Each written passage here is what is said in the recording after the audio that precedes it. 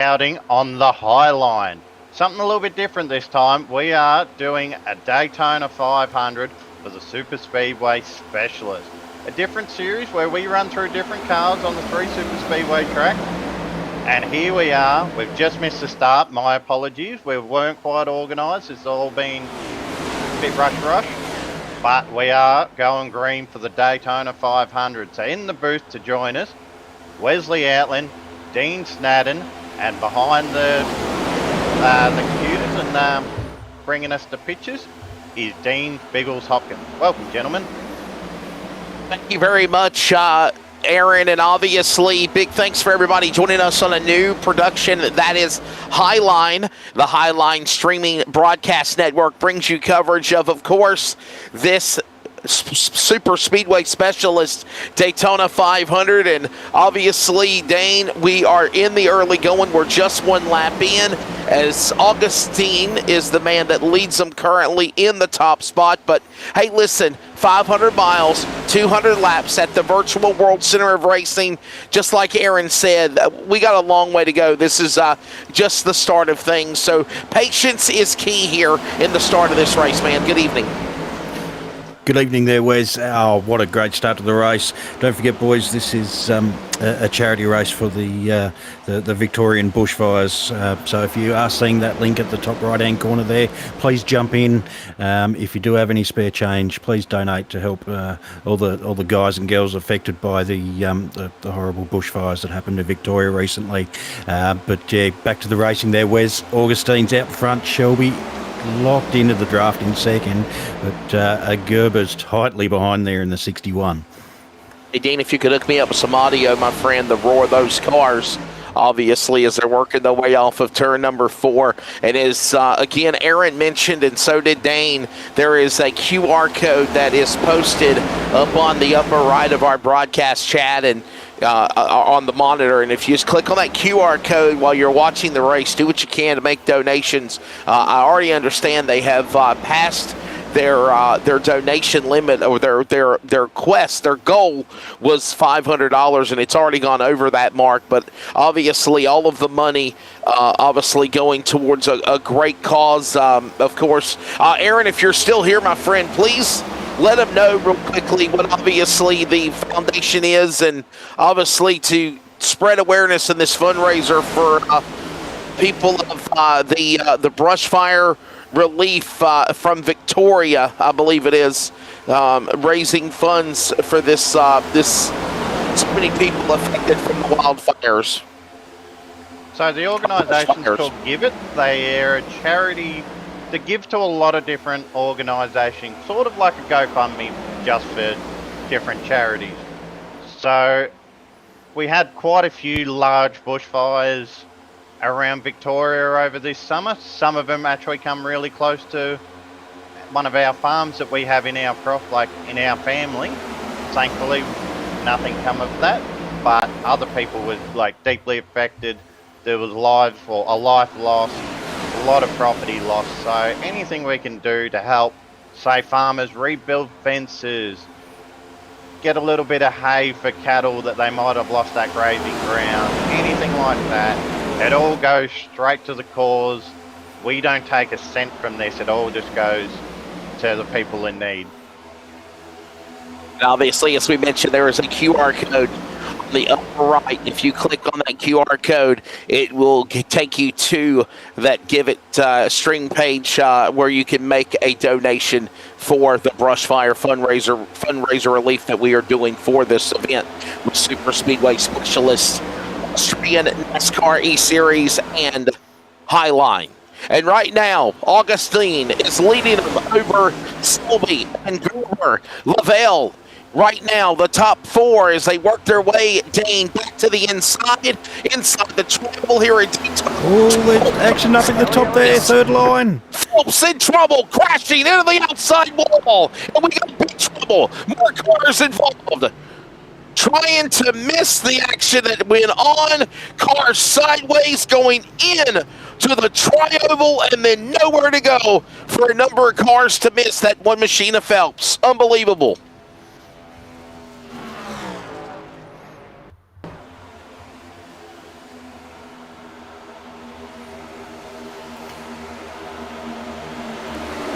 Here's a replay of what happened. He just got loose. Lost the draft. Tried to bring it back down, and loose on the high line there. So whether there's a bit of rubber still on the high line, and he's run into that, but he's taken a few cars out. So we do have a couple of quick repairs tonight. So that will keep the boys back onto the track as quickly as possible. But I'd say a couple of them might have had to tow there, Wes, because he has taken a few out behind him. Look at a number of cars there involved in this accident here in the early going as again. Oh my goodness, right up the middle goes Phelps, and then this is Dennis Bensenbarger.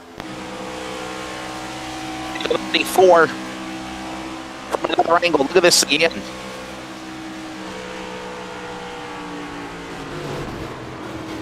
Oh my. Early caution here from another angle. Look at this, about 4 or 5 cars. And as again, my partner in the booth, our driver analyst, Dane, did mention, there is a couple of fast repairs to be given, but honestly, Dane, you don't want to tear your car up here in the early going of this race. This just kind of puts you in a deep hole to start things here in the first 10 miles of the event with a caution. 200 laps, Les. We've got a long way to go, mate. So you'd be, I don't know whether you see a couple of big names down the back there just sort of holding back, whether that's their strategy, like your Beaumonts, your Bleakleys, and your Great Heads as well. So whether that's a bit of their strategy, mate, I know with the Superspeedways, once something unleashes in front of you, it gets over pretty quickly. Everybody, we want to say welcome to Highline, as again, this will be the new streaming network of Australian NASCAR. Remember, the Australian NASCAR E-Series, Xfinity, and Trucks began February 17th and 19th. And don't forget, Superspeedway Specialist has a Sunday night bi-weekly series. If you'd like to get a part of that, you can find details in Discord at Superspeedway Specialist. Cars are coming down to the pit lane. We'll take a pit stop as well. More coverage of the Superspeedway Specialist Daytona500 when we return on Highline. Racing isn't easy, but experiencing it is. iRacing puts you in the driver's seat with the industry's leading sim racing game. Drive on laser scan replicas of the greatest racing circuits from around the world. Go head to head against other drivers chosen by skill-based matchmaking to ensure competitive racing at every level. Compete across all your favorite series. In officially licensed cars, engineered to deliver the most accurate driving experience possible.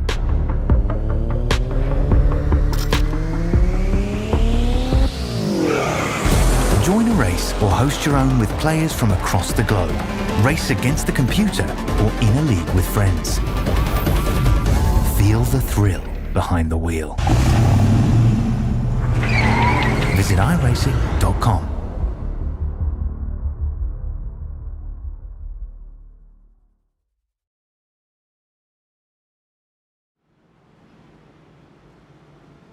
Back here at Daytona, as we are under the yellow flag here again for the caution in the early going. Aaron, listen, I'll toss it back to you, bud.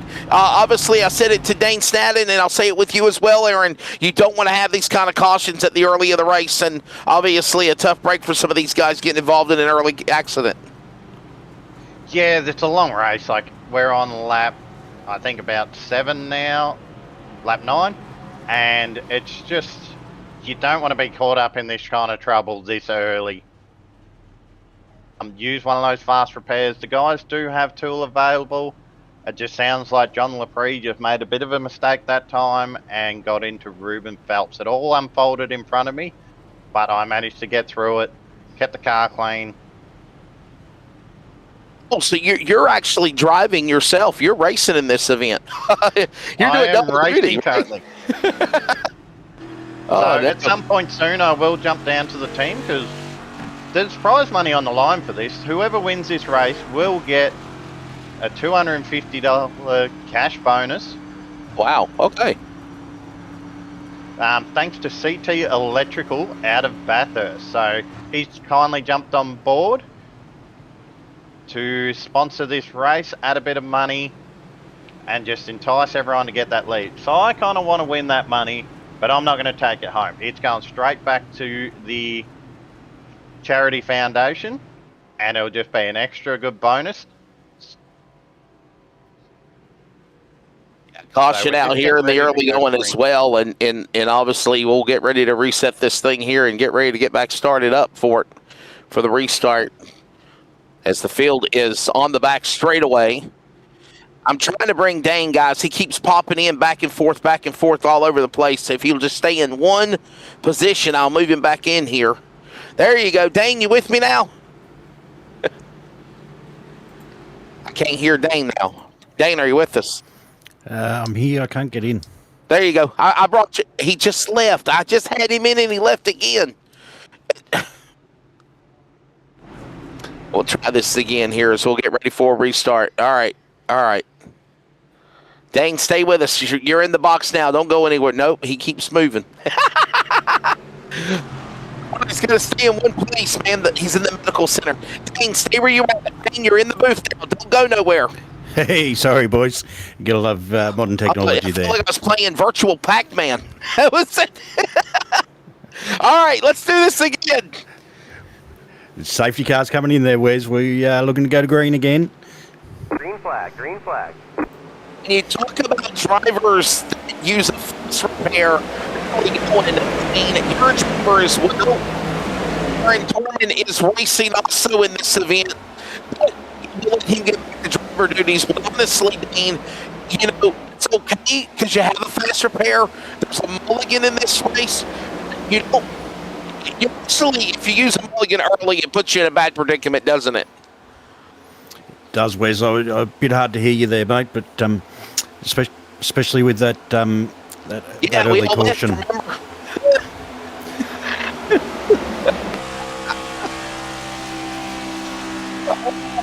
I did. I left, tried to find Dane and clicked out. Yeah. Everybody, you're going to hear some of the cars here as we're in the early going to Daytona. It's time to fill the room. The green on restart here at the World Center of Racing.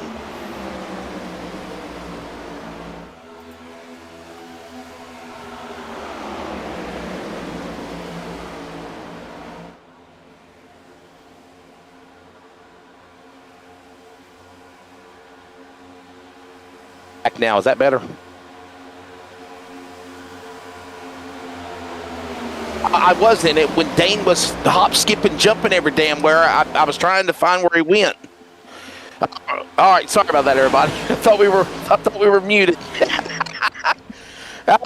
Back to it again as the field works their way off of turn number 4 into the trouble.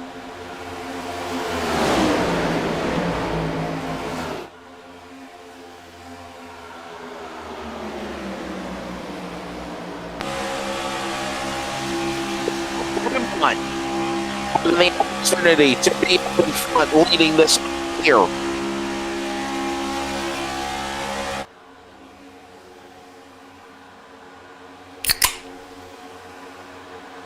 Now over Selby.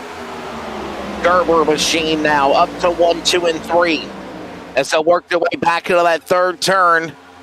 This time by lap number 13 completed here for the Australian Superspeedway Specialist 500. Here they come down to the line. Augustine and Gerber down now. Side by side. So this goes on back to turn number 1. A lengthy distance of this race. We'll keep an eye on Aaron Dorman. He's our driver analyst right now in the top 20. There's a little wiggle there for a minute by Faulkner. He goes down to the inside. Now up top side with Beaumont. Cars wiggle there for just a moment as they break that dirty draft air. Going to the back straightaway. Now Selby on the super stretch will lead the field as they go down into turn number 3. They're into the wall. More cars crashing in turn 3 and 4. And trouble again in Daytona. Oh, no.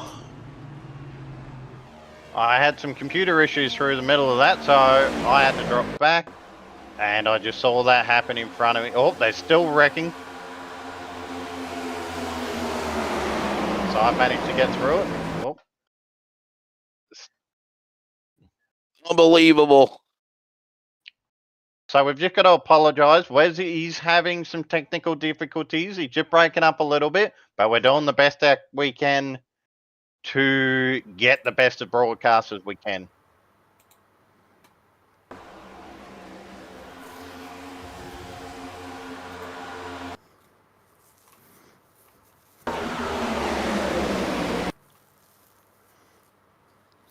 They're sideways, turns, and then other cars, nowhere to go. And Dane, we got problems again here. Already 2 massive multi-car pileups in the early going here in the Daytona 500.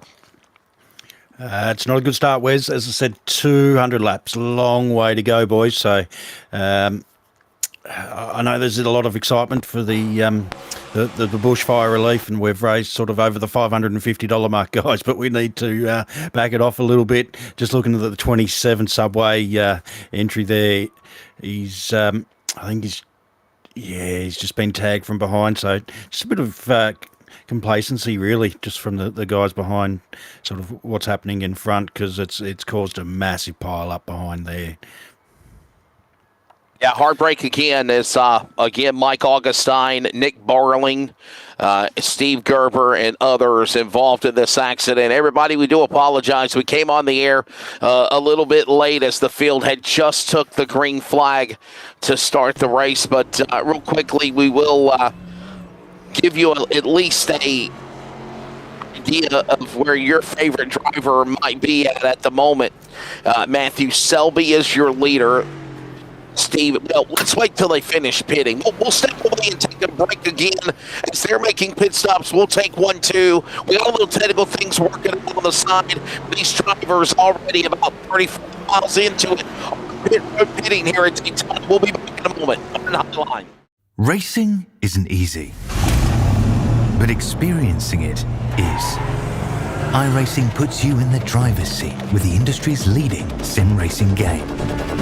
Drive on laser scan replicas of the greatest racing circuits from around the world. Go head-to-head against other drivers chosen by skill-based matchmaking to ensure competitive racing at every level. Compete across all your favorite series. In officially licensed cars, engineered to deliver the most accurate driving experience possible.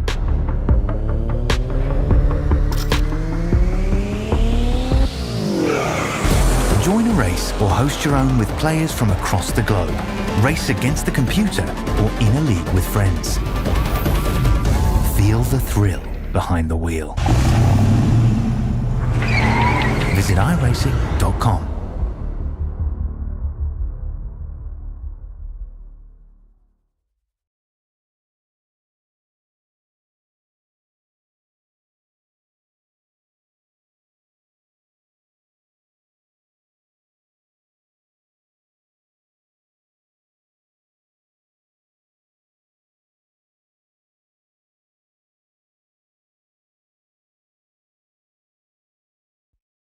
Racing isn't easy, but experiencing it is. iRacing puts you in the driver's seat with the industry's leading sim racing game. Drive on laser scan replicas of the greatest racing circuits from around the world. Go head-to-head against other drivers chosen by skill-based matchmaking to ensure competitive racing at every level. Compete across all your favorite series. In officially licensed cars, engineered to deliver the most accurate driving experience possible.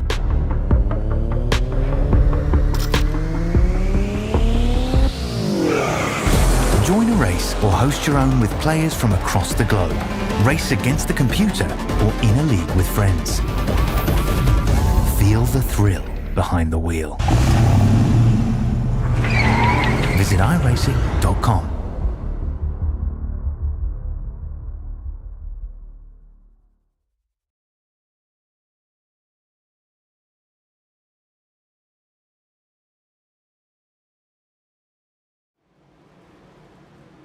We're back here at the Daytona International Speedway as, again, another multi-car accident happens here in turn number 3, putting us under the yellow flag as we approach the first 50 miles of this Superspeedway Specialist Daytona500 on Highline.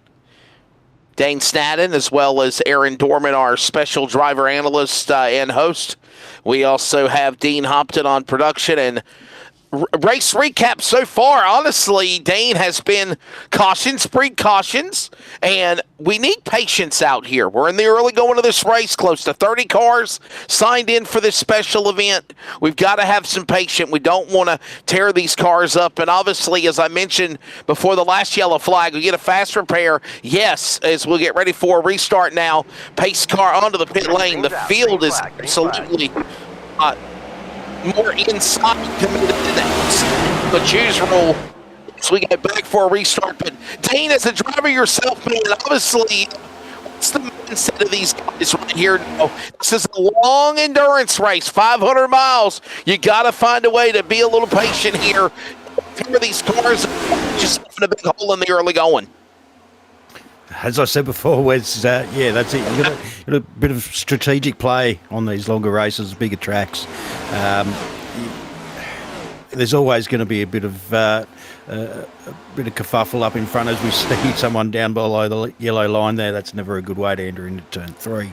But I don't know, Wes, you want to keep that draft. You don't want to lose that draft, but you got to keep your nose out of trouble as well, especially when you're looking at well, we got still quite a long way to go in the race there. Yeah. Sorry, Wes, not up to date with the miles to kilometre ratio there, mate. But yeah, so. Everybody that's watching, hello to C2 Savage, Go 97. And that, of course, is their driver they're rooting on. Want to say hello to Mama McChronicles.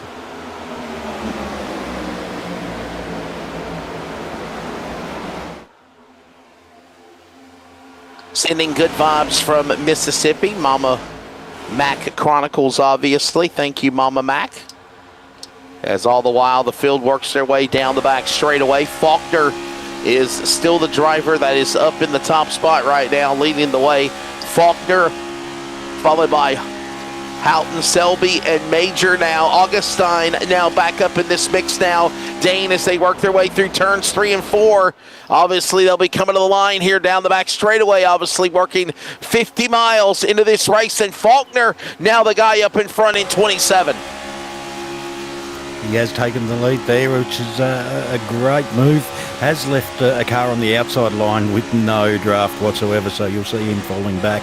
But also good to see Burling up there in 4th spot. That's a really good run there so far from him. But you do see some of the quicker guys starting to slowly move their way up through the field. Nick Burling, by the way, the Burling Motor Group entry right there. There's a look at, by the way, some gains. Drivers that have the green beside their name means they're climbing, and the red means they're falling back.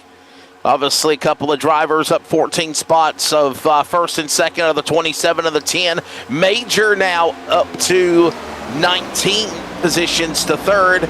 As Nick Burling has also climbed over 20 spots, but he's kind of falling back a little bit now in this exchange there, Dane, as they work their way again off of turn number 4. It's a major 19 spots. That's absolutely stomping through the field. But yeah, super impressed with Nick Burling there tonight. He's probably I think the second season I've seen him run in, but he's slowly moving his way through. But I don't know, that Hello Kitty car there, that gets me pretty excited there, Wes. 19 of Vladimir Braskalov, by the way, the Hello Kitty entry, the pink 19.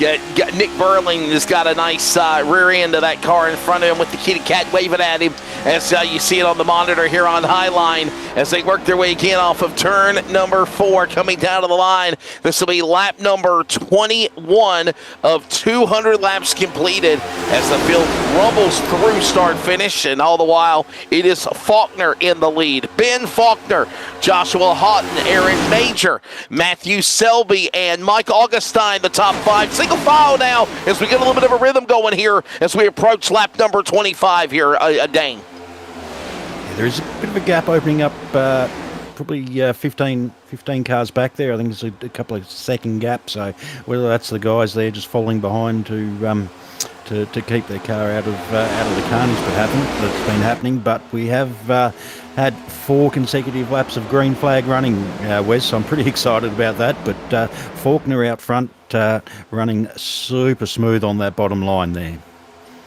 Faulkner right now working into the tri-oval as they come back to the stripe. Obviously watching these guys hit their marks. Hey, real quickly, let's take a look at the weather conditions. And there it is. Literally read my mind, my friend Dean Hopton. Biggles, and the best in the game shows it right now. Temperature 82 degrees, wind in the northeast at 4 miles an hour. Cloudy conditions, though you do see the sun out right now. And obviously track temp at, again, 82, 83, 77 degrees sim temp time. Obviously late in the afternoon as here comes Faulkner leading the cavalry and the conga line single file as they're nose to tail working again off of turn number 4. No one seems to be doing anything wild back here. We're all just in line. Hopefully we get a full green flag pit stop in. Aaron, I was going to the say, field a little bit. Aaron, I was going to say, man, obviously right now you're back outside the top 10 and 11th position, but obviously things have finally settled down here, and that's a good thing here. I think people just worked out it's a long race, and if you burn up those fast repairs too early, you're not going to have any chance of winning that cash at the end. So we've got about 37 laps of fuel left. The lead cars will use a little bit more. And as we see, a wreck now. Got trouble on the racetrack, guys. Trouble. It's going to be the number 11 machine with problems of John LePrake right there. The Los Santos Police Interceptor number 11 machine, and the caution is out. And that is a throwback rap job if you're a fan of the game Grand Theft Auto. My son likes Grand Theft Auto, playing that game. So, yeah. Dane playing hot pursuit with the field, and instead he lost it as he was trying to run down that 06 machine that spun around there. I don't know what he was doing there, Wes. He, with a bit of concentration lapse there, but it doesn't take much with these cars. You sort of get the imbalance wrong, get the weight shift, and before you know it, as you see, he's lost the back end. Good to see cars did make their way past the crash there. So I'd say a few cars at the back there have gone through their allocation of the quick repair, so I'd say they'll be taking a little bit more care. But as you mentioned before, $250 on the line, first place. I'd still be trying to push a little bit, but it's looking like a pretty exciting race at the moment, Wes. Right now, obviously, Ben Faulkner having the opportunity to show his strengths of leading the way after a couple of yellow flags. By the way, this is the third caution of the race, as again, caution laps do count. And I'm surprised again that we're seeing drivers come down to the pit lane, but obviously they just got done running the longest green flag stretch of the race for them. And now we are seeing them come back and make pit stops yet again. Some making second and third stops on pit road. So with that said, we'll step away. We're back in just a moment, as all the while Faulkner led him onto the pit lane. Who will lead him out? Looks like it's going to be Dennis Pitzenbarger that did not pit. Behind them, Joshua Houghton, Matthew Selby, all getting ready for a restart when we come back just over 50 miles in the Superspeedway Specialist Daytona 500 on Highline. Racing isn't easy, but experiencing it is. iRacing puts you in the driver's seat with the industry's leading sim racing game. Drive on laser scan replicas of the greatest racing circuits from around the world. Go head to head against other drivers chosen by skill-based matchmaking to ensure competitive racing at every level. Compete across all your favorite series in officially licensed cars engineered to deliver the most accurate driving experience possible.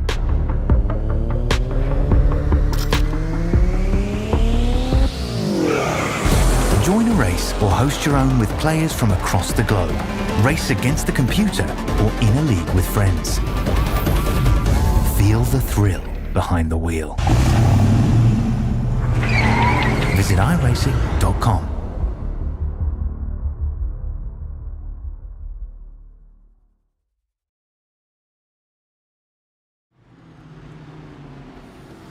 Here at Daytona, as these drivers continue to parade around under the yellow flag in the Superspeedway Specialist Daytona 500. Hey, by the way, don't forget, a new season of the Australian NASCAR E-Series fires up very soon on Highline. First races at Daytona, a matter of fact, will be on February 17th and 19th. Australia Eastern Standard Time, green flag, 8 p.m. Hope you can join us wherever you are for coverage on Highline.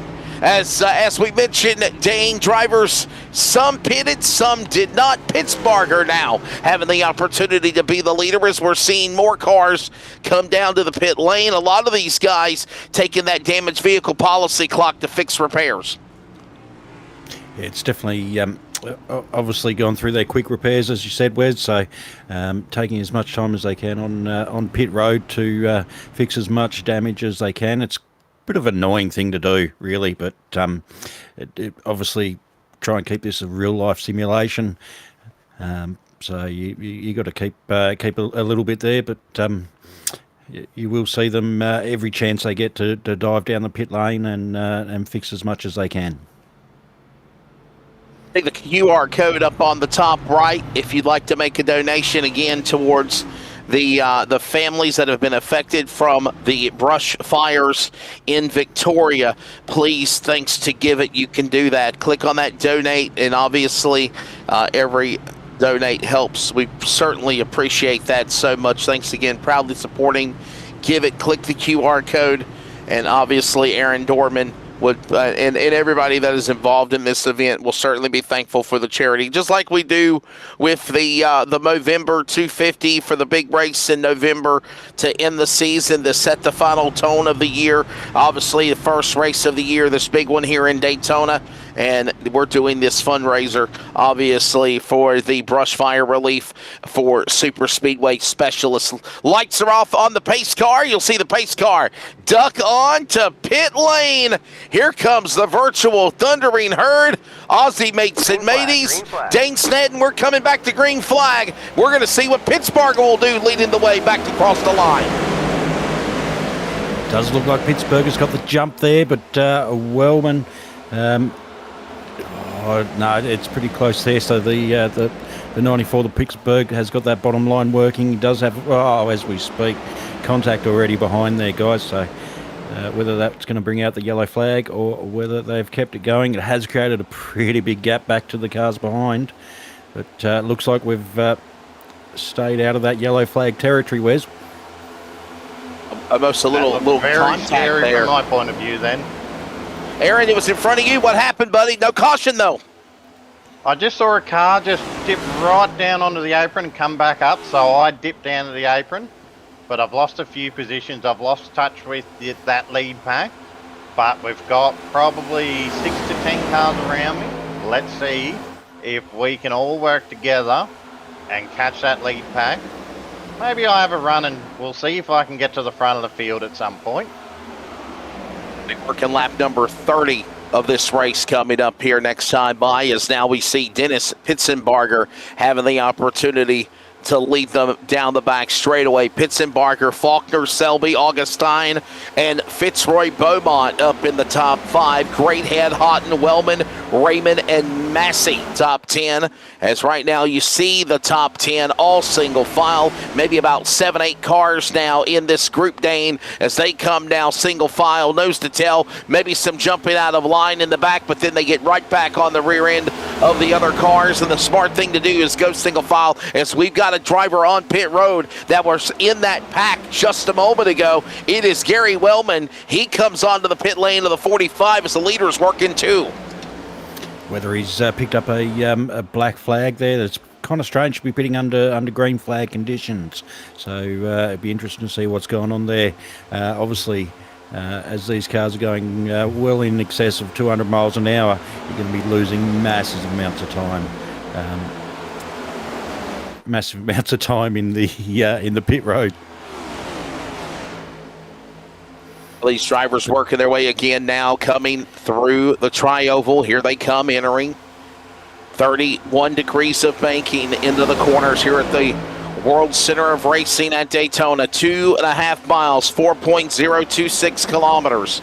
Here at the Daytona International Speedway. As you'll notice, this race will go into the afternoon and it will finish under the lights. You're starting to see late afternoon conditions, as right now the leader, Pitzenbarger, the 94, going high. And look at this, Ben Faulkner has found his way right back up in front again, even after pit stops. And now a two-car tandem now, Dane for the lead, or single file with Pitzenbarger, Faulkner, Selby, and Augustine right there. Single file with the top two begin to pull away out of 4. Pulled half a second gap to Selby there in the beautiful American flag livery. So I don't know. I'll be looking at saving fuel this time, this stage of the race there, Wes. Especially Faulkner, but it does look like they're sort of trying to push that gap. I don't think they're going to be able to break the 5 cars behind them. Right back single file again. There's the fastest 5-lap average, by the way, on the bottom right as you see it again. The biggest movers of the race as well. Fitzroy Beaumont climbing up 14 spots into 5th.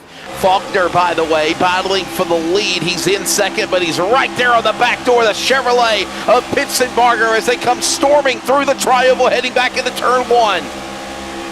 There's a tally-ho paper in between the bumper of those 2 cars there, Wes. But so far they're pushing nice and clean, so it does look like Faulkner's had a bit of time in pushing cars on the tri-oval there. So it's always a little bit edgy when you're coming through the tri-oval or any part of the corners and trying to push on the back of the car in front. Now still Pitzenbarger starting to get the advances of the man in the bridesmaid spot of Ben Faulkner, who, by the way, led earlier in this race. He was actually the front car up in front leading before the most recent caution, as now he'll set his sights now trying to get back to P1. He's in that second spot as they cross across the start-finish line. Pitzenbarger followed by Ben Faulkner.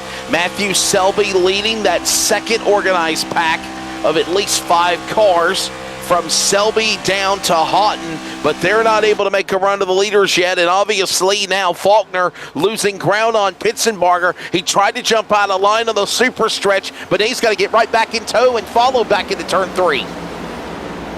Behind that, Massey leading the second gaggle of cars. They've managed to break in about a 2.5 second gap down to just under a second. So they're in the tow, which is they're actually creating a second line there, Wes. So this is bringing all the contenders back into the race. I was just a part of that second group, and I was just watching that gap just diminish and diminish. We've got a few cars looking on that Highline. I can see that Aqua car of Jason Holdsworth. I can't really see who else is with him. I've got a few Australia-wide racing teammates, 2 in front of me, at least 1 or 2 behind me. So now it becomes a strategy game of just keeping it clean, try and get a clean green flag run, and that will separate the field a fair bit. Teams coming in together, no speeding penalties coming into pit lane, and getting organised and getting in single file, not trying to race anyone, and going as fast as you can around this 2.5 mile banked circuit. Aaron, right now, man, obviously, I see you on the racetrack and you're back in the top 20. You're in 17th at the moment. Is that strategy for you right now, just kind of hanging back instead of being up in the front, just try to stay in the back and avoid everything going on in front of you? There's your onboard right now for you. A little bit of the plan, but I don't know. I don't mind trying to get my way to the front. Doesn't look like that Highline's going very far at the moment. So this low line the way it is, I saw a car come out, duck back in a bit further up. I'm not too sure where the right spot to be. The safe line's generally that low line. But obviously I'm going to stay here back in 17th if I don't try anything. But we still have at least 150 laps to go. We see 3 or 4 cars having a run on me right now on that Highline. I can see a Krispy Kreme donut car of Jordan Martin Boisvert next to me. We'll let you get back to the driving duties, my friend. Is right back there, back in the top 20, is our driver analyst, of course, Mr. Aaron Dorman for Superspeedway Specialist. And right now, honestly, Dane, we are approaching lap number 40. That will be 100 miles of this race completed. 40 laps around the 2.5-mile Daytona International Speedway. It's 100 miles. What's your take of the first 100 miles? Is now we got Chad Battles going up in the front for the lead. Massey goes to the high side. He's got friends with Hackney, and they're trying to gang up on Pitzenbarger and the other machine of Faulkner to battle for the lead with lap traffic as a pick a moment ago on the outside. 3 wide coming through the try over there, Wes. As Aaron was saying, he doesn't know if that high line seems to be working, but these 3 cars have got it running beautifully. I don't know about you, but I don't mind a bit of high line running. It tends to sort of suit the line for me. It was pretty interesting. I'm glad that lap car did manage to get out of the way of the train coming down. It must be a bit of a daunting feat seeing about 20 Xfinity NASCARs coming in the rear vision mirror there. But it's good to see some green flag running. Hopefully these boys have figured out that 160 laps to go in your mileage, Wes. I'm not too sure, but hopefully they can settle down a little bit and have a full green flag run with maybe even a green flag pit stop. There's 160 laps remaining, meaning that there's 40 laps completed, meaning that 100 miles has been officially ran. There's 400 miles now left to go here in the Superspeedway Specialist Daytona 500. I'm Wesley Outland.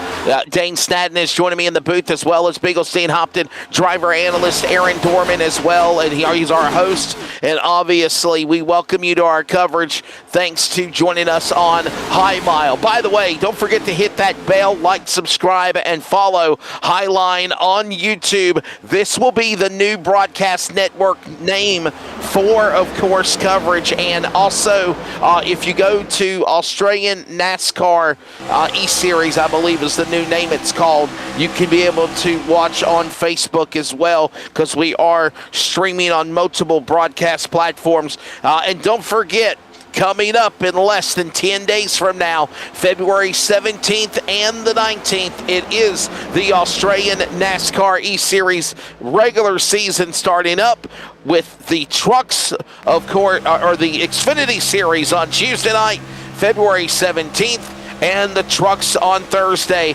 February the 19th. Coverage, Australian Eastern Standard Time or Daylight Time on Highline at 8 Eastern. or 8 o'clock, actually. I'm an American, everybody, if you haven't noticed from my accent. Is it obvious, Dave? So here's a funny. It's what? It's like, what is it, like 7 o'clock for you guys over there in Australia right now? It's 3 o'clock in the morning here in North Carolina in the United States. And speaking of that, everybody, if you're listening on CRN, you know what that means. You're listening to the CRN Community Radio Network. We now pause for station identification.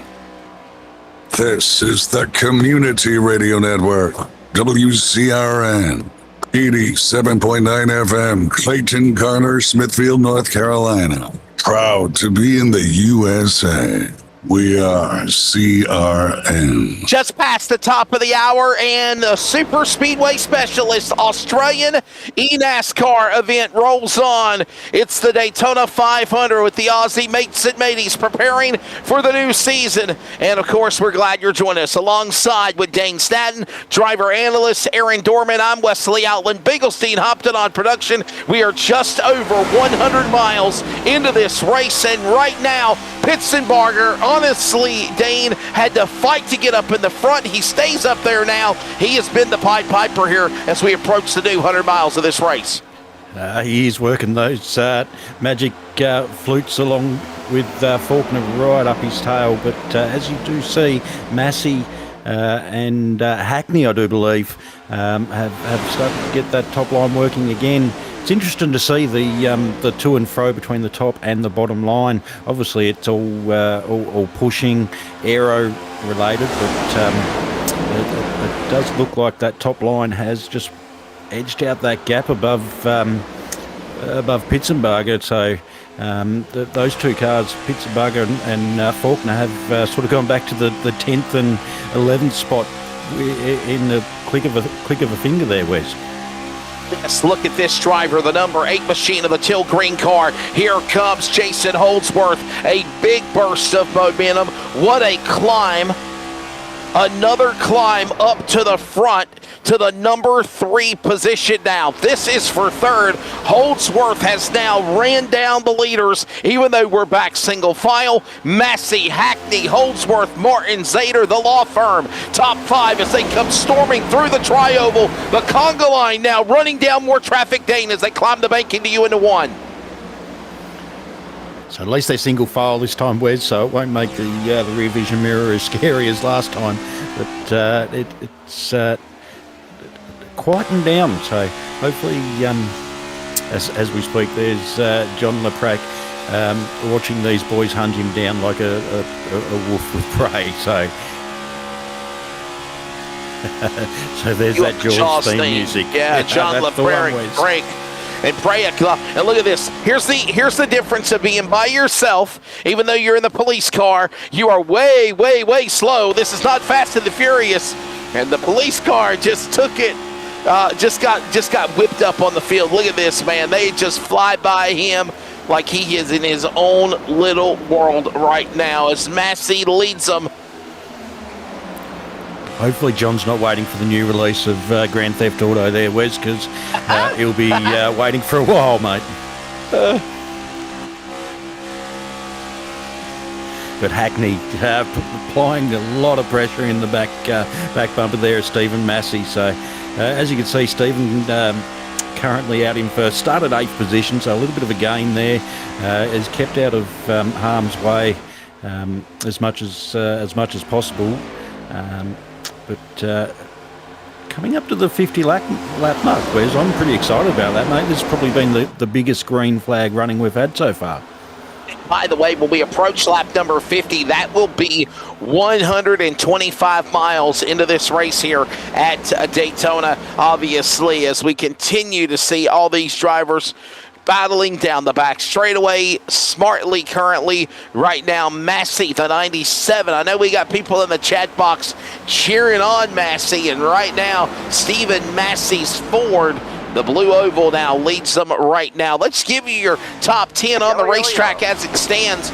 As we got a caution, actually. Check that. Trouble. couple of cars. It's Mike Augustine.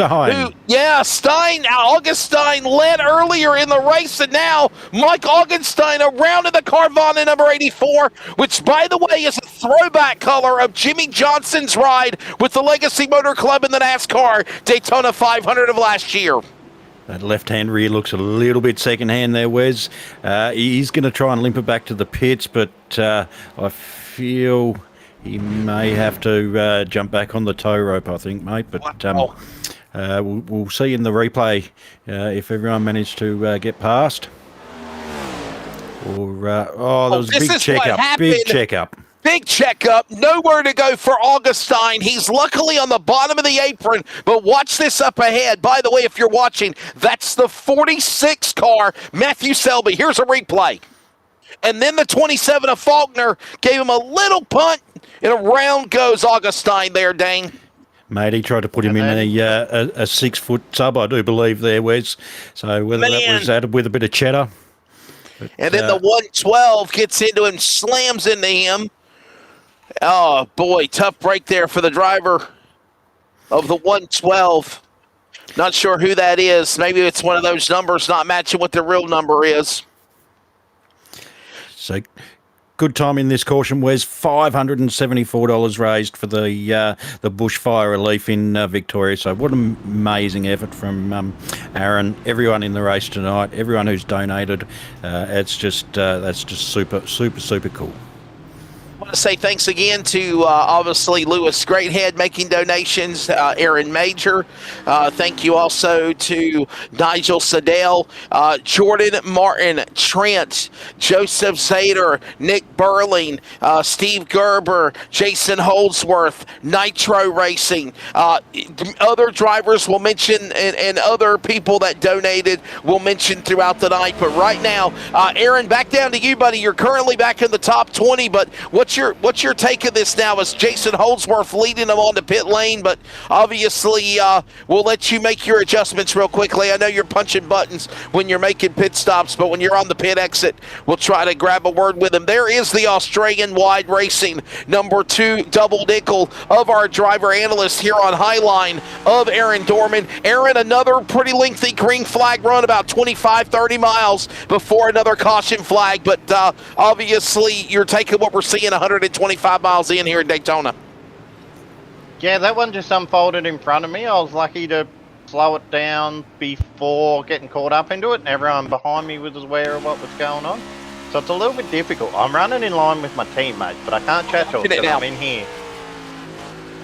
We're looking at the replay of you right now, Aaron, on board with you, and I see you're trying to avoid all this trouble here. The car goes up, then it goes down. I'm like, do I go up? Do I go down? And managed to get through it pretty cleanly, so I'm happy with that. So hopefully we get a few more green flag runs. I'd love to do a green flag pit stop. If that happens, and it looks like it's going to happen, I'm going to have to jump out of the broadcast booth to liaison with my teammates to organise us all coming in at the same time. But at this point... Now, Aaron, I run a single team, mate. So, with the liaison of teammates in team chat, what's the advantage that brings to pit stops? On the way out, you can, if you all go nose to tail, and you're organised, you're not trying to race anyone. You can go half a second to a second a lap quicker than the rest of the field. If you have a long green flag run, I see a car blown up just on the inside of... He's still trying to make it back to the pits. Oh. But yeah, you can join up with your teammates who get that. Look at that, he's got some help, guys. He's got a push. Here's the 46. There's the 46 car giving him a push, and he says that's Matthew Selby. Now that's a friend right there. And look at this, Matthew Selby giving a push to Mike Augustine back on to the pit lane. That's so sweet. That is teamwork at its finest. They're trying to get that cash prize at the end. Don't want to lose too many laps, having to get the tow truck, come pick you up. So don't forget about that cash prize. CT Electrical of Bathurst, $250 to the winner. What a prize for these guys racing tonight for the Daytona 500. Aaron, I'm understanding the top 3 drivers are actually going to get in the money tonight. They're going to get the prize, obviously, a podium for everybody that runs this event and you know, taking the time to obviously doing what they're doing on the racetrack. And, you know, there's the fast repair for Mike Augenstein, and he's right back out there again here in just a moment. But honestly, man, to the reason why we're here is obviously for this race for Victoria and the victims of the brush fires. But honestly, this is a great opportunity to get acquainted again for the new season for Australian NASCAR E-Series when it fires up here in about less than 10 days. But these Cup cars, Aaron, how different are they driving compared to the Xfinity or the truck, obviously, from the normal league? The trucks just had a big aero remodel, so they're very different to drive from last year, especially on these super speedways. I haven't spent a lot of time on different tracks to work out the draft model, but that's where this series really comes in handy, getting that experience up in these different cars, learning how to draft, learn how to push, be pushed. Pace cars in, We're a green little flag, bit slow Aaron. in the top line.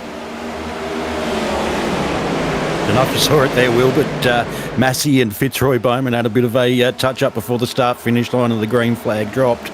But it does look like Beaumont did just miss out on the jump on the green flag there. Also, Jason Holdsworth, he's dropped back a couple of positions from the start of the race of the green flag. So they'll just fall back into line, work their way back up. But so you're starting to see some of the bigger names make their way forward. Big gaggle of traffic now back in line as they come back for the restart with Massey up in front. A big, massive cheering section on Highline in the social media chats for the man of the 97. Hackney now climbing up to second spot. First time we've mentioned his name in the front runners, as well as Beaumont and Martin and Holdsworth. And also, yeah, there goes the 311 Olenchek. Keep an eye on him, starting to climb into the top 5 as you're on board with Keith Hackney now, trying to make a run on Massey for the lead on the back straightaway there, Dane. He just tucks back in. We do see Martin trying to look at the outside line there. He thinks about it, tucks back in. That number 16 there, Beaumont, that's the one I'd feel will be looking to make his way to the front. Once that guy gets out in front, he's pretty much unstoppable. But we're still just under 150 laps to go. There's still a long way to go on this race, so anything can happen, and most likely will happen. But we'll see how we unfold. Patience is key, obviously, as you mentioned, as we are approaching now just over 135 miles into this race. As these drivers work their way down that back straightaway. Again, Massey up in front with now Hackney in tow. Beaumont, look at this big push on the outside lane by Olenchek. Here he comes. He's got help from Selby. Zader in the mix. Holdsworth down below on the bottom in the number 8 machine. And they're going to now get side by side behind those other cars. Single file up front. And now that's about to become an interesting battle as they come back on the outside lane, trying to get something going to run back down Massey, the leader, into 1. We do know how good Selby's at as pushing, as we saw helping the stranded car into the pit lane. So anything like that, he will be working his way forward with the 311. Now, Olenchek, I don't know if I've got that right there, Wes, but you seem to have that one down pat. They're sticking to that top line. They're going to try and make that work, but I don't know about you, that Krispy Kreme car is looking quite delicious at the moment, so I'll try and stay just behind there, see if there's any offering of any donuts happening. I'm not going to lie to you, my friend, with me being in North Carolina, United States of America, mate, and it's 3:19 in the morning, a dozen Krispy Kreme donuts sound pretty darn good right now if I could order them on DoorDash. I really would, but I think they don't do DoorDash at 3 a.m. Nonetheless, it's Massey leading the Hackney entry right behind them with Beaumont and company. And do y'all have Krispy Kreme in Australia? Dane, do you have? Yes, we do, Wes. Yes, oh, wow.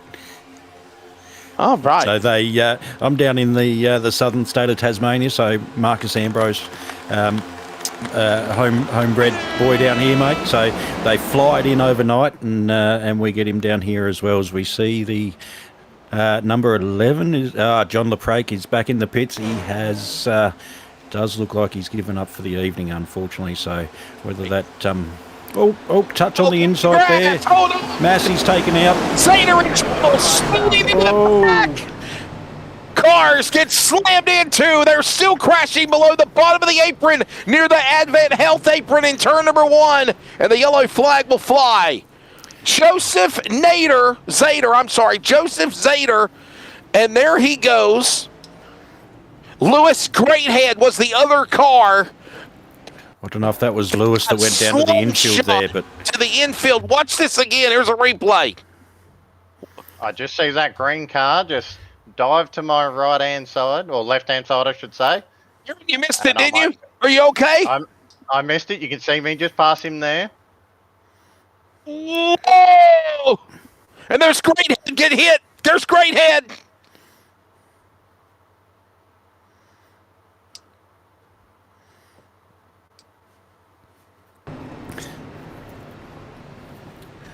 Yeah, keep an eye on that car. I believe the 112 a Greathead. Watch this again, guys. In full speed. Massive hit. Yeah, this really is. This reminds me of when Kurt Busch, brother Kyle, got involved in an accident, and it crashed right there and broke his leg. Look at this. Keeps on going. No, actually, it's another car. Another car. He's driving better than me going backwards, Wes. So. And Ricky Bobby in that thing, man. If you ain't first, you're last, even in reverse.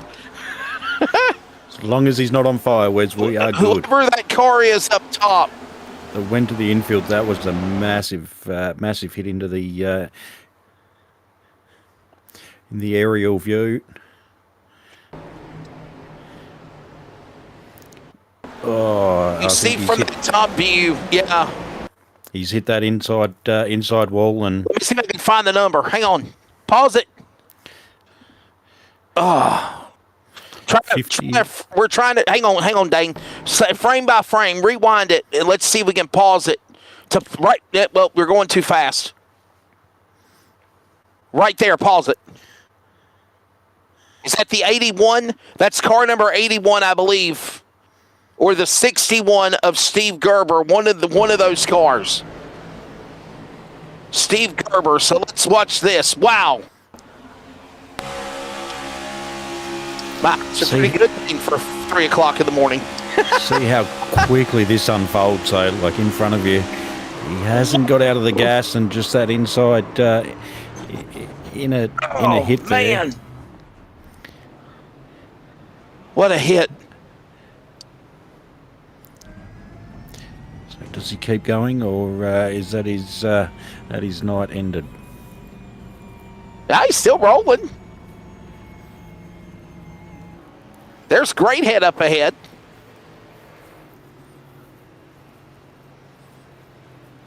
Now, Aaron, back down to you, buddy. Obviously, great kudos for missing the accident. Our driver analyst for Superspeedway Specialist is Aaron Dorman. Aaron, obviously, great job missing it again. I think we're going to go on board with you now, showing Zader in the grass and then missing all of that going on. And then there's craziness going on behind you with, of course, Greathead and the 61 machine into the wall hard of the driver Gerber. But I got to ask you, man, how different is driving these next-gen cars compared to the trucks or the Xfinity that we will be driving for Australian NASCAR E-Series regular competition beginning on February the 17th and 19th? Obviously, these cars are a completely different animal than what we run all season long. They drive like they're on rails. The other two series, they move around a lot. You'll see cars moving in the lane a fair bit. These things are just like a train on rails until you get a shove too hard or just someone gets on your rear quarter. They will spin when you don't have a chance to react to it. And obviously, you get that extra gear there, Aaron. How does that feel in the top speed? You've got to remember to click it in there, to be honest. Most times you just go up 2 gears. You start on the restart zone in second gear. But then you just got to remember to go from 4th to 5th in these. Every other series runs a 4-speed box where the next gen car will run a 5-speed. So as you can see on the right hand side there, guys and girls, longest time in pit lane, John LePrac. He spent 9 minutes and 50 seconds trying to get his car looking a little bit straighter. Gary Wellman, Jordan Martin, Jason Holdsworth, 3 minutes 14 seconds. Steve Gerber and Joseph Hader as he moves down one there. But 9 minutes and 50 seconds, Wes, that's a long time to be punching wrenches on cars. Wrench Wranglers is the damaged vehicle policy name that Dean Hopton, the great producer, Biggles, has come up with. And obviously you see drivers really using a lot of time to take repairs. Now, Aaron, you mentioned they get a fast repair. How many fast repairs do they have tonight? Is it 2? I think it's 2 fast repairs for this race. Am I correct? Sorry, I'm trying to do 2 things at once at the moment. We've got 2 fast repairs available in this race to every driver. Okay. Whether cars are electing to take them early or just spending the time in the pits, if they've only got a minute or 2 of damage, you can fix that under caution easy enough without burning through one of those fast repairs that you might need later in the race. There you go. What about tyres, Aaron? How many tyres you allocated the boys tonight? Unlimited sets of tyres. I have yet to change my tyres. And my worst one, I believe, is 94%. So tyre wear's not really an issue. Oh, I better pay attention in not holding up the field. Some of the drivers that last pit stopped info. Vladimir Braskalov, obviously the man at the top, is now he will be the Pied Piper to bring them back to green flag inside the United Rentals restart zone. Back underway. 150 miles completed of 500, 60 laps complete, by the way, if you watch the NASCAR Cup Series duels at Daytona next Thursday night for Speed Week for NASCAR Cup Series at Daytona in Florida for the real deal. That is the distance of the duels, 150 miles, 60 laps, and we are back at it again as it is now Briscoe, Major, Faulkner, Pitzenbarger, and Selber all in line now, Dane, side by side as they work their way with the pink machine to the lead in 3. Do see Pitzenberger on the outside there with Horton and one more in tow, trying to push in front. They do come pretty close together on the outer edge of that turn 4 coming through the tri-oval now, though, Wes. They've settled down a little bit, but Briscoe, I'm sorry if I don't get that right, guys. He opened the gap pretty quickly in that Hello Kitty car, but as you can see, that draft he brings the guys from behind up pretty quickly. So Major right on his bumper. I don't know if he's going to give that Hello Kitty a bit of a love tap.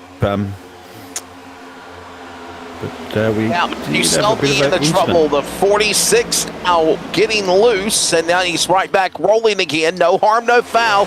We'll stay green, but hello, kitty.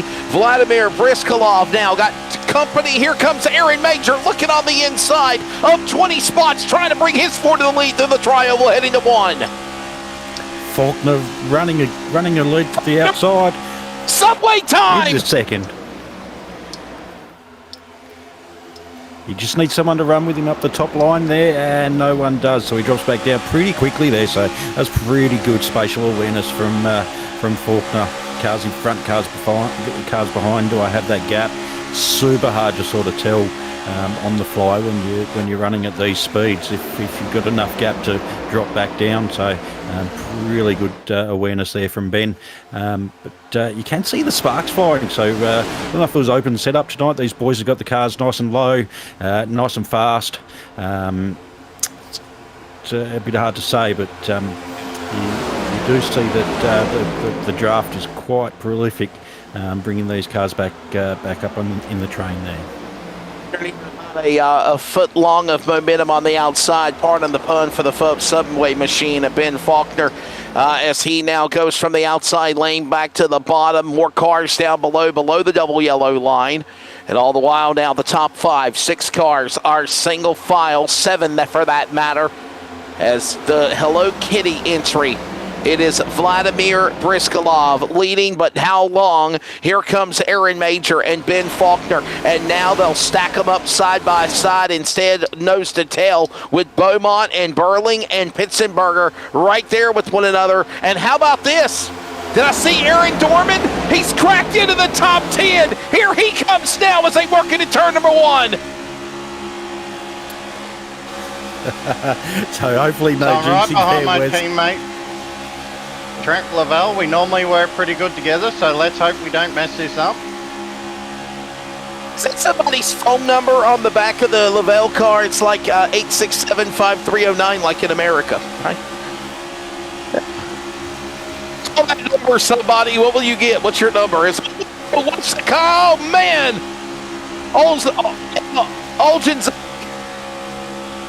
Olgin check right there. Moves to the top line too, pulls in front. Whoa, another one as well. So that was happening. Well, I've left the door open. The Ripmark Mustangs just managed to squeeze in. I've got a bit of a check-up, 3 wide. Oh, we're 3 wide. There's a car in the wall in front of me. I don't know what's going on here. 3 wide up in the front with the leaders trying to miss each other as now Vladimir Briskolov has got a hornet's nest behind him. Here comes the storm brewing, led by Aaron Major. Nick Burling up top, and so is Olsencheck.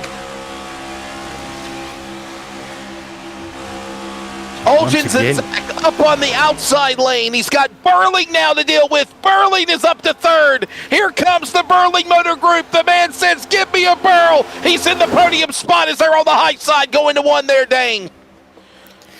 We briefly ran 3 wide, but the boys decided that 3 wide with 67 laps into this 200-lap race is probably not ideal. So back to two wide racing as Olsenjack still running that top line. We see a couple of guys think about sort of joining the fray up there, but decide the best spot is still in that low line. But we have lost Dorman outside the top 10. I think he might have decided to pop back down in that low line. It was exciting to see there for a little bit. 3 wide, 2 wide, 3 wide again, Wes. Calling this race, man, and you know the Olympics started last night, and man, the way it feels like with some of these names on the last name on this roster, I feel like I'm calling hockey. Vladimir Briskolov, Pitzenbarger, Beaumont, Olsencheck. I feel like we're calling hockey, if you will. We love hockey, we love racing, and we love Superspeedway specialists on Highline. It's right now. Look at this move. Here comes Major, going to reset fire on Vladimir again, going to 3. We have Vladimir out in front, 18 lap old tyres, 4 tyres in the last stop, but that was about 18 laps. But as Aaron did say, tyre wear is not a huge thing on this super speedway, not sort of like your smaller racetracks. So whether new tyres gives you a bit of a speed advantage, that's something to be questioned, but as it's at the moment, it's not hindering the Hello Kitty car there, number 19. Hello Kitty, the claws are out if you're Major, but right now he just cannot seem to get the perfection he needs, if you will, pardon the pun, to get around Briskolov. As right now Vladimir Briskolov is sideways, look out, here comes the mail. Behind them is Olsencheck. He got really loose, baby. Hold it together as they do again, coming out of 4. Oh, that could have been disastrous. Once again, Wes, I don't want to jinx it, but we are running up to that longest green flag period again. But the boys are getting a little bit frisky up there. Hopefully they can purr their way back down and quieten it. But the 311 of Olsenjack is sort of making him quite quaint with the back bumper of the 67 of Trent Lavelle.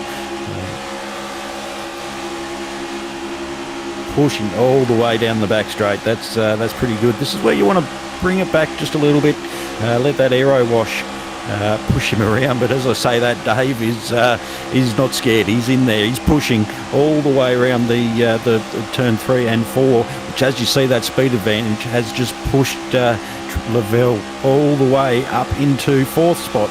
3rd spot, Dave's going to go again for another push. Oh, that makes him a little bit unstable. He's going to take it all the way to the 1st spot there, Wes, I'd say. Didn't check.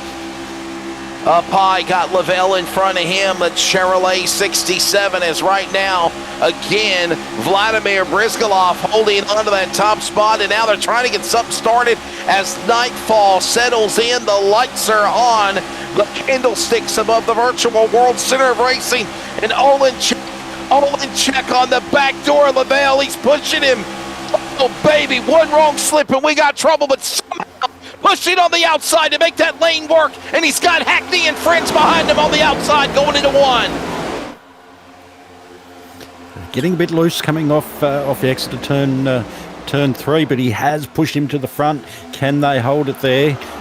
You do have Hackney behind Olsenjack as well, so the freight train in that top row is starting to build as we see another one join the fray, and one more come back down. Was that Lavelle? It's our buddy there, Subway entry. He's got little Stephen Massey, I think it was there.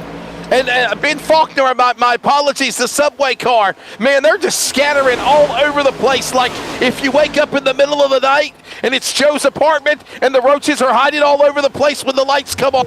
These guys are scattering all over the track to find high, low, bottom, get a lane, pick a lane, and now we're going to see Olin check, lead him to the go. Here he's got help with Hackney on the high side for the lead in 1 and 2. Lavelle was a little bit scared with Olsenjack pushing because he was quite aggressive there, but he has given up that 1st spot. You do see them go 3 wide. I don't think that's going to be a good thing for Ben Faulkner. He pulls back in and grabs that groove on the top side there. But as you can see, Olsenjack and Hackney have a gap sort of. Lavelle just that little bit, which has brought him sort of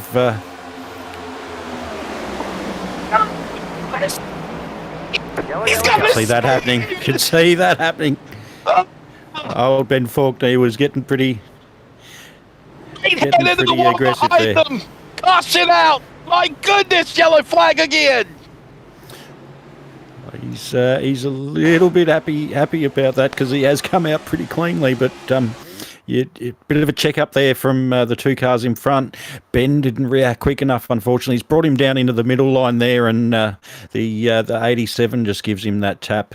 But as you can see, it's out of all the crashes we've had tonight, Wes, that's probably the least amount of damage. But the 112 does get into the wall.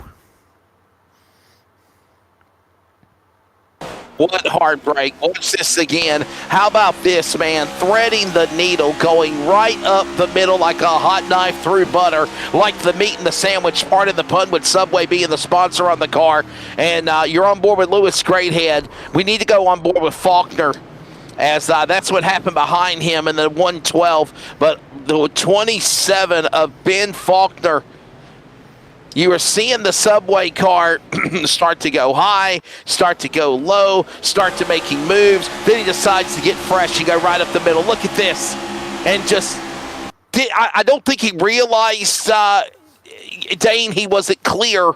And when he made that daring move, man, it would have been a heck of a move if he would have pulled it off. But just that last little glimpse of the end, he gets tagged, and around goes the Subway machine. As I was saying before, it's super hard to judge those gaps, but he's obviously got that one a little bit wrong there. But he has come away with not as much damage, so it's not too bad there. So Olsenjack out in front, Hackney second, Zeta third, Houghton fourth, Trent Lavelle fifth spot. He's kept that sort of that fifth, sixth spot the last few laps, which is good. Fitzroy Bowman, sixth spot.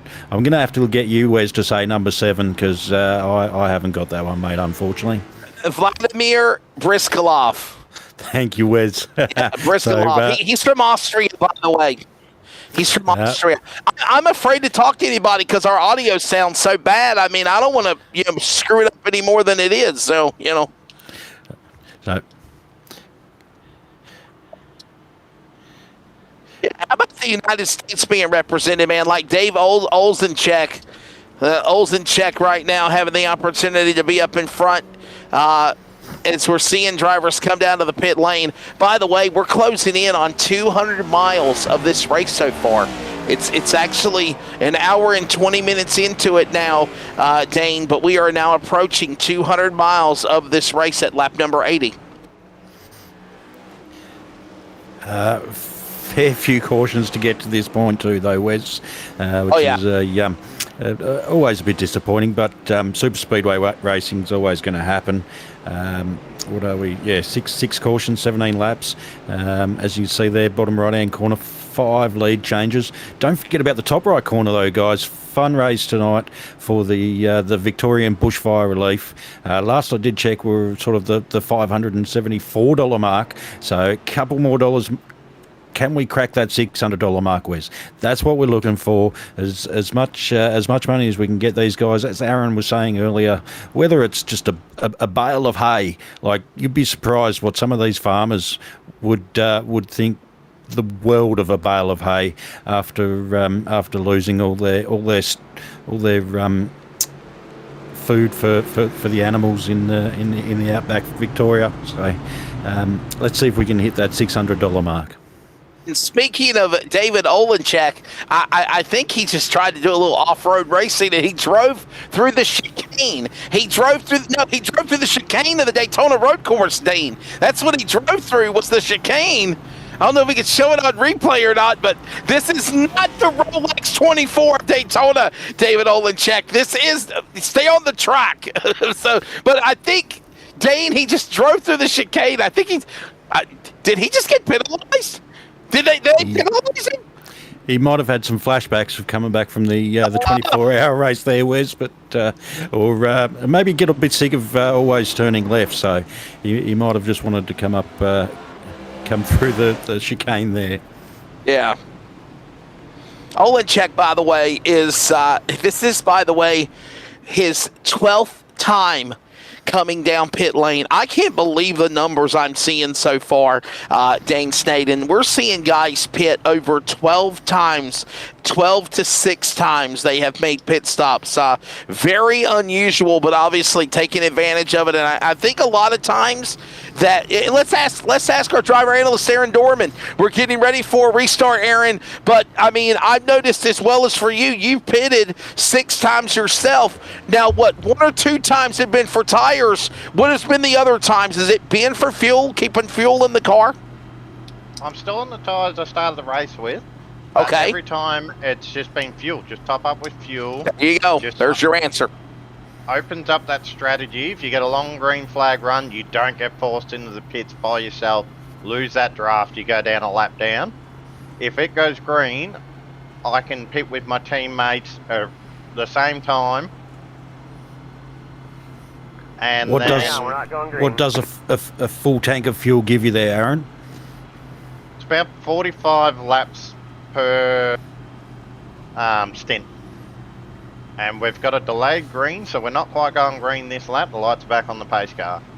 Waved off the restart, you see, as they work their way up the high banking in turn number 3 and 4, coming back into the tri-oval here in front of the massive grandstand at the Virtual World Center of Racing. That the caution flag has been displayed again. The Willen Engineering lights back around the racetrack. Looks like they should be getting the 1-to-go indication this time by. And Dane, we should be ready to try to set them up and get them ready, Aussie mates and mateys, for another restart. Couple of more takers, though, coming down to the pit lane. Wow, I wonder if there's a little hiccup there as Hackney, Selby, Holdsworth, Massey, Bleakley all coming down to pit road. Bit of an interesting move there. I don't know if there was one to go, so whether they're topping up that extra couple of litres, but as we've seen running tonight, green flag hasn't made it to that 40-45 mark that Aaron's been talking about. So Unbelievable. That move down for extra fuel is a bit a bit iffy. I don't know if losing track position was worth it, but whether they're gaining that fuel to keep at the back of the grid to stay out of the hazards that might array in front of them in the next laps, we'll see how it pans out. By the way, again, you are watching coverage of the Superspeedway Specialist Daytona 500 for the Australian NASCAR E-Series. Remember, their new series fires up in a few weeks, not even a few weeks, less than 10 days. February the 17th and February the 19th with their series right here in Daytona. They're not going to go the full distance. I think they're going to go 250 miles, 100 laps. But the Xfinity Series fires up on the 17th. The trucks on the 19th, time at 8 p.m. Australian Standard Time. Make sure you plan to join us for this one. I'm looking forward to being the anchor on Highline for both Tuesday and Thursday night with all the amazing people, Nigel Siddell, Jason Holdsworth, and obviously my buddy, my friend, Biggles, Dean Hopton. And Dean, I know you'll be driving when you're racing, man. And obviously it's great to have you in the booth joining me as driver analyst as we come back for a restart, buddy. Oh, it's actually pretty cool being in in here with you, Wes. So thanks for having me tonight. But a bit of withdrawals coming from not racing, so I can't wait to come back in. Because normally you're in the 07, Dane. Is it a different world? You know, being in the announcer booth, calling the race. Do you kind of see what we go through? Wes, I wish I could see what you guys go through, but I'm just sort of strumming through like a really bad guitar player at the moment. So thanks for having me. But we do see the Hello Kitty car purring out in front once again. He's got that restart down pat. As we go into single file behind him all the way back through sort of 10-15 cars. We are starting to see a few cars a lap down now, so Lewis Greathead position 20, he is one lap down, so obviously he's been caught up in some incidents before there. It's hopefully we can see those guys get the lucky dog and jump back on the lead lap. Lap away from 200 miles, 80 laps completed in the Daytona 500. Still 300 miles remaining. 50 miles to the cross flags as now Nick Berlin. Here comes the BMG 24 with a burst of momentum. His Toyota Hello Kitty. Here comes the Burl Man. Brizgalov under attack. Here comes the Subway machine of Faulkner back in the game, and we're 3 wide for the lead. Oh. As we saw before, Faulkner's quite aggressive in his moving there. Whether he just wants to be out in front, I'm not too sure, but the Burl and the Burl one. Here he comes now on the outside, back to the bottom. We're single file as now Brizgalov, Faulkner, Burling, Houghton, Wellman, your new top 5. By the way, all these drivers have climbed double positions, if you will, Dane, to get themselves into the top 5 with 200 miles gone, 300 miles left here in Daytona. 321 kilometres there, Wes, in the Australian conversion. But she is still action pack at the front there, as we did see one of the cars jump down onto the inner strip there. Whether he was looking at what was happening in front, and he thought, no, I'm going to back out of this and get to the back of the field. But Ben Faulkner's definitely not shy in pushing, as you see. Previous caution. Sometimes those moves can be a little bit audacious, but we'll see how the Subway and the Hello Kitty car handle themselves in the next few laps. I'll make the viewers a deal tonight. If we make $600 before lap, I'll go 150. We'll give everyone a wave around on a caution.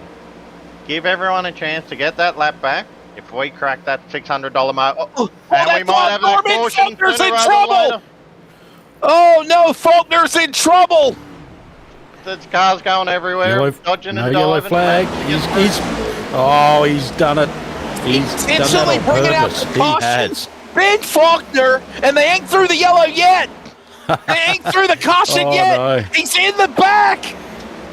What in the world? If he spins it round, Came out of the oven for Faulkner there. Oh my goodness! Yellow, yellow, yellow. there we go. They're gonna throw the damn caution flag. Should have put a black flag with it. Just being honest. Let me tell you, I don't know how Australians do it, Aaron Dorman, but if you're in America and you intentionally bring out a caution flag, yeah, you're gonna get parked.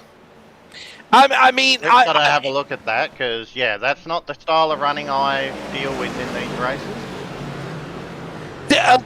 Did something break on the car? Though? I got to say that, though, Dane. In his defense, did something break on the car? Because he did just tow to the pits. I'm wondering. Whether in that slight bit of contact, something track was rod pulling or from a the lead. control arm might have just come off the vehicle, but see a little bit of smoke come out. Something break. We need to go on the driver cockpit of the 27 to check the RPMs and see if something dropped there. Watch this. This will tell the tale right here, Dane. You're a driver. You know what's going on here. He might have actually cooked the engine, being that close to slipstream. I don't know if that's the thing in these cars. That might be. He has. Yeah, he's got. He's put the clutch in. Yeah, no power. My apologies to Ben Faulkner.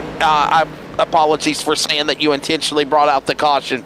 It's obvious right there that he has no power whatsoever. I mean, you can see the dashboard. You can see the lights where they're going from white to yellow, changing from the gears, and you can tell from the. I mean, he had no power whatsoever, and that's why he pretty much spun the car around there, Dane. So. Tough break.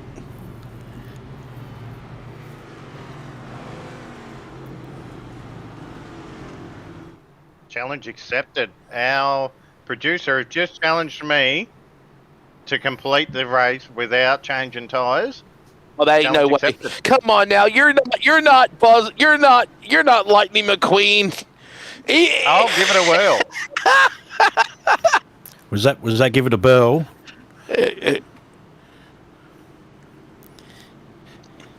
As you did hear though, unbelievable.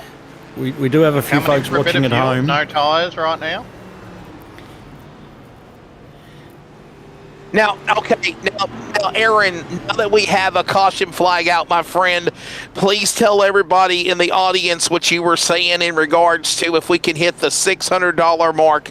I think you said before halfway, I believe is what you said. You would give everybody a wave around. Is that what you said? If we crack that $600 mark, I will give everyone a wave around to get one lap back. There you go.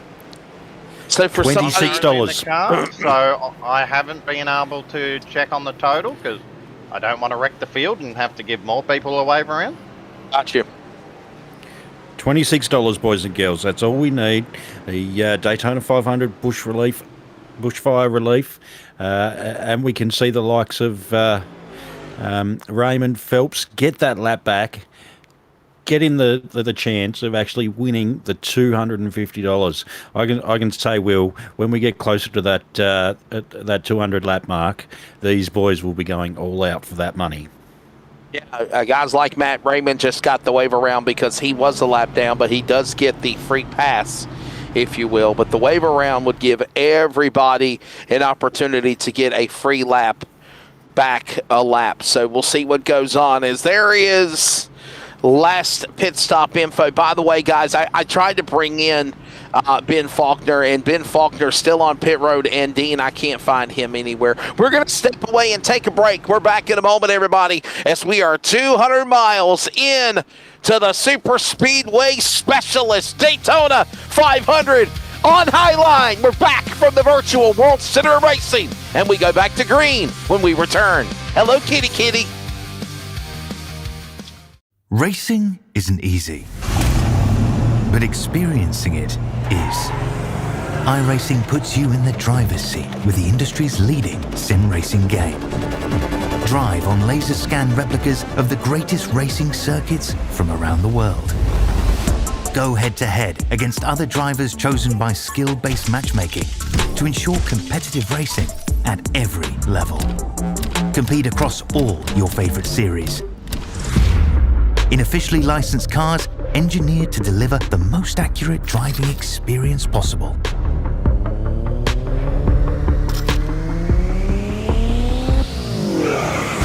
Join a race or host your own with players from across the globe. Race against the computer or in a league with friends. Feel the thrill behind the wheel. Visit iRacing.com.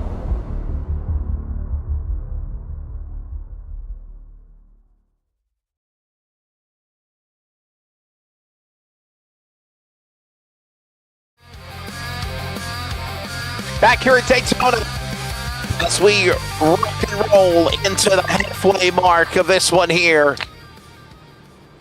And if you're listening on the radio, we step away for just a second too. You're listening to the CRN Community Radio Network. We now pause for station identification. Like, follow, and share the Community Radio Network via social media, Facebook at CRN Community Radio Network. Also check us out on X, Instagram, and TikTok at CRN Sports. As always, remember to listen to the games live on your radio dial at 87.9 FM and anywhere worldwide, always at wearecrn.com. This is CRN, the Community Radio Network. Back inside the United Rentals restart zone, the green flag flies. We're back underway with the Superspeedway Specialist Daytona 500. I'm Wesley Outland.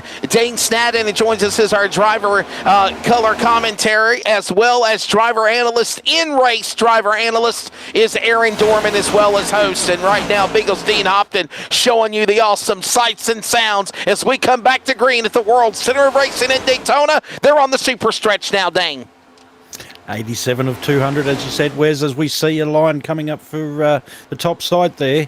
I think that was that even Nick Bell? That is Nick Bell and Ryder. He's gone to the lead of the top line with the 97 in behind him. Massey in behind him there. Oh, here he comes! Good to see Nick Burling get out in front. Obviously, Burling Motors, great supporter of NASCAR racing in Australia.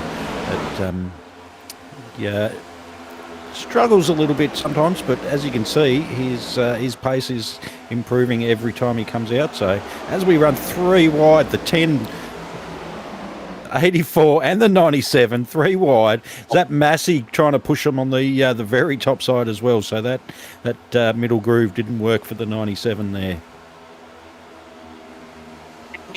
And look at this guy, everybody, on the outside, the number 84 machine. Oh, contact again. Goodness, trouble, guys. And I think my goodness, Burling. Vladimir Briskolov just got collected also. Son of a biscuit. Big trouble. The 46 involved also. And that one caught me up. Matthew Selby, Aaron Dorman got caught up in it. So did Fitzroy Beaumont. Keith Hackney, another multi-car accident going on, Dane, into turn number 3. You saw it happen.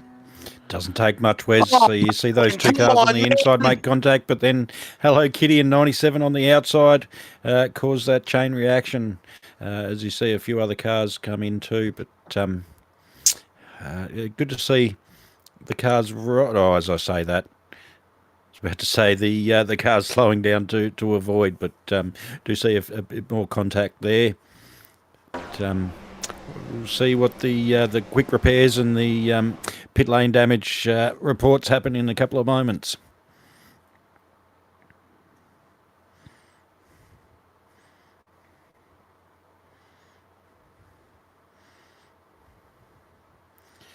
Poor old Nick, he's spun around there. And then trying to avoid the wreck in the middle of the screen, you see me now spinning sideways. I didn't want to make the obvious happen there. I didn't want to state the obvious. But there you are.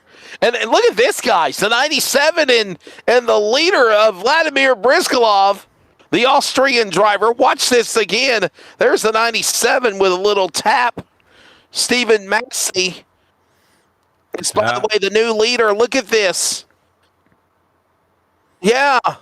And look at this. Massey gets hit from the leader of the time, Vladimir Brizgalov. And then there goes Berlin. There goes Brizgalov. There goes everybody else spinning. There's Aaron Dorman. Aaron, how badly damaged is your car? And a big push from everyone. I'm currently towing at the moment, so I've just gone a lap down. While you're lap down, Aaron, $655 raised for tonight, so everyone gets that one lap wave around. How about that? I will jump in the How's race that? control and let everyone know. That's amazing work from the guys and girls at home. So thanks so much for donating, spending your hard-earned money to try and help everyone out affected by the bushfires there. So thank you. I want to say thank you to Rebecca Doubleday, close to $80. We appreciate it. And I think that's the most recent one that pushed us over the limit, if you will. So Rebecca Doubleday, thank you so much. Other people, by the way, that made donations for the bushfires of Victoria. Nick Burling, thank you also. Matthew Raymond, Kelvin Clark, Pitzenbarger, Selby, Dane Snadden as well. Augustine, somebody anonymous made a donation. Thomas LaPrake, John LaPrake, Gaza Wellman, thank you to all of them. And again, we have surpassed the goal of $500. There's now an additional $155 added to the pot. And again, just man, it's good to give, Aaron. It's good to give, Dane. It's good to give, Dean.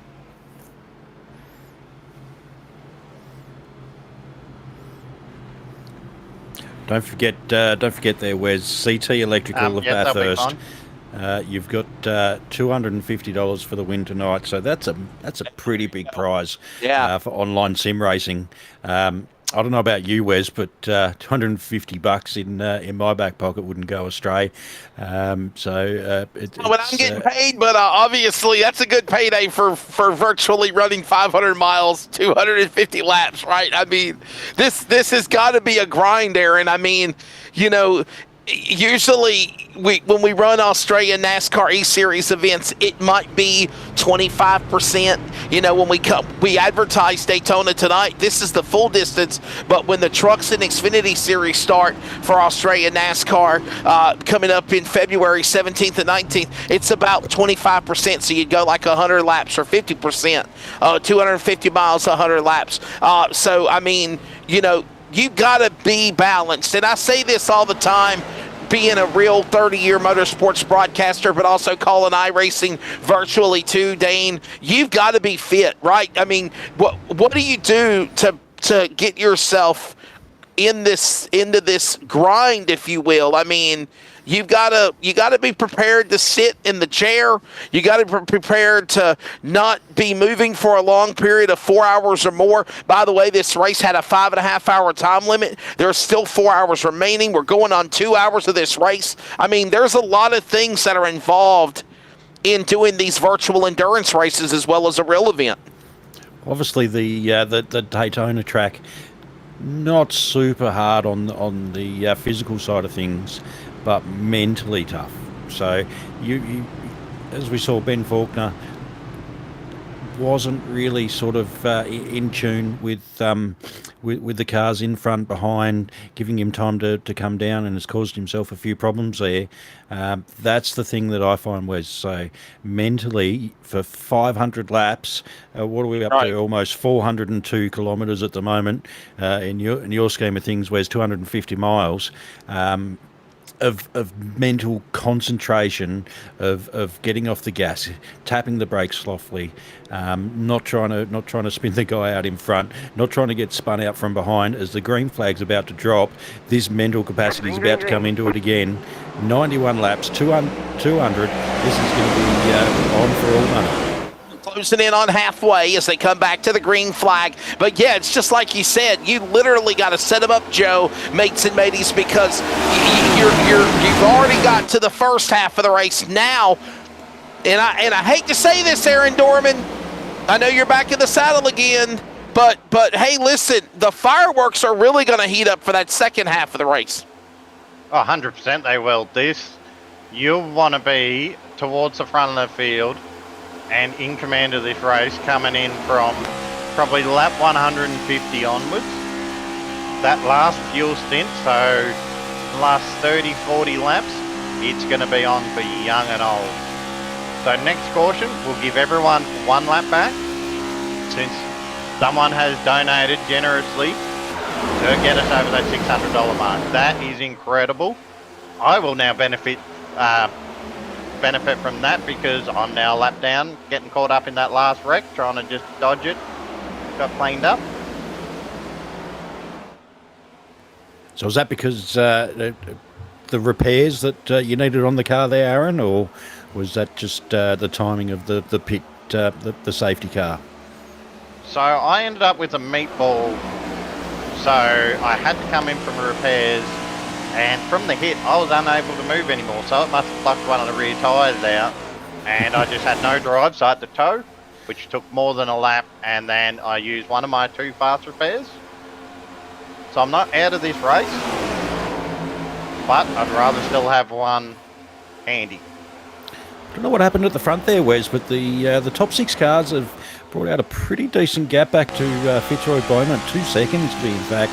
Must have been a little bit of movement in the pack. I did see Massey drop down a few spots. He's back down to 13th now, the number 97, but Lewis Greathead is pushing Horton quite hard down this back straight, coming into turn 3, turn 4. But Wellman, Pitzenberger, Burling, look at that, Nick Burling, 5th spot still. You got Beaumont, Lavelle, and your favourite there, Wes, in number 8. I mean, it's like these guys are like tub thumping, Chumbawamba, right? Look at Greathead, look at Burling, look at Lavelle. I get knocked down, but I get up again, and you're never going to keep me down, right? A very popular European song from a UK band, a one-hit wonder, but honestly, it's what these guys are thumping and thinking in their head right now. And now Joshua Houghton having the opportunity to lead. And look at now Burling, man. He is right there, back at it again, right there on the back door of Pitzenberger as they work now single file. Back to you up into turn number 3, Dane. Wow. It's not even, he was pushing. I thought you got that good gap behind you. At least settle in. Don't get too close to the 94 of Pitzenberger in front there. You just want to, as he's done now, he's got that little bit of a gap. Anything can happen and will happen in front, as we have seen tonight. So save a bit of fuel, Nick. Save a bit of fuel, and see what these guys can do. But we also saw previously that huge gap. What do we got? 3.3 seconds back to Fitzroy. With that gaggle of cars, they work together. They can gain that difference quite quickly. Need to settle in for the. Go ahead. I'm sorry. Go ahead, Aaron. From my point of view, that first gaggle of 5 cars or so, it's working well, pretty together. This second row, they're just a little bit out of line to really close up that gap at any rate of speed. So that second gaggle of packs, there's a good 10-15 cars in there. Fitzroy Beaumont out in front. As Aaron's saying, you've got to work together, guys. Like, if you're not doing that, you're not going to gain that time. So I'm confused. There is obviously I don't know if somebody changed the name and they did it wrong. I just finally realized it on social media. The name on Facebook is Highside and not Highline. On YouTube, it's Highline. So I think somebody's got to fix the wording. I don't know whether to call it Highside or Highline. I believe it's Highline Broadcasting, and Facebook is saying it's Highside. So I just kind of found that. So hopefully that's something we'll be able to fix, as obviously Australian NASCAR on Highline. And Facebook high side right now. And speaking of the high side part of the pun, there goes now Snadden. The battle for the lead as Lewis Greathead. Here's a guy that was crashed out. He has worked his way methodically back to the field, and he is back to second. And we just know how good this guy is when we see him in the Australian NASCAR E-Series all the time also. Not going to lie, Wes.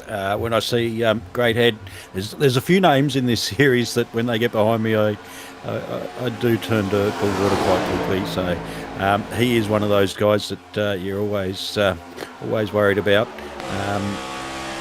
It's good to see a few new names running tonight. Hopefully, in either the NASCAR E-Series or the Truck Series, we can get a few new drivers in.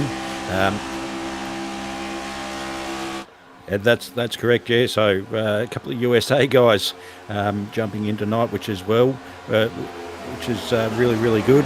Another thing I've noticed for the new upcoming season is some of the stunning liveries. Now, I don't know about you guys, but I love a good hot rod and a good colour scheme on on that hot rod.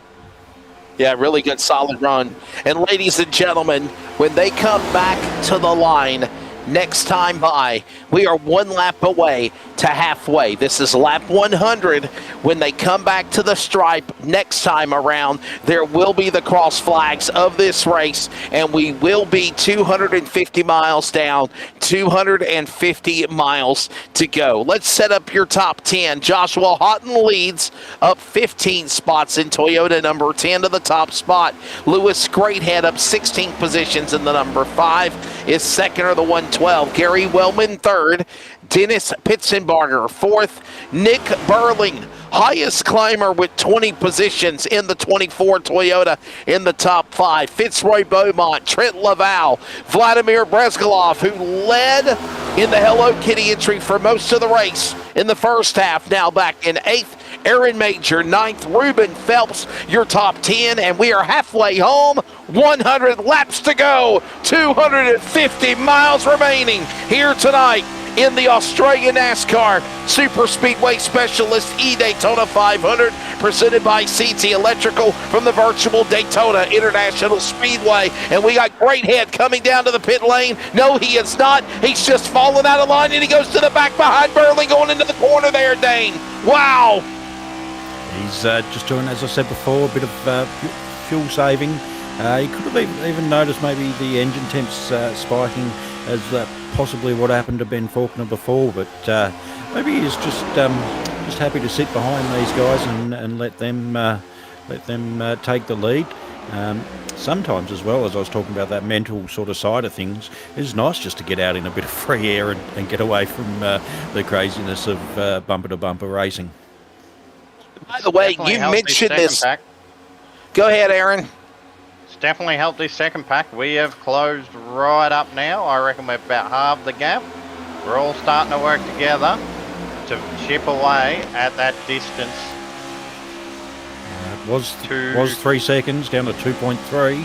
So to be honest with you guys, I think, honestly, Dane, I think we're about to set ourselves up for the long green flag portion of the race, right? You see how everybody is just scattered about in their own little racing world. I don't know if our colleague, Mr. Bigglestein Hopton, could throw up a track map and show you, but literally since that last restart, there's different, yeah, I see with the logo up in the way. There it is. If you notice, there's like different packs, right? Even on the back straightaway, it looks like they're wadded up together, but honestly, there's a lot of separation for everybody, and this is a great idea that we could see a long green flag run in the second half of the race that just got started past lap 100, as here they come storming from the flag stand view out of turn 4, coming down to the tri-oval. But another thing, Dane Snadden, is if this happens, we also could see green flag pit stops, and that could be major implications on the finishes of the race. That's when you can see the guys that did come in for that extra lap of fuel. That might play into their advantage there, Wes, in the green flag stops. But 402 kilometres down so far, as you said, 250 miles, still a bloody long way to go in tonight's racing. But Gary Wellman out in front. He is probably the first time I think we've seen him out in front there, Wes, with Pitzenbarger in second. But don't forget, Nick the Burling King. He is there, third position. He is looking menacing there tonight. Give me a barrel. Man, Nick Burling is a driver, has had his share of highs and lows, right? I can tell you, Dane, I remember times in conversations with him where he literally felt like, I'm a hindrance. I don't get to race this much. And when I do, sometimes I kind of maybe frustrated some people. And obviously, being a sponsor for the series, he felt like that really was frustrating on his part, but also with the series and the league.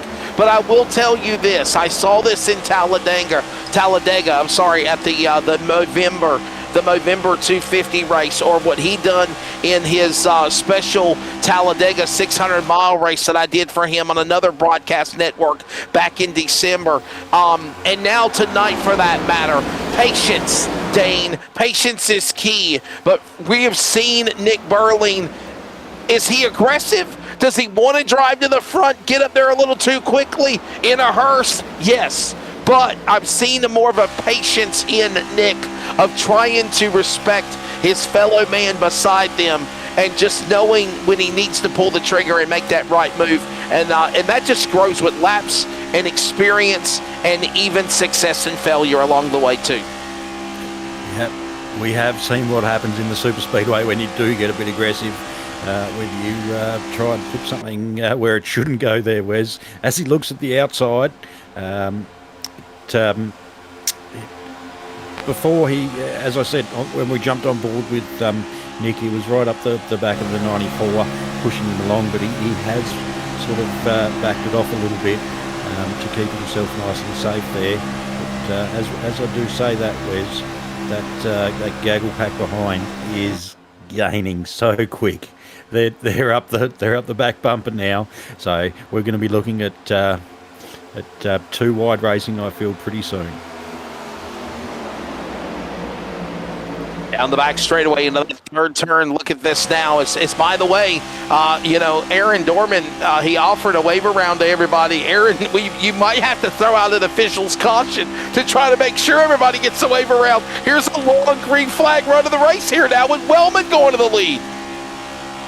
That's all right. Everyone's time will come. There's still a long time to go. Give it a few laps. Everyone get impatient.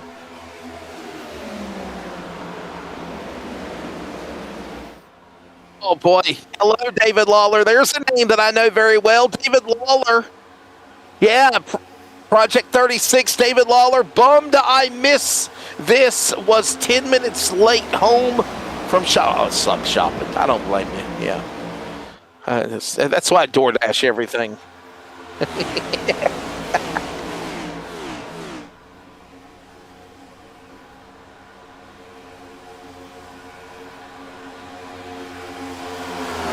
Good bunch of people, for sure. Yes, sir. I did throw out the invite to them, but they're focusing on the V8 Logitech Invitational Series at the moment. So we will hopefully see them in between the X Series and the Truck Series running on the Tuesdays and Thursday nights. There's normally 5 of them on the Thursday night Truck Series.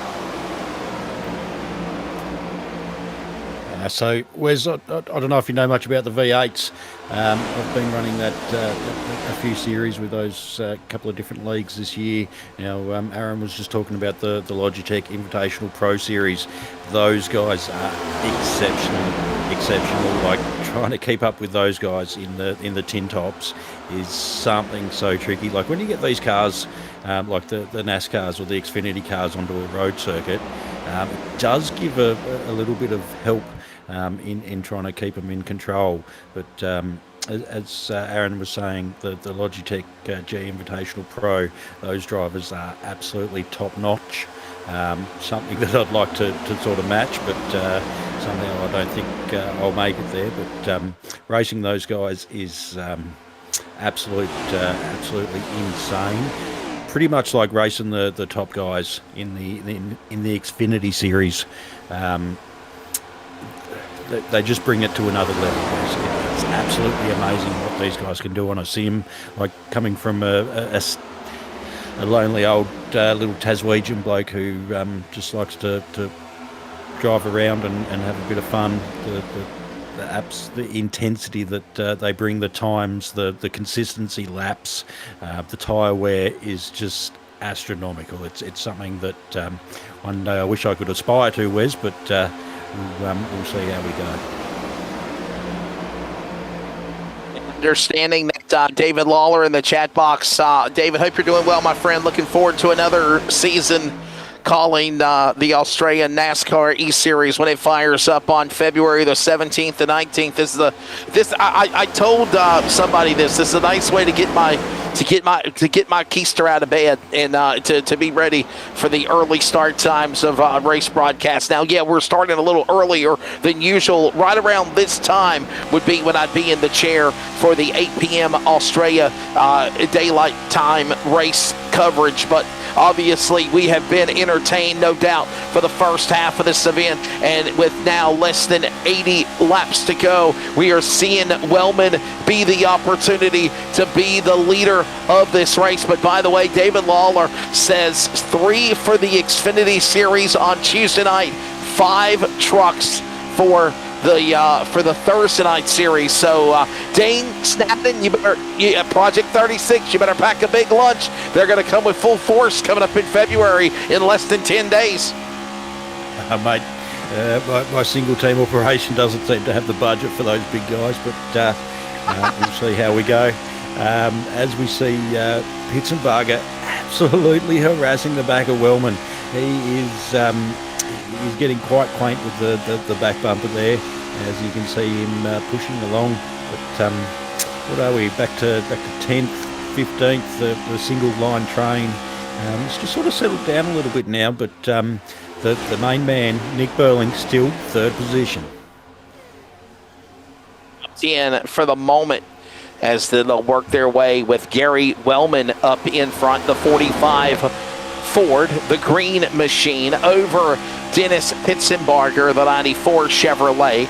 Then it's the Toyota of Nick Burling in up 22 spots in 3rd. Joshua Houghton in Toyota, Lewis Greathead in a Toyota top 5. Fitzroy Beaumont, Trent Lavelle, Vladimir Brizgalov, and the man from Austria who led most of the first half of the races back in 8th. Aaron Major 9th. Ruben Phelps is your top 10 as they're single file. Look at now, we got a problem down below the bottom of the racetrack. Nitro, number 6. Keith Haney Chevrolet down below the apron. No harm, no foul, up the banking on the high side here on Highline and going through the apron of the racetrack, but no yellow flag. We stay green. Here's the replay, though. And that's that second group we were talking about there, Dane. That's a great save there from Keith Hackney. He's done absolutely amazing to keep it off the wall. I don't actually know how he has, but the Nitro number 6 there, he will pluck a couple of gears and get back up to speed.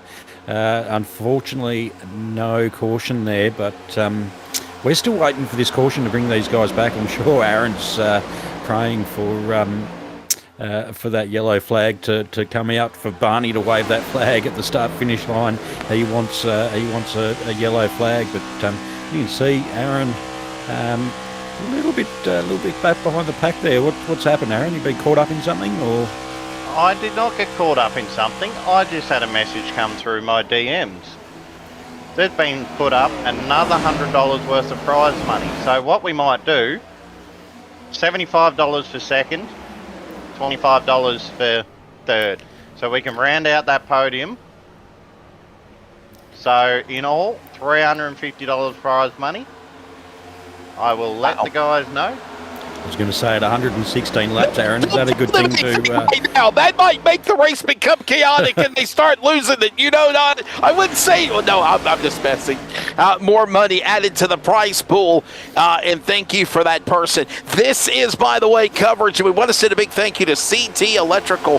They're putting up $250 to the winner of the race, not to mention everything else in the purse and the point fund, and we welcome you to those that have also joined us on Highline Broadcasting on YouTube, Highside Broadcasting, pardon the pun, on Facebook. We got to fix that, by the way. I think somebody quickly tried to change the name, and They spelt it wrong. I don't know. The only thing that sucks, and I know this personally, because for the longest time I had to renew my Facebook account, and I was called Outland Wesley, not Wesley Outland, but Outland Wellesley, right? You remember that, don't you, Dean?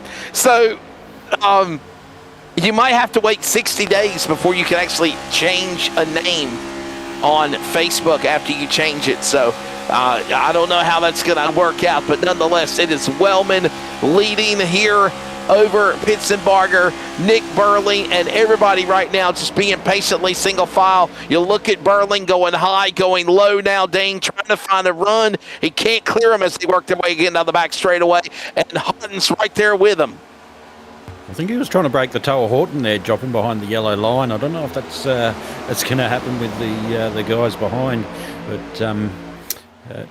it's probably the number 5 in position 5 that you'll be looking out for again as Lewis Greathead. Lewis Greathead, Fitzroy Beaumont, and Trent Lavelle in a row. Those guys are definitely going to be trying to push forward, and I do believe that's a bit of a back marker coming up in front. So that might cause a bit of chaos, but it would be great if Aaron could let us know who is sponsoring second and third spot. $75 and $25. That'd be great. So obviously $350 all up. CT Electrical in Bathurst. Any electrical problems, make sure you jump down to those guys. Give them a call.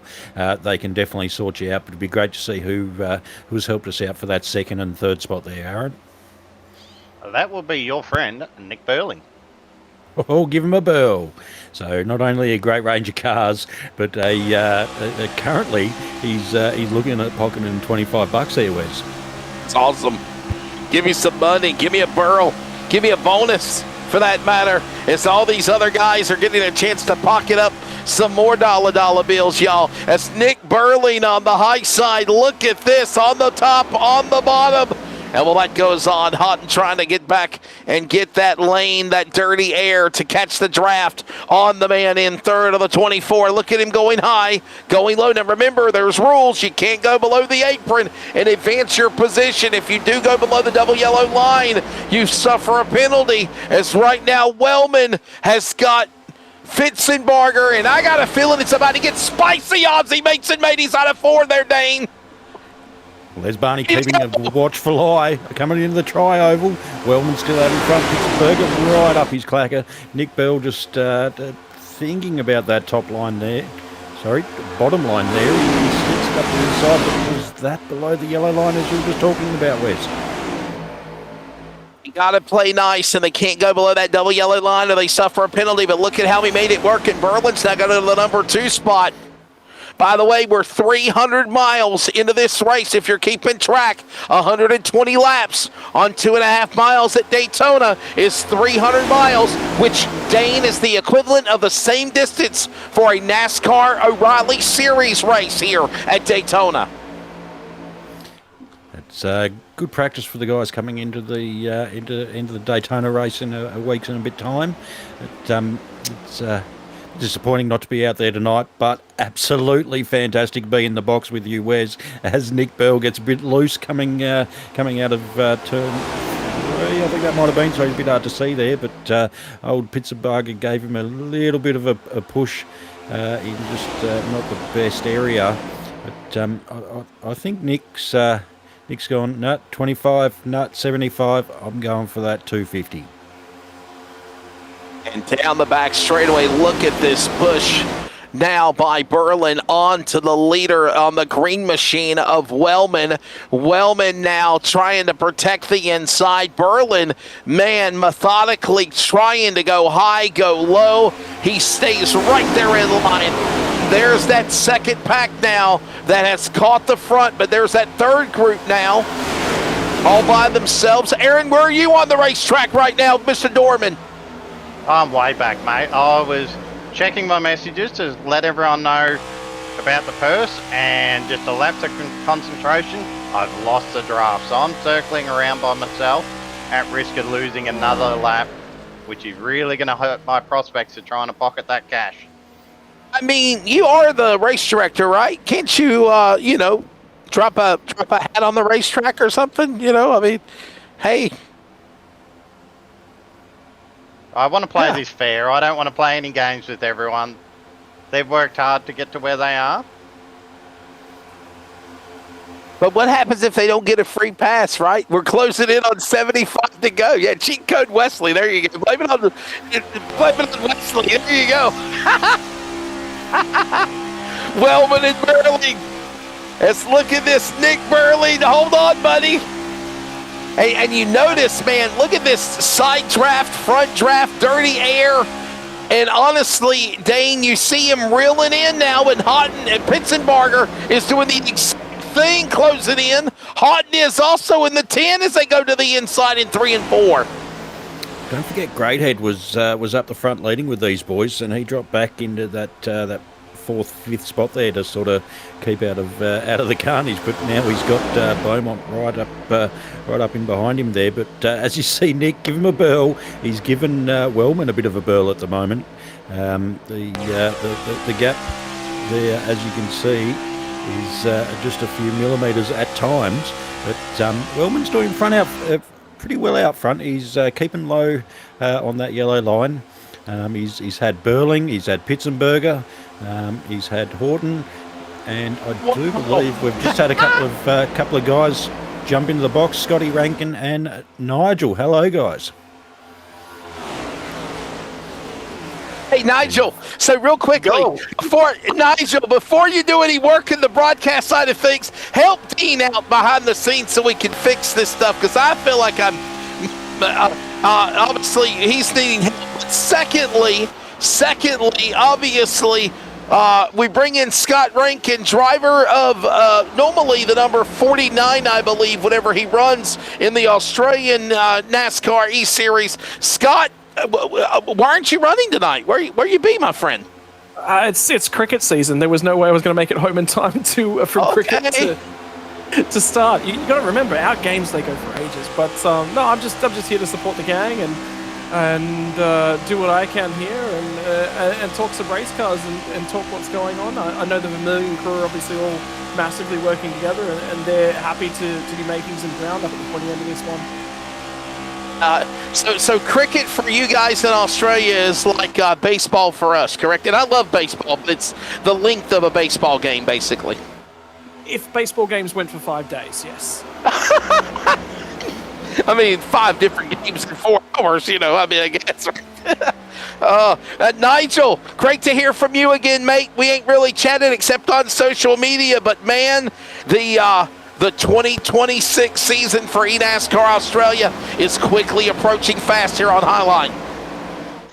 100%, and good evening to everyone out there watching this charity race tonight for the Victorian Bushfire Fund. And things are looking pretty big for this year. All the charters are taken, so we're going to have some pretty fierce battles and full fields, and it's going to be on for young and old. Boy, oh boy, and right now, look at Nick Burling up on the bottom, up on the high side. Look at this, trying all he can, Dane, to try to make a run on Wellman for that top spot. And while this goes on, the old cliche, you guys going to battle. This now allows the cars behind them to get the draft, to close in on the front runners. Who's going to get greedy? Who's going to go to the outside? Here comes Houghton with the help now of the number 6. That's Keith Hackney, first car lap down to the outside lane out of 3 and 4. But the big thing is, Wes, keep your eyes on it. Look at the separation in the cars as they go to the pit lane as well. You've got a big group that are looking to go to the pits on the low side. But the big thing, couple spinners on pit lane entry, there was a lot of separation. There wasn't a lot of energy being put on. 3 cars around in the background. Burling crashing on pit lane as well as a couple of other cars. Houghton is one of them, Fitzroy Beaumont the other. And remember, as we mentioned, Dane Snadden, green flag pit stops is really going to throw a monkey wrench in the complexion of this race now with 350 miles into this one here in Daytona.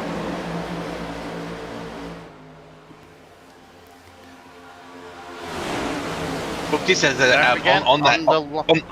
on that, Wesley, when you look at it at the moment, there's still one more stop, isn't there? I reckon there's 40 laps for a tank, is about right? Is that right? Roughly, yes, correct. Sir. Yeah, yes. There would be another pit stop to go, yeah. So it'll be about 165. I would have thought there would be the 160, 165 these guys will be making 38 to 40 laps on a tank of fuel, according to Aaron Dorman, our driver analyst on the broadcast earlier. Roughly around that much. You're really pressing your luck if you get the 40 laps on a green flag run. And obviously, Snad, and I bring it back to you, Dane, my color analyst, since the drop of the green, man, now we're seeing a strategy of this race where it's totally different, where now you see the 93. Look at all these cars scattering all over. Now you've really got Martin up in front. That is the leader, by the way, in the Krispy Kreme car. That's Keith Hackney in 11th. It's a lap. And then we got one in the grass. Pitzenbarger. Oh, now can he come down pit road after doing that? Will he get a penalty? Oh, no, that's going to give him a penalty. Look at the Hopping out in traffic, that's not good. Oh, look at this. It's like rush hour, 5 o'clock in the afternoon. You're trying to get to cricket practice. People holding you up. Now, Scotty, with these cars, Scotty, the draft package is a little bit different than most because you cannot get that little bit of separation. You've got to stay right on their toes, otherwise the separation happens a lot quicker in these Cup cars than what they do the Xfinity and Truck. Yeah, 100%. Critical factor of the next-gen Cup cars as well is that side draft is quite strong. Xfinity cars, the comparison to these, they don't connect up as well. Generally, bump drafting the Xfinity cars is really difficult to sort of form up. But the goal, what you're trying to build, is you want to have the front two cars connected and then the next two cars in the queue as close as possible. There's a lot of the momentum in these cars actually comes from third and fourth in the queue. And where they sit, how far back they sit, that is more important than actually the two up front bump drafting. Yeah, they will actually, slow down, speed up that battle pack, but the critical thing is the separation. When I saw packs massively separated before, that told me a lot of those guys were still in fuel save mode. And they will be. But at this point in time, if we don't get cautions from here on out, pace will be important. If there's separation from between the packs, there's got to be some discussion in between. And you will hear the drivers. What will happen is they'll pipe up in the in-race radio. They'll have a chat to each other. Hey, we need more speed. Stephen Massey's too far out ahead of this pack. So this next group will push up. I think that's with that Jason Holdsworth that was third in the line. So they've already got some connection. That's critical to your outlaps, is getting connected.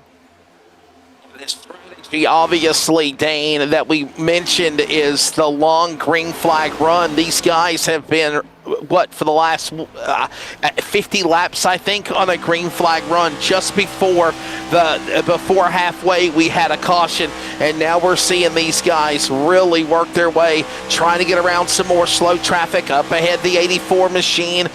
Remember, he had some problems in the early going of the race. That's the driver there. As all the while, it is now Massey back up in front again. I want to say this is the second time the 97 on taking two tires is the leader over the Krispy Kreme screen machine.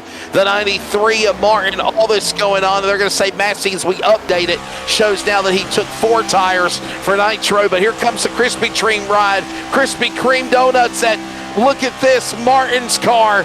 I love the wrap job, Dane, and obviously he's getting his chance to show his strengths here leading up in the front in Daytona. He's been up there a couple of times already tonight, Wes. It has gotten a little bit iffy on a few of those occasions, but we'll see if he can keep it clean in behind Massey there. It's on that map that we had there before, we had all the leaders taking 4 tyres as Mahutton. Pretty hard push there on the back of Massey as they pass a car on the outside. But 4 tyres, full tank of fuel. So obviously that fuel load was able to get all 4 tyres. But what I want to know is Aaron still on his original set? I am still on my original set. It's 135 laps of tyre use. I don't know if Goodyear is going to implement a little bit of a lap count there for Aaron by the end of the evening, whether he has to pay a bit more in the donation of the Victorian bushfire charity that we're running tonight. So whether that comes to play as we see. Yellow flag is out. That's it, the yellow flag. We have a caution, guys. Yellow flag is out. Trouble. Keith Hackney has crashed on the racetrack at lap 135. Correction, my apologies. It is actually Chris Bleakley and Joseph Zader involved in accidents on the racetrack. Yes. Had to update my SDK. Trouble on the racetrack, lap 135. And the yellow flag is out. Here's a replay. Zader's second time involved in an accident. Chris Bleakley, first time with an incident. There's the accident on the back straightaway. So the 1-9 running the new livery there, ready for this season. It just gets a little bit high as we see the 74. No, the 74 and the 22 just sort of turn into each other there. So a bit of a racing incident, unfortunately, Wes. But hopefully both guys can get back out and get their damage repairs. We see the right fender jump off the Zader-mobile there. When we come back on the Highline, we're going to take a break. When we come back, Nigel Siddell talks about the upcoming season that fires up for Xfinity and trucks right here at Daytona on February 17th through the 19th. There's a replay one more time of the accident with those cars on the back straightaway. I got a feeling as we approach over 400 miles at lap 160, that final 100 miles for the finish is going to get crazy. Back with more. Stay with us from Daytona.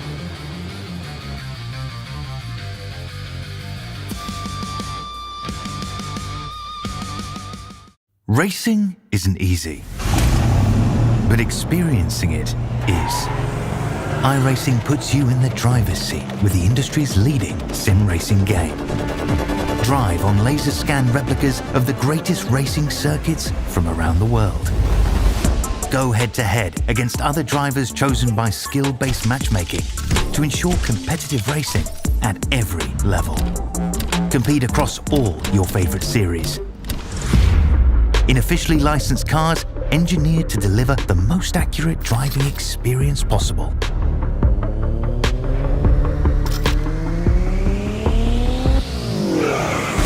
Join a race or host your own with players from across the globe.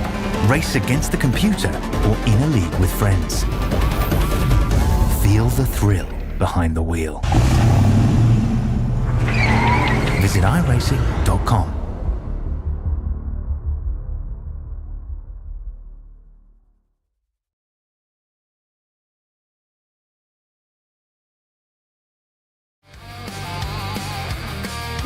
Welcome back. Superspeedway specialists here at Daytona Raceway. Stepping all over each other. Who's the lead? Who's not? I'm Wesley Outland. Everybody else is fighting for a word. And we got Dane Snadden. We got, oh my goodness, who else have we got? Everybody. Nigel Siddell is here. Scott Rankin is here. Bigglestein Hopton, driver analyst and host Aaron Dorman. And Aaron is finally going to let everybody get a wave around. A free pass, if you will, to get the lap back. Nigel, I bring you to the fold again. Man, what a great lid lifter tune-up to prepare for another exciting season of Australian NASCAR E-Series and a new broadcast network, Highline. Talk about it. Yeah, so it's good that the Speedway specialist, Super Speedway specialist, took on the Daytona 500 this year. It's a good little curtain raiser for the season, for our season ahead, and also for theirs as well. They're going to be having their own season on a Sunday night, which will probably start in a couple of weeks, I think, if I'm right there, Aaron. And then also as well, we're going to have a couple of practice races this week before we head into the new season as well, which is starts the following week at Daytona.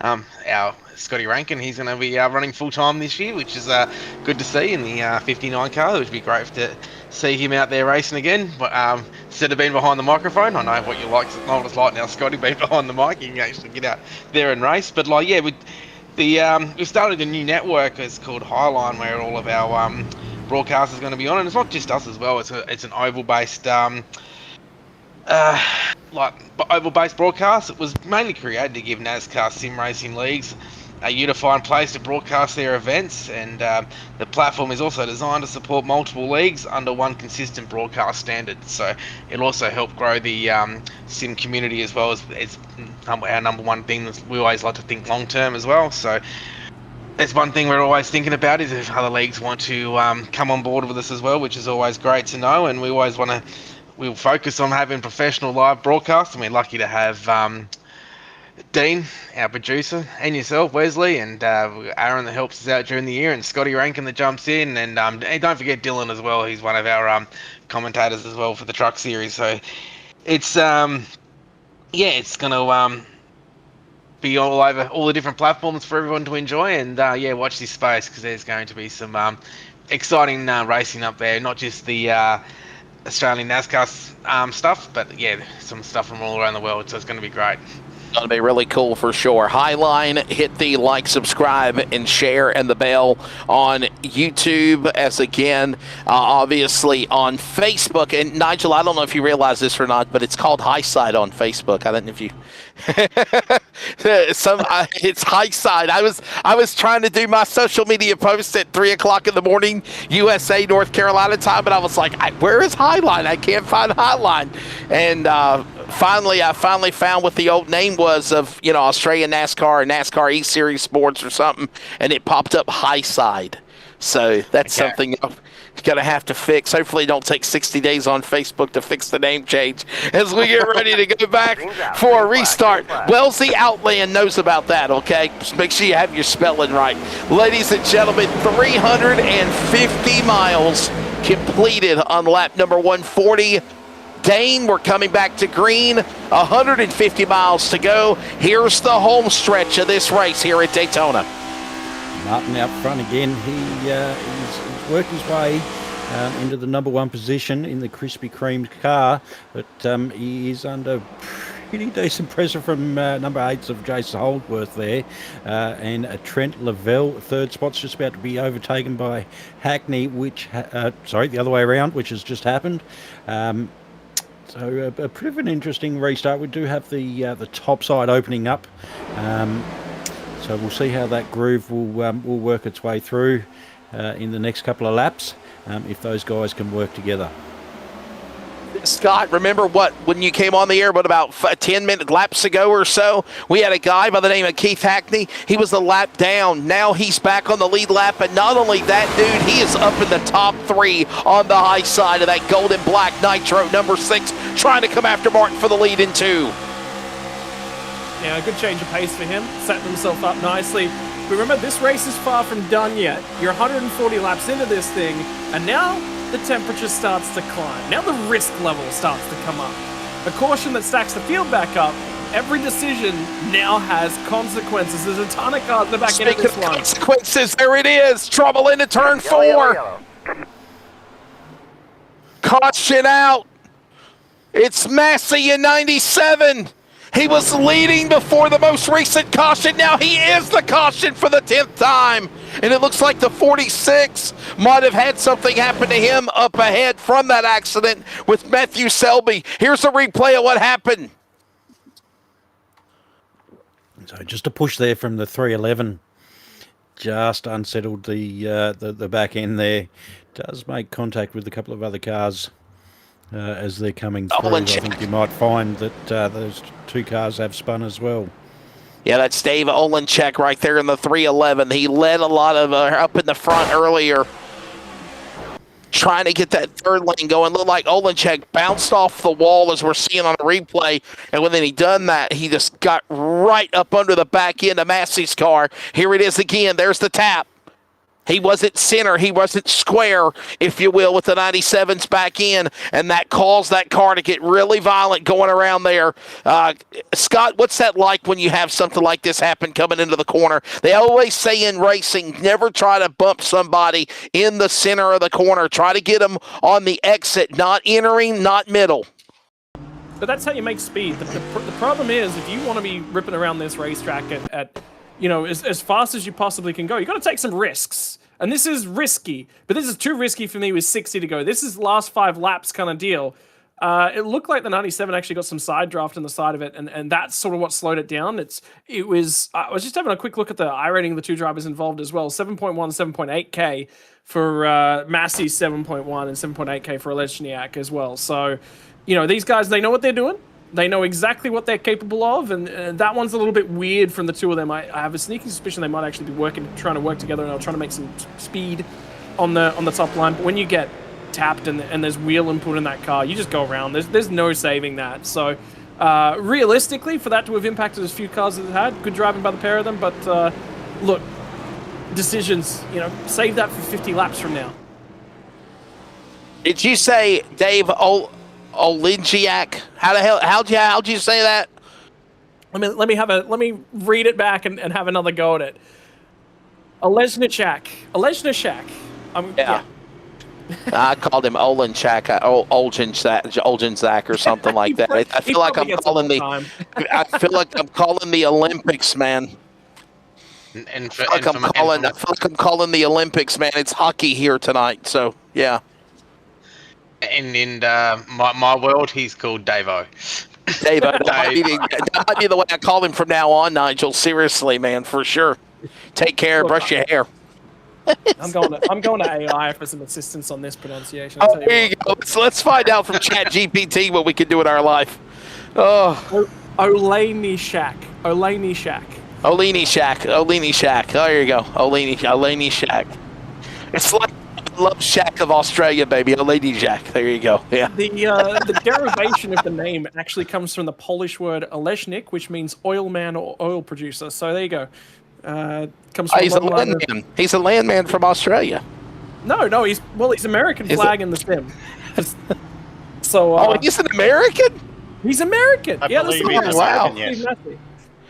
Holy cow! Davo himself, in the officials 1 week, I think he won 90% of the races in the officials for 1 whole week. I think he had 27 or 28 wins for the week. So yeah, he had an incredible week. I think that was at Auto Club. So look out! Wow. Look out this year when look out this year when he decides to do some races with us during the year. Watch out when we get to Auto Club or even Michigan as well. As Jason Holdsworth hits pit road. I can promise you we'll have your name right by the time you come here for the next go around, Davo. So yeah, we're seeing pit stops, guys. More pit stops, obviously, and the strategy is on, if you will, Dane Snadden, to determine who's going to be the winner of this race, man, as we are literally heading to the home stretch. There's still one splash and dash to go, Wes. So that's still going to toss the tables up in the front runners tonight. But it's Horton out in front, Beaumont, Wellman, Lavelle in the top 4. So we'll see how those guys get off the line. But with those late couple of pit stops, it's not going to give them enough to see the checkered flag, I'd feel, Wes. But you never know, some huge fuel saving. Anything is possible.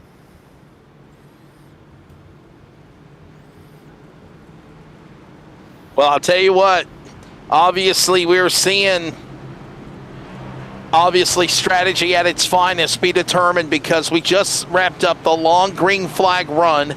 And now we're watching these guys start to jockey in position to get themselves in position to determine who will be the driver who's going to win this one here in the Superspeedway Specialist Australian NASCAR E-Series Daytona 500. Houghton now getting the opportunity in that orange and black number 10 on the inside for the restart. Beaumont, Fitzroy Beaumont on the outside. Fuel only for Houghton and Beaumont. Laval, Wellman, all taking fuel along with Aaron Major. Nick Burling in 6th, outside row number 3. Took 4 tires. The race is on to the finish of this one with 56 to go as we come back to green. Down into turn number 1, Dane Snadden, and it's Houghton with a great launch over Beaumont on the restart into turn 1. So yeah, great restart from Horton. In all of that, I managed to get the lucky dog. I'm now back in 10th. There you go. Back in the saddle again for Aaron Dorman, our driver analyst here tonight. All the while, look at him single file. Now, Dane, if you're one of these guys in the back, like maybe Aaron Dorman or Lewis Greathead or Selby that had problems earlier, when do you start to make the climb? If you're in the midway pack, Augustine had problems earlier in 17. He led some of this race. When do you strategize and make the run to try to get to the front? Is it the go time now, Button Stanton? Well, have we seen it from the man himself, Aaron Dorman? He's grabbed that Highline, but as Scotty mentioned before, 60. What do we got? Still 55 laps remaining. Still a long way. That's a lot of time in the seat for things to go wrong.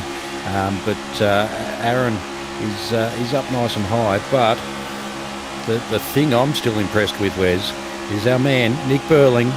He's in that top 4. He's making his way forward. He is going for that 250 cash.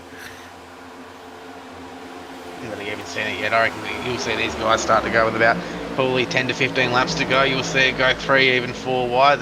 These guys are capable to do it. That's when we'll see the real action start. They're probably saving a little bit of fuel. I would have thought around that, and that lap's 170, 175. These guys will come down pit road again, have a bit of a short stint to fuel it to the end. That's my tip at the moment. I think all the teams will start to line up at the moment. You might even see it go 3 wide in a minute, as you'll see all the teams try to get back together to finish this one out, Scott. Well, I was just going to say, I got a question for Dorman at this point in time. The question I have is, are you on the bill for the tyres tonight? Is that why you haven't changed any? Dean promised at next donation if I did this entire race on one set of tyres. And on one So set of tires, and Aaron, on one set of tires, you're still being pretty competitive there. I mean, I feel like it's going to be like Lightning McQueen on cars coming to the line, white flag, loads of tire, and then you got that 3 wide finish with a tongue stuck out at the start-finish line. Maybe you'll be the guy that wins, right? I mean... Have you done your if I tongue win warm-up that exercises? It's going straight to the kitty.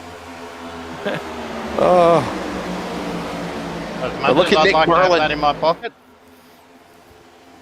Yeah. By the way, Nick Merlin just sent me a message on Facebook, and I haven't really chatted with him in a while, and he says, hey, buddy, I've got one of my Angels, Trophy Girl TL. We're both on our favorite drink of choice, Jack Daniels, and enjoying the night, doing well, and we're 3 wide. Hang on a minute there. There's Gerber up the middle.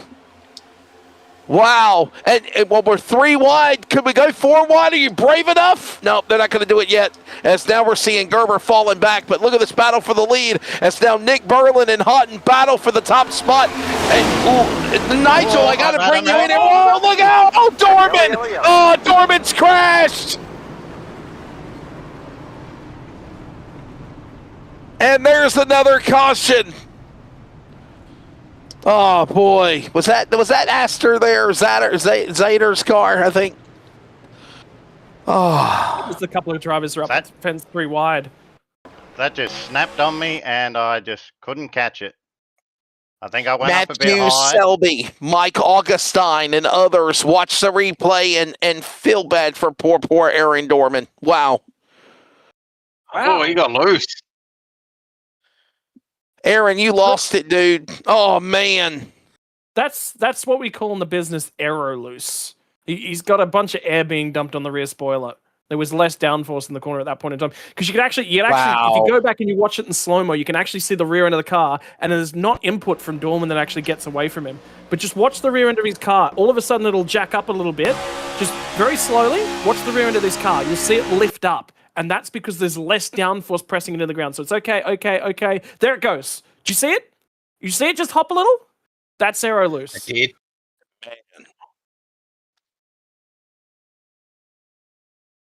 Guys, got to ask you this question. Are they coming down pit road? Is it money stop time, do you think? What do you think, guys? What do you think, Dane?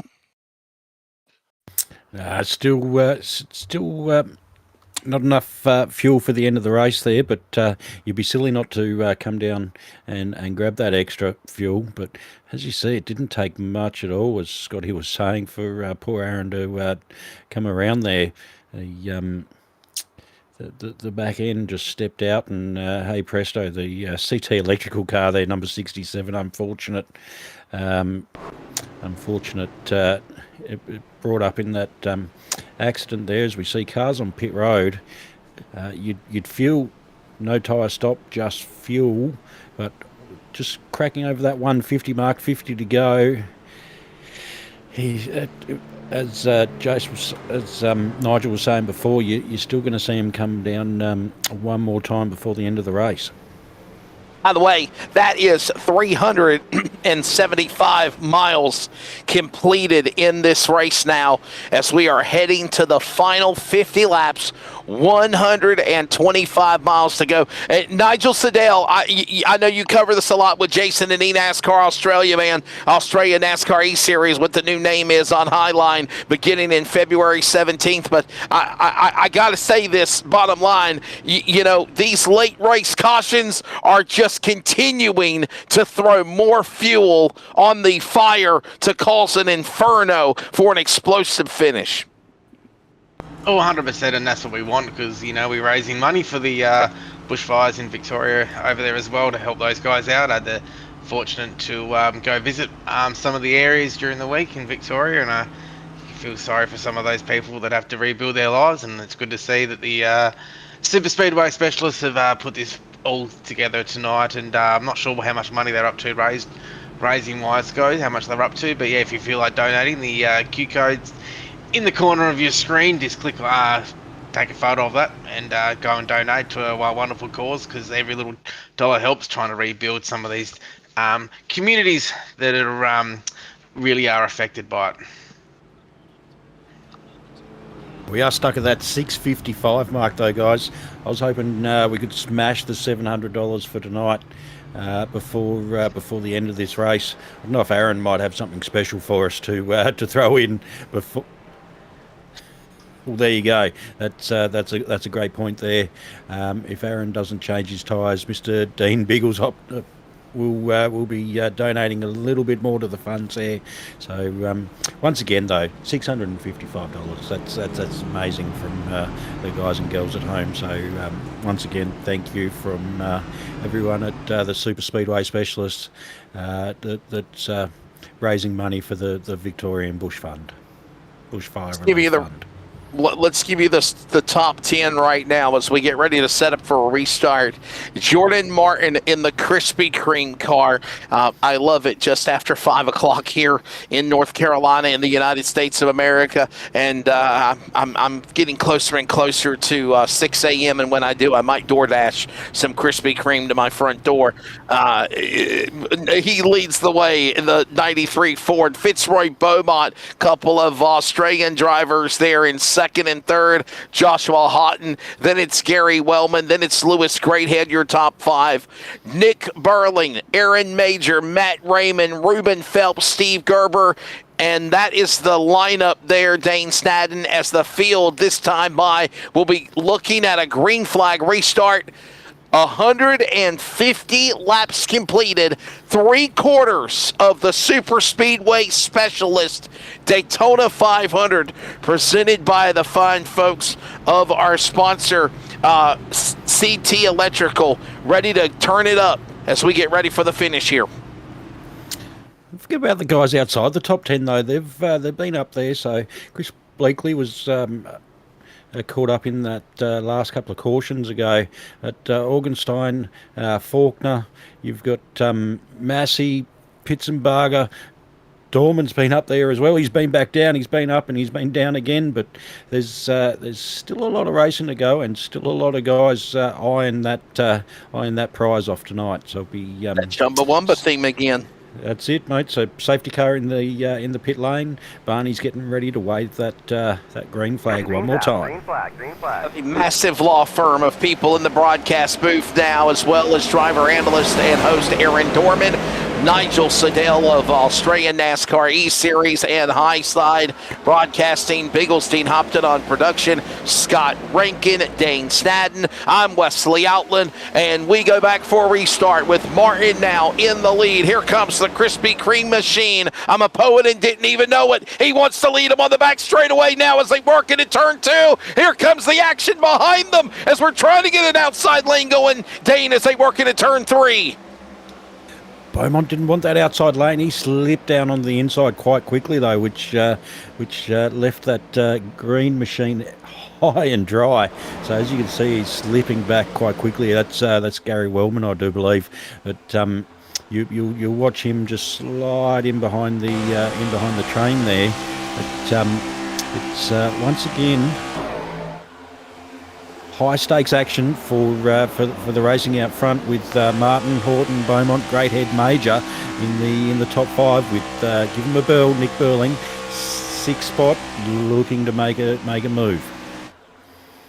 Now Clark in trouble, and this is what happens when you get hung out to dry. Scott Rankin, you've got no friends. Leader now, hero, 0 now, as all this goes on in a blink of an eye. Hunt now goes to the lead again with help from Beaumont. And look at Clark. He's got to find a way to get in line. He's all the way to the back. I think that's intentional. I really think that's intentional. Because I was looking up at the pointy end of the field, and again, I'm seeing massive separation between race cars up here at this point in time. Burling's got to the high side, but he's getting side drafted. There's no momentum coming his way, which means he's got to find somewhere to slot back in. That 12 car's out of position, out of sequence, out of cycle as well. So don't count them back into it at this point in time. And then Aaron Major, Waffles, as he's known across in the Aussie-wide sim racing community. I actually don't know the origin. I have a feeling the origin of that nickname, by the way, actually goes all the way back to his first sim racing, which was on PlayStation or Xbox. Of course, everyone going by their gamer tags back in that origin. I'll actually have to ask him the origin of his nickname. It's something that we've always known in the Aussie-wide racing community, and nobody's ever really known the origin of it. But I have a sneaking suspicion it dates back to your consoles and gamer tag days. And don't know also as well, these Vermilion cars up front as well. Lewis Greathead did win the ANC race at Daytona at the start of last season as well, and I think they also won a couple of other Superspeedway races during the year in the Xfinity Series. So these guys know what it takes, and they've got a big team of them up front, and that big team like this is what it does take to get to victory lane here tonight. So watch out for these Vermilion cars with Hodgson, Beaumont, Greathead.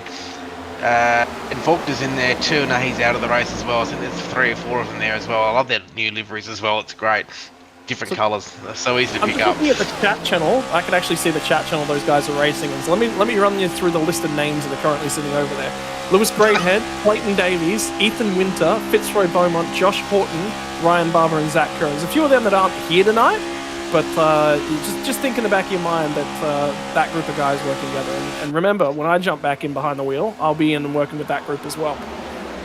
And most of those guys you'll see feature not this Tuesday night, or they'll probably be in for the practice races. They'll be in the following week as well for the start of the season. You'll see all those guys. Majority of those guys back in action once again. That again, we'll fire back up with the Xfinity and trucks on February 17th and 19th on Highline Broadcasting. As right now, here comes the field working now off of turn number 4. Ladies and gentlemen, we're less than 4 miles, 4 laps away, mind you, to the final 100 miles of this race. This race has been going on for about 3 hours now. To be exact, 2 hours, 47 minutes, 30 seconds in sim time. But now these last 40 laps, 100 miles, Dane Snadden, coming up here is going to be the pressure cooker to determine who's going to be in it to win it. Right now, Joshua Houghton having his opportunity to be in the P1 bubble spot. Out in front there, but once again, the Bellmeister, Nick Bell, running that high line, using that side draft as Scotty's been talking about. Try and make your ways forward, but that doesn't quite work. Hopefully he's slotted in a bit of a gap there as you hear the guys getting a little bit excited about it in the background. But, he just chopped Chris Bleakley off there. Yeah, that was tight. That was really tight. We've seen tonight that slotting back into the groove has worked sometimes and has not gone too well. So luckily Nick's made it that time, but with we got there 42 laps remaining. I'm not going to lie, Wes. I feel we're going to get a couple more cautions before the end of the night, which might just ruin that green flag pit stop run to the end. But you never know. It might breed a bit more excitement. To be honest with you, we saw that long green flag stretch of the race where we did see green flag pit stops happen, and I think there are probably. Aaron, we'll check out with you and our driver analyst on the track right now. You're in the Dirty Dozen spot. I think you're in the number 12 or 13 position. But I got to ask you this question, obviously. Before that caution came out during that long green flag run, wasn't y'all probably about, less than 10 laps away from a second green flag pit stop stint? And obviously the caution changed it. But what's your thoughts now as, we're watching you work methodically from your issue earlier to climb back into the top 12 of this race? Well, I just got a message from the crew chief. Fueling up now will get us to the finish. So there you go. This next so do you pit? Stop, it's hard for me to judge. I might leave you guys shortly and jump in with my teammates to just coordinate our run to the end, because you're in very capable hands at the moment. Yeah, we're better than Allstate. We got four or five people in the booth together. So. No. I've worked with Nigel before. That's not capable, boys. Let's not say that.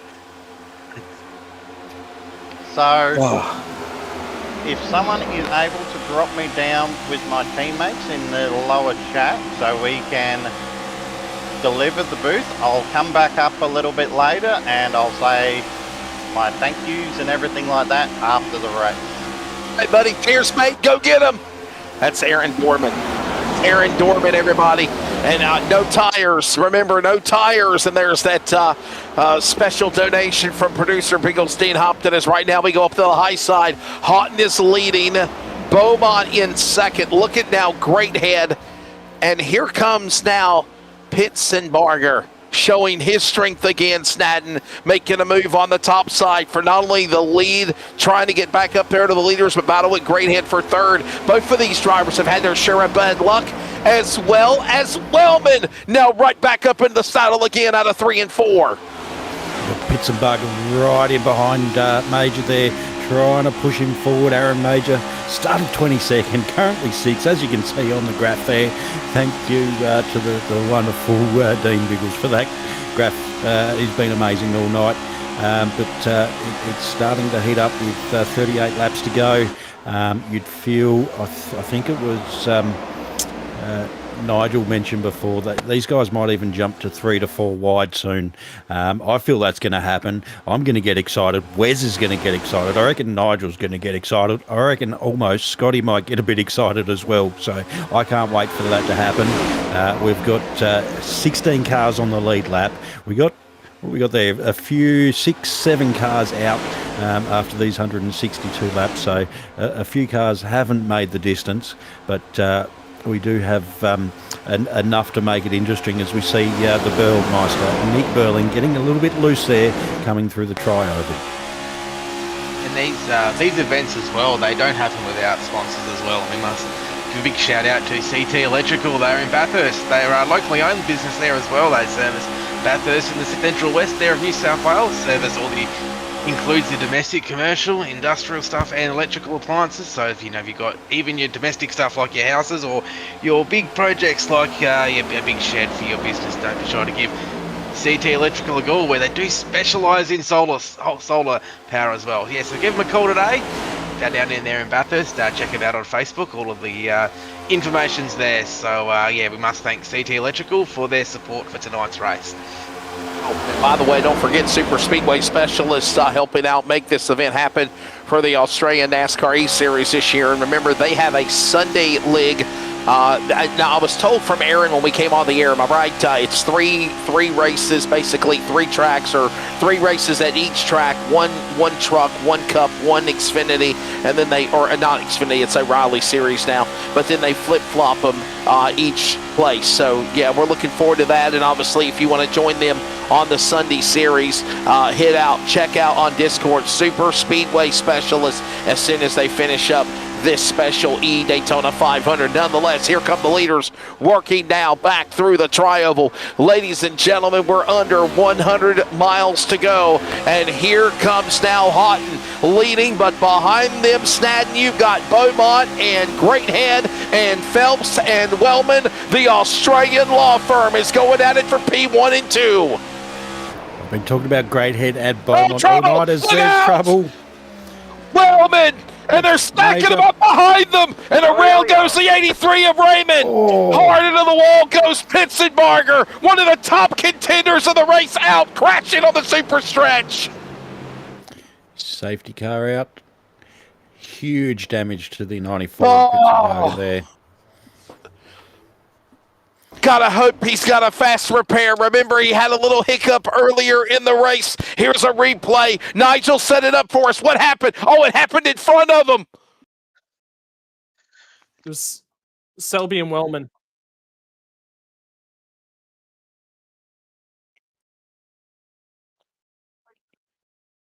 Look at that hit. Wow. Watch this again. There's the contact between Selby in the 45 car, Gary Wellman and Selby. And then all of a sudden, Scott Rankin, one of our driver analysts, what do you do here? Where do you go? I mean, so the tricky part is that's Selby going a lap down. So he's been caught out and on his own. And he wants to slot into the queue because the problem is why he's made that decision to cut down. There is a hole there. There absolutely is a hole. But that relies on the driver in behind that hole to sort of check up and allow for it.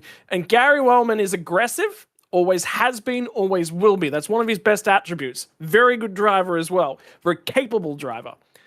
And we're now into the range of the final pit stop. He just didn't want to breathe. He didn't want to breathe the throttle. There was a hole there, and he starts to turn down into it, but he wasn't aggressive. If Selby turns down into this hole aggressively, Wellman lets him in. But you can just see how Wellman's picking up speed here. The car behind him is actually falling back. The car behind him is actually thinking that this car's going to slot in. Gary's like, no, I got to stay with these lead guys.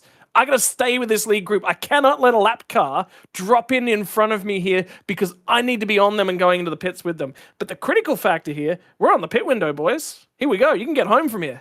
And I was just about to say that, Scott Rankin. You read my mind. 15,000 miles away from one side of the country to the other. And Scott and Dane, now I bring it to you because here comes the money stop. Here comes these drivers. They can come down to the pit lane. They can take on new fuel. And obviously top off the tanks with fuel, add new tires, except for Aaron Dorman. He can't do it. But for everybody else, this is your chance to get yourself ready for the home stretch of this Super Speedway Specialist Daytona 500 presented by CT Electrical. The final push with under 75 miles begins right now.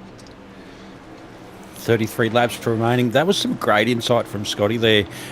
Just with the car coming down, obviously a lap down, didn't quite get that timing right. But from my perspective, trying to do that while you're doing 200 miles an hour on the banking, like 27 degrees of banking, I think, absolutely ridiculous skill. Oh, yeah. You need to keep these cars in check.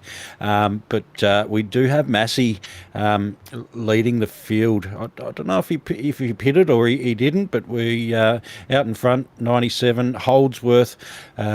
We do have the 311 of Olsenjack there, Martin, Zader, Beaumont, Greathead. Those two guys you want to watch out for the end of the race there. Horton, number 8. Wellman coming in 9. Chris Bleakley, he's made his way back after that incident earlier. A major in 11th, and our man Aaron, he's left the chat, but he's still in the race. So let's see what this last 33 laps can bring us. Got a stat for you. I can tell you why these guys popped out at the head of the field. They all pit just before the caution. That's why they popped out at the head of the field. Now, a question for you then, Scotty. You've got a big team of Nitro drivers. There's 5 of them in the front. Then you've got Fitzroy, Lewis, and Josh Hodgson. They're Vermillion. They're in 6th, 7th, and 8th. What do they do at the restart here with all these Nitro cars? Do they send this 3 wide? No. The Vermilion guys, so what the Nitro guys are going to try and do is control the restart, because you always wanted to control it.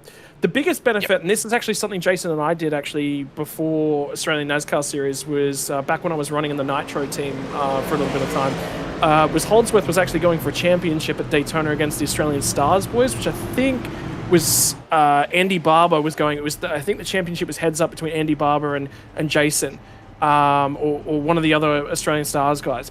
And what we did in that instance was, I said to Jason, I'm actually going to abandon you here. And I'll tell you why.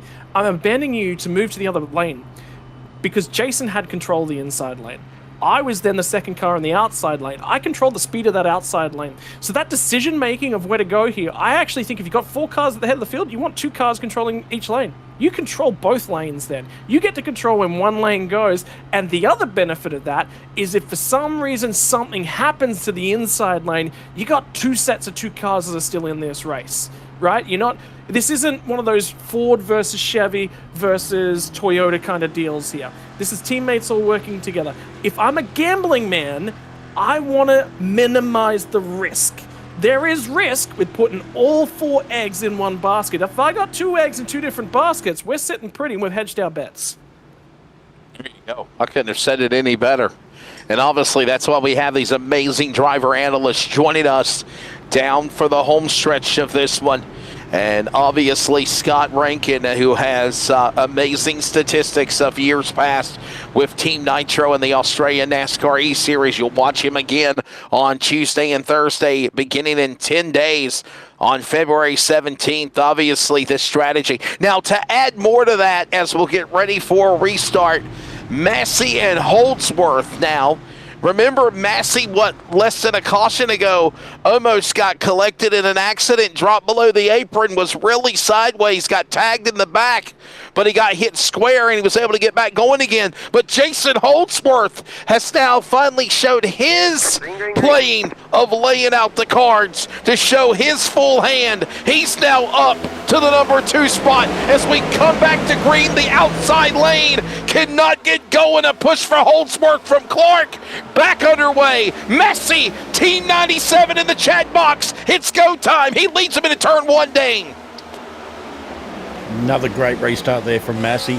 He has definitely stepped it up tonight with the restarts, but you do see the number 8 there of Holdsworth just slide back down the track. Still too wide, 5 cars back, so we'll see those guys start to make their way forward. But as Oldenjack gives 97 a nice little push just to try and keep him out in front, that Highline for me, whereas that Highline is looking pretty slick tonight though. 425 miles in this race when they come to the line next time by lap 170 and 30 to go. And Nigel, we're now seeing 3 cars of Massey. Yeah, Dave-O, I'm not going to try to say his last name again. I thought I was saying it right. Only in check, and followed by Holdsworth. They're now trying to scamper away from these guys of Zader and Great Head on the back straightaway. And that's when you look, oh, a little bit of a touch there. And as you can tell by these cars at the moment, if you was watching about 10 to 20 laps earlier, Scott did explain how these cars do draft, and you can see the way that Jason Holdsworth, Dave-O and Massey are working at the front there at the moment. They're just getting a little bit of a lead on the other cars in the head, but we'll see other cars start to come out soon. I can't quite see in the orange car there, that's the Vermilion cars. He's just been dropped back into that inside lane again, so he'll go all the way back. But I don't know, I'm not ruling them out yet. Anyone out yet? This race isn't over yet. Anyone from 1st to 17th can still win. There's a big push there from Dave-O on the number 1 car of 97 car of Steve Massey. It's only in check now, down on the inside, guys, as he makes a push again on Massey. Holdsworth in tow, and then it's going to be Zader. And remember, Zader with the issues he had earlier, he's now right back up in this battle in the top 5 as they work their way again off turn 4. You're on board with Holdsworth. He's in 4th. I want to say our man slingshotting to the outside. Nick Burling has made little ground at some points and massive amounts of ground at other points. But all I ever see him do, builds up a massive run, goes to the outside, wait for it to peter out. Build up a massive run, go to the outside, wait for it to peter out. He just never settles. This is The like a thing kid is- with ADHD. Watch this. Yep, I gotta run. I'm going somewhere with it. Oh, the run ran out. I'm gonna wait. I'm gonna build a run. I'm going somewhere with it. The thing also as well there, Scotty, is the 97 car of Massey, because he's leading at the moment, he's flat foot. If we do get some green-white checkers, which I think there's 3 green-white checkers tonight, he may be in fuel trouble still. So he has to look at conserving fuel as well. So this isn't over yet. If this does get, if this stays green up until the last 4 to 5 laps, this whole strategy goes out the window still. But under 30 laps to go, you have got to start getting your pawns and chess pieces in order, because Mr. Snadden, it is time to declare checkmate on the field. And to do that now, you have got to show your strengths. If you have been playing back, playing possum, staying out of trouble, but you want your shot at the money from CT Electrical, you've got to get to the front now. It's now Ole and Jack knows it. He's going to go after Maxey on the high side. Lap traffic, clear a path. They now run each other now out of turn 4. He'll stay to the high side and let these guys race for the finish. Oh, somebody just wobbled. Great head outside there, 4th, maybe up into 3rd. He's got a bit of help from behind. That's what he's going to need to run that high side. Slipping back. No, there we go. So that's that aero advantage that we're talking about. But as we say that, Haagen-Dazs, we've got some Krispy Kremes coming in for a push. That's what he's going to need to make his way forward, as that little bit of a gap to the top 3 out in front has happened. Not that the boys behind will take long to catch him up, but 27 laps to go, Wes. I'm pretty excited that we will see 2-3 wide racing pretty soon. When the red light cuts on at your local Krispy Kreme, it means hot and ready for this guy with the red light on. It means let's get to the front, hot and ready to climb. He is doing that as the 93 has worked back out of the top 10, picks off another couple of more positions, Mr. Rankin. He's now in 7th as we close in on 25 to go in Daytona next time by. So one of the things I just watched in that last little opportunity right there was you saw Fitzroy Beaumont and Lewis Greathead, and they were both trying to create space for them to drop back in. That's what created the huge hole in the pack, and eventually they just had to abandon that plan. So the Vermilion cars are now split up. They're not working together at this point in time. Greathead, I think, is back with Ruben Phelps at this point in time, or in and around that sort of grouping. No, yeah, he is. He's just he has managed to regroup with Josh Horton. So again, teams getting together. You won't make a run yet, but you want to start grouping up. So the run they're trying to build is they want to pick up Fitzroy Beaumont. Well, Beaumont is 4th in the queue. They're not making ground on him at the moment. They've got to find some help to get there.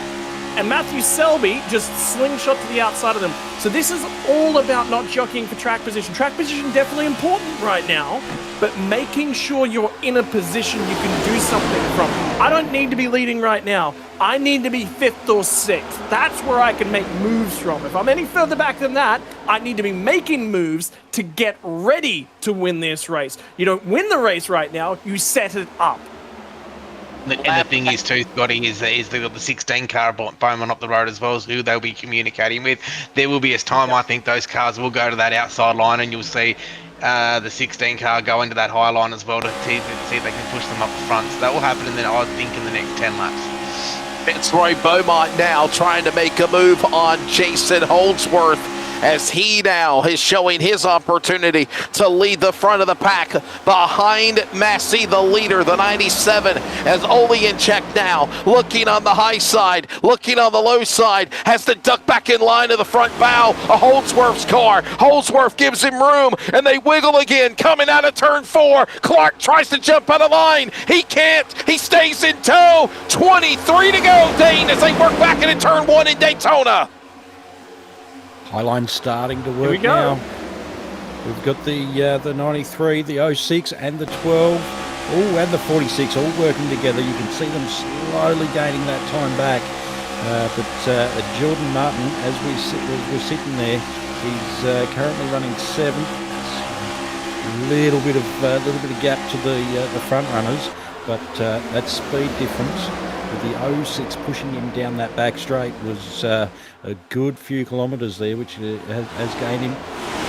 the position as he cuts down boy. and Boy. leaves him high and dry. Dane, I'll tell you what, though, Mr. Rankin, 93 Clark, it feels like he's losing power. Martin in the 93. Martin is now holding everybody up behind him. That is going to start getting crazy there for Help Zader and company, trying to pass him going into 1 and 2. That wasn't damage. That wasn't loss of power. That wasn't loss of performance. That was games. That was all about draftsmanship. That was setting it up. What they were trying to do was get the 93 into a very specific spot. To do that, they had to back the field up. Now you're going to see a big check up in that bottom lane. That was all kicked off by Joseph Zader in the number 9. I was just watching him. He backed off of Fitzroy Beaumont, left a huge margin. There was some communication that happened because at that exact point in time, Jordan Martin made a huge run on the outside. That was all predicted, planned, set up, and executed. They took Ruben Phelps with them. Hey, now they've just made a friend. They've made an ally. Phelps will go with those guys if they want to make some more. Now Phelps, Zader, Greathead, Wellman, and Major have now just been able to enter into the front pack as they work their way. There's Ruben Phelps. There's that primer yellow 06 entry, TWR entry, started 14th, now into that 6th position now as they work their way up the 31 degrees of banking. And look at now the Krispy Kreme machine. Martin, do you go high? Do you go low? Like the great techno song, where do you go? Right now, if he jumps up high, he's going to pull the block on Greathead. They're going to come to the line. And for those of y'all that complained about NASCAR not being in Daytona for the Clash, back in the day when they did, 20 to go, 50 miles remain. That was the distance, and that's what's left here in this race tonight as they go back into turn 1 with now Massey holding off a big charge from all the guys on the bottom, and Greathead now snaking, trying to start something up top, and he just got hung out to dry. I'll tell you what, that was bait. That was a setup. And for Jordan Martin, all he was trying to do was he was just trying to bait. Is Fitzroy going to go? Is Fitzroy going to go? Is Fitzroy going to go? And then, eventually, Greathead took the bait. And now he's actually lost ground from that move. Eventually, he got some help. And he's actually going to start building some momentum again. But he needs another car. Look at Jordan Martin. He's just moving around. Just being a pest in that mirror. We call him being a pest in that rear view mirror. He is absolutely feeling it. You know, these cars actually have the onboard rear view cameras IRL. We don't get them in the sim. We've just got mirrors to work with. And all it's done is break the outside. The outside starts to form, then it falls away again. Starts to form, falls away again. He's just playing games. This is what you do on super speedways. It's not out-and-out racecraft. It's a completely different set of rules. It's good to see Nick Burlington's finally learnt to stay on that yellow line as he tries to move his way forward. But Massey out in front. But Davo is bringing the heat right up in behind there. Jason Holdsworth, number 3. Beaumont in 4th. Martin 5th. Phelps 6th. Zader 7th. Wellman 8th. Major in 9th. And Selby still holding strong in the top 10. By the way, Nick Burling, Chris Bleakley, Lewis Greathead, Joshua Houghton, Keith Hackney, Aaron Dorman, and Matt Raymond. 17 cars on the lead lap. And Nigel Siddell, as I always say on the home stretch for broadcasting with eNASCAR Australia, if you are on the lead lap at the end, you are in it to win it. And any of these guys have got a shot to do that. Here comes the runs. That's 100%, and the strategy will start to play out as well. There's 3 nitro cars on the bottom there in the top 3. Then you've got the Vermilion car of Beaumont, and then you've got another nitro car. Then you've got an SRM, Nitro, the Sim Boys, and then you've got AWR as well, the first in the top 9. When the strategies will start playing out, and this is a question for our analyst Scotty here at the moment, is when do those top 3s try to block all 3 lanes? Because a run from that outside is going to come very, very shortly. They're playing good right now. I don't see they need a world to block right now, but everyone else will be starting to size them back up. This also, by the way, is really, really unique. This is a one-off Daytona 500. There's a one-off prize. Think about this from a league perspective. I'm just looking at Aaron Major at this point in time, the waffle. And all I'm thinking is, if I was in his shoes, hey, that's 9th place. That's great points. I'm banking those points. I'm never moving from the bottom. But this is a one-and-done race. The result at the end of this, it doesn't matter. You're either first or you're last. So you're going to make more aggressive moves coming to the checker than if this was a league race. Why? I want those points. I don't need points. There's no points tonight. There's just cash, boys. Yeah, $250 going to the winner again of this race, and obviously more money that has been given out through the field for everybody, at least on the podium, to get for this race. And by the way, for the people that are donating for the bushfire donations for Victoria, thanks to Give It, they're now almost close to $700 now raised, a couple of dollars shy of it now. They only had a $500 goal. They've almost $200 more than that, as here they come to the line. 15 laps remaining, 35 miles to go. Mr. Snaden, as they work their way with Massey, the green machine leads them here into turn 1 at 31 degrees. 3 wide in the back of this group there for a split second. They still haven't managed to make this this top groove work. As Scotty been saying, we need at least 3 to 4 cars to work together. I feel they can make their way forward, but there's just no commitment from these guys. Greathead sort of stayed down. He's come up, he's stayed down. He's made a couple of spots back from losing all the momentum earlier. But as you can see, the Krispy Kreme cars there has lost that momentum, quickly comes back to the train. So you got to stick close to that yellow line by the looks of it, as we see another couple of cars on that high line. They're going to try it.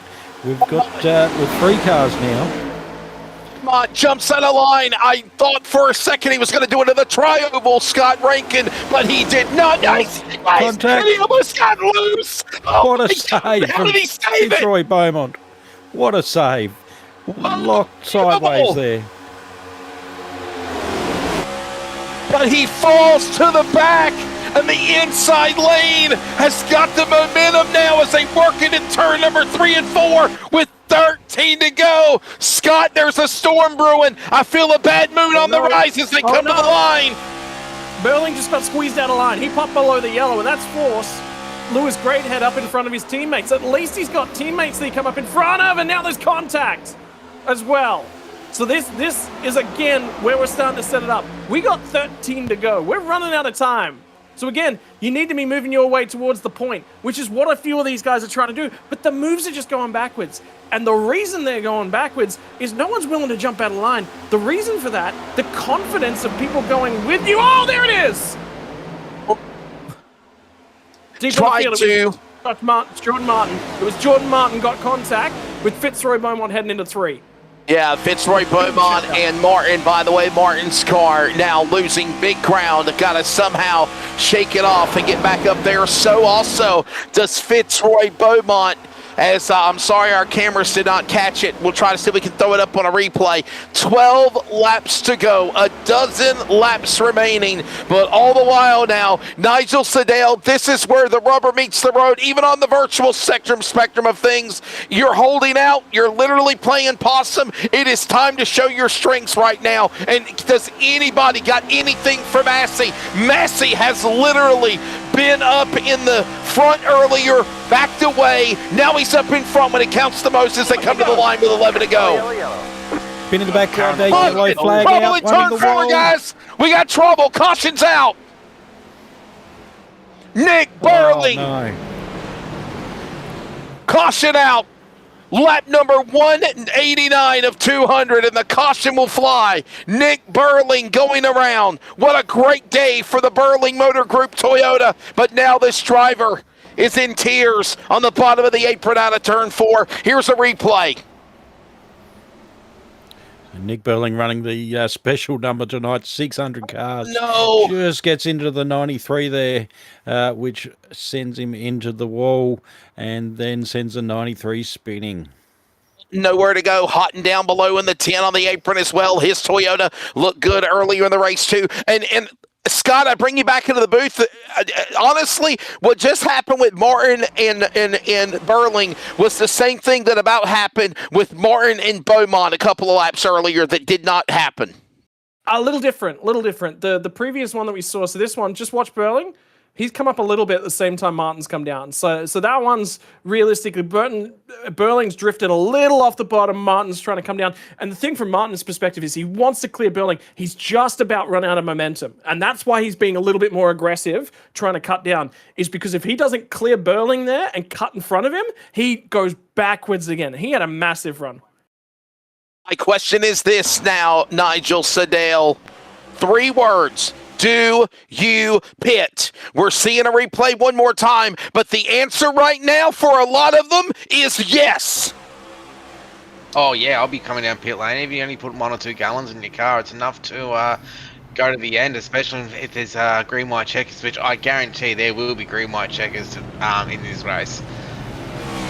Dave Oleanchek did not come down to the pit lane. He will now be showed as the new leader. Jason Holdsworth did not pit. Neither did Ruben Phelps or Gary Wellman. Everybody in the top 11 did not come down, top 10 did not come down to the pit lane. But Scott, I'm sorry, Dane Snadden, everybody behind with Massey, Houghton, Hackney, Zader, Raymond, and more, they did come down to the pit lane ready for the finish of this one. And it looks like from the last pit stop info, a lot of these drivers were, just gas and go. Ruben Phelps did take on 4 tires, if that information is accurate. For a lot of these guys, they just got fuel. They're ready just in case this goes to overtime. Tire's not going to make that big a difference there, unfortunately, but it is that fuel, as I was saying. If you go for a couple of green white checkers, that can use quite a lot of fuel, so the fuel is the major concern at the moment. 26 laps for Davo there since the last pit stop, so I think it was about 40 laps, so 14 laps in a tank. If green white checkers happens a couple of times, he might be in a bit of trouble. You want to add to that? Yeah, I did. There's a couple things, and I'm actually going to reference a Dale Jr. quote, because everybody loves a good Dale Jr. quote. You take tires at Daytona, it's so you can make the moves. Do you actually have all that much grip? The tires wear all that much? No, but it gives you the confidence to move the car around and place the car a little bit better when the tires are fresher. And that's what a few of the guys will be thinking.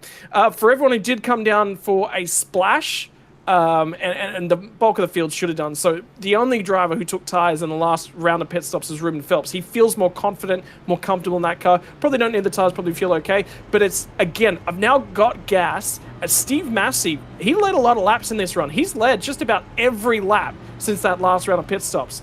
Again, that challenges the car. You've got to have your fuel burn right. He was right on the leading edge of that fuel window to make it home. So if we did get a green-white checker, he was the only car in trouble. Every other car in the field was good on fuel. He was the only one with a question mark, and that solves that now. Certainly does.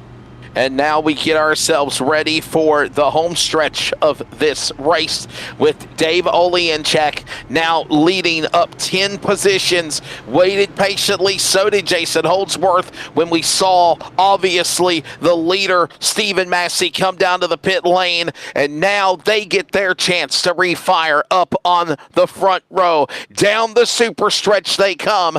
It is Oleanchek, followed by Holdsworth, Jason Holdsworth second, Ruben Phelps, Gary Wellman, Aaron Major, top 5. Matthew Selby, Chris Bleakley, Fitzroy Beaumont, Lewis Greathead, and yes, Aaron Dorman, Mr. Snadden, has moved his way back into daylight, back into the top 10. He's been in and out of that top 10 all night. Has been good to have his perspective on board as we've been going along the race. It's a bit disappointing that he's not going to be in here for the last 10 laps.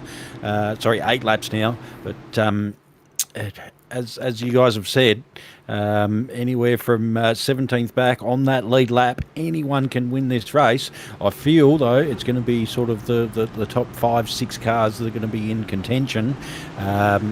You've got a couple of big movers, so Beaumont and Greathead have slipped back a little bit. They're back 8th and 9th position. They've had a bit of issues in the last run, not being up the front. So as we go into green flag. This is going to be the one, Wes. This is what's going to decide it. This be the final restart. We'll find out now. With under 25 miles remain, here they come to the line. It is 8 laps to go. Oleanchek will get a great restart over Holdsworth. Knock them down on the bottom doors, Phelps and Wellman. And here comes the sound of the cannon. They know it's go time. Here they come, Rankin, and it's about to get crazy, spicy, chaotic on the back straightaway. Yeah, spicy and sorry, you go. You want a feel-good story? Tom LaPrake. commonly known by Phantom by all his friends. Another one of the Aussie Wide Racing crew. He was 5 laps down at one point. He's at 1 down. He wants to see a yellow flag because he gets back to the lead lap. That's all he's hoping for. We see 1 yellow, he gets back in the game. Late race caution can change everything, Nigel, as here they come, storming through the tri-oval. There's banking even in the tri-oval here, but not as much as climbing 31 degrees, and they're at full speed. 7 to go, my friend. They're in turn 2. Sideline come out. Ruben Phelps is trying to get out there as well. Those Vermilion cars, they're going to try to go around him. Yellow, yellow, yellow. There it is. Look out! Phelps has crashed! Phelps! Great head! Others involved! Trouble! Oh no! But looks at that replay, it looks like the 06 car of Ruben Phelps couldn't pick a lane and was indecisive, and that's what caused the accident. I could be wrong, but that was what I saw from the... Here's a look at it. There, by the way, that's the 45 Wellman on the inside of Greathead. There's the 06 of Phelps. Scott set it up for us. You've done a phenomenal job as our driver analyst since you popped in the door here. Just a chain reaction crash that started from a bad bump draft on the left rear to the machine of our buddy of Phelps, and nowhere to go as it blocked the path. But the big thing you got to think about in these incidents as well is the air moving over these cars. This isn't a race car that's moving along, perfectly in nice clean air like your car does on the road. Any little wheel movement, you feel that straight away. He's all of a sudden got a ton of downforce on the right-hand side of his car. And at this point in time, this is go time. We got 8 laps to go. You're going to try and get to his outside. That's effectively what's happened. Ruben, again, if Ruben wants to block that, no problem. But block it aggressively. Block it all the way. I think he stuck the nose out unintentionally. The first move to move up to the outside, you could also see him start to come back down the racetrack. There was a hole there, and Lewis Greathead's going, well, it's 8 laps to go. I'm filling that hole. That's the big thing about racing at Superspeedways. You have to take advantage of any opportunity. See, he's just hesitating. You can't do that late in a Superspeedway race. You cannot do that. Sad, I bring you back into the fold. You've been with me since the drop of the green. We saw situations like this happen to Greathead and even to the driver of Wellman earlier in this race where, they're up there and they're mighty hesitant, but they're in the snake's patch, as my friend, Mr. Excitement Jimmy Spencer calls it, the snake's patch. That's the war zone, if you will. And obviously, now you've got to do everything you can to rush to the front. Before that accident happened, they were already starting to go 2 and 3 wide. You can see that the storm was forming, and then all of a sudden, one little bump draft changed everything. And a lot of cars, thank goodness they've got a fast repair if they've got one. But now down at the finish of this race, it's going to just absolutely amp things up more being under yellow with the laps counting down. Mate, it's been a battle of attrition all night, Wes. I think from the green flag 196 laps ago, there's been carnage all night long. If you've managed to hold onto one of those fast repairs up to 196 laps with 4 to go, you are the man, because that might come into play, especially with the action that's just unfolded. I don't know, Wes. It's I was hoping we'd get a green flag out of the last 8 there. We might get a couple of green-white checkers coming up pretty soon. Caution breeds cautions, Wes.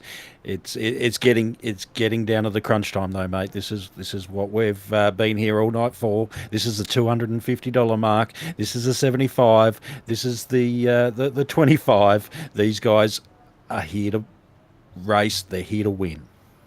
Jokingly say this all the time, Nigel, to guys like in regards of Scott Rankin or, obviously Lewis Greathead or obviously Holdsworth or Dane Snadden, who races normally. Great job joining him up in the booth tonight. And I jokingly, I say it in my head right now, Nigel, let's just skip 195 laps. Let's just drop the green, run a 5-lap shootout, and decide what happens, because 9 times out of 10, that's the story, right? It always leads up to an exciting virtual climax to determine what the outcome will be for this race, and I think we're about to set them up, mates and mateys in Aussie World, for another exciting one to take you to the midnight hour. I think so. It's, you got Davo out in front and Jason Holdsworth. They will be both the inside and outside lanes. But then you look at like guys like Gary Wellman, Chris Bleakley, Keith Hackney, Joshua Hodgson in 6th place in the 10 car. These guys are not, those guys are still not out of it yet. And don't forget Massey as well. Led majority of the laps tonight. He's stuck in the top 10 as well. But I don't know, Scotty. Can these cars go 4 wide? I think they can. They can. I think they will. Scotty, to add to that, Scotty Rankin to add to that, lights off for the pace car, 1 to go, coming to green next time by. To add to that, my friend, is it good right now to have your friends out there, right? When is friends going to become enemies or frenemies as we move into this restart coming up? Yeah, you definitely want friends now, but you're going to be aggressive. You're going to throw your teammates to the wolves to try and grab a win here. Remember, though, I said a caution ago? There was one lucky dog separating Tom LaPrake from being back on the lead lap. Guess who just ticked that box? He is back on the lead lap. He is in it to win it with a couple laps. So he has sat there and been 5 laps down for the last 80-odd laps or so that we've been here, Nigel. That man's in it. That's what it's all about, these super speedways. If you get a lucky break, you can still come back and cause a bit of damage. And I think you can. I think 100% you can. Oh man. Olgie and Zach, Scott coming for a restart. Is he a sitting duck, you think, or does he got the power to put that NASCAR Heat 311 to the victory lane here? He's been quick all night, and he reads, and you don't win as many races as he's won and not have the experience to ride this one through. The thing is, how much has Dave raced around Gary Wellman? Because Gary is one of the most aggressive guys you're ever likely to see. So the top 4, there's a couple of unknowns here. Chris Bleakley, also a guy who's going to just be aggressive, and Chris isn't a major experienced oval driver, but he does have some speed. I actually drove alongside of him at Team 19 for a little while as well, so he's also there. Think about Hackney, who's in this one as well. Look at them all jumping out of line. They want to go. Flag, 3 laps to go here in Daytona. Could we see overtime? Money's on the line. It's on the table. Olgie and Zach on the bottom, holding off the likes of Wellman and Hackney, and here comes Holdsworth, and Nick Burley's going to go to the outside into turn number 2 there, Dane. Unbelievable. Huge nose-to-tail contact between everyone on that restart. As you said, Nick Burling on the outside, that Highline. They're gonna have to try and make that work. Coming in with 3 laps to go, but just with the amount of contact you're seeing there on the screen, guys, I feel something's going to happen once again. 3 wide with Nick Burl, and hope he's pulled back into line there, but. We just passed the 3.5 hour mark of this race. The penultimate lap is upon us now. Olgie and Zach trying to hold them off with Wellman and Hutton, and they're all scattering, looking everywhere they can to find a move there, ranking out of turn 2. Yeah, Steve Massey just made a big move bottom to middle. Jason Holdsworth was banging doors with Fitzroy Beaumont. Selby was the guy. I saw him wiggle out of line a couple times, but there was a hole. Holdsworth gets hooked up straight away by Team Nitro. Yellow. Like the parting of the Red Seas out of the Bible that would make the Philistines or the Pharisees blush, found a way to drive down from the top to the bottom and miss this race. If Burling has 9 lives, Nigel Sedale, he just used them all right there. Unbelievable. I think every driver used a few lives. Then I think Jason Holdsworth, he'll have a couple of parts. I think he'll have a parts repair left. I'm not sure how many of these others will, though. They'll head down pit road, get as much damage as they can fixed up. I'm not sure what these cars are like. Yeah, I'm not sure what these cars are like with any damage. That's a question I'm not sure of. But yeah, if they got a little bit of damage, if they're actually going to move around, or they got to be still competitive, that will be something we'll see. Yeah, in the next couple of laps is who comes down pit road. We'll wait and see. God, was Hackney holding up the outside lane, and that's why everybody aggressive and said they got to go, and that's what happened and started that crash? What do you think? There was a check, yeah, and Jason sort of wiggled around, and the problem was Massey had a run at that right exactly at that point in time. So you'll just see some Hackney's gotten a long way out in front. This is really bad because when you get a long way in front, you carry a lot of draft. You get a huge amount of what we call overspeed or catching ability. It's called a run as well sometimes, is when you separate. And you just see Jason gave him a big shot, pushed him a mile back out in front again, and then Massey didn't recognize that's what happened. And Jason he's moved a foot. And I mean a foot. He has moved a foot. And that's all it takes to be slightly off to the right, slightly out of sequence, and the run comes from behind. You could just see that Massey tried to dive to the outside to try and take that run. It's 3 laps to go. Unbelievable. You got to take a run. And Massey came from the rear of the field to get to like 6th. And then he was trying to take a run. It's 3 laps to go. It's Superspeedway racing. You just got to take a shot when you can. Dean in the production truck, I'd love for you to go on board with Nick Burling on the final replay. I want to show y'all just absolutely what a phenomenal job. Here's a look from turn 3. Now let's go on board with Nick Burling. Watch this, everybody. On board.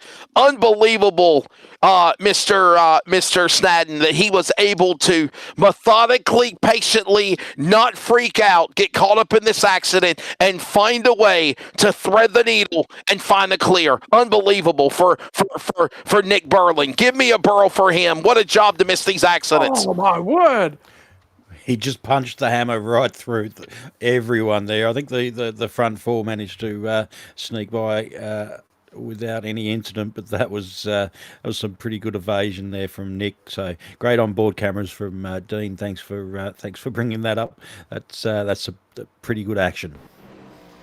Great head chiming in on the chat box. He's obviously frustrated, and one of the things he said, and I quote, these cars at a super speedway are terribly holy, and what he means by that is just talking about the handling of these machines and trying to find a way to negotiate with them. And I was going to ask you that question, as I mentioned again earlier, to set up overtime here with Dave Ole and Jack leading the way.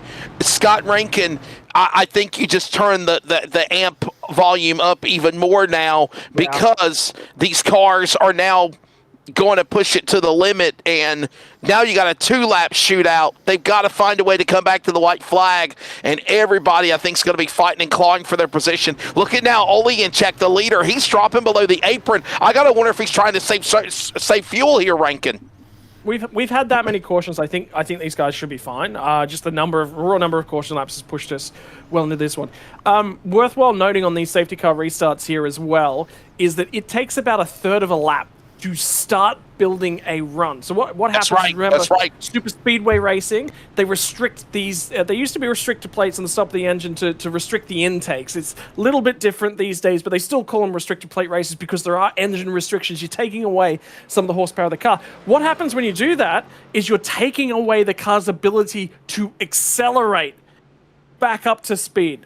So the big thing is that takes longer for the car to overcome the aerodynamic drag. So if you lift off the throttle, this is a big thing about Superspeedway racing. To build a run, you actually have to lift off the throttle, back off a little bit, because you want to gap. You build momentum up, and then you can shoot to the outside with the overspeed. It's slingshot, engaged. We've heard that terminology in Talladega Nights before, where that was really coined, but it is really, really important that you back yourself up a little bit to build a massive run. If you're right on the bumper of the car ahead, you can't get any overspeed. You can't get out and around and alongside of them. So it's critical that you do back off. It takes a long time. Once we get up to speed, we're basically at the end of the first lap. That means you've got maybe 2 opportunities to build a run to the finish line. Yeah. That's how you manage a green-white checker. You've got 2 chances to build a run, get momentum, lose momentum, build a run again. And if no one goes with you, you only got 1 chance, because you need someone to generate that momentum with you. So think about that in a green-white checker. Greenhead chimes in and he says there's just no opportunity to pass compared to Xfinity. You try to go for a move and you need 5 cars to go with you to do anything. And to add what he said about the restrictor plate not being on these cup cars, because remember, iRacing tries to mimic what is the NASCAR simulator. If you checked out the Ram Drive Race for the Seat, which my buddy Minnie Tyrell won that last night, these cars have tapered spacers now. It is like a restrictor plate, but the tapered spacer allows more airflow to the engine, just like in a real next-gen Cup car. The same is used in these cars as they come to the line. Overtime. Attempt number 1, Ollie in check, followed by Hackney. Hackney's going to push Wellman up in the fence somehow. Oh my goodness, and it's go time in Daytona, and they know it. The run for the money is now. Davo out in front, Hackney right up in second there. Did see a couple of up and down moves from Zeta and Horton, though, to figure out where they were going to fit themselves into this this group. But making a run on the outside.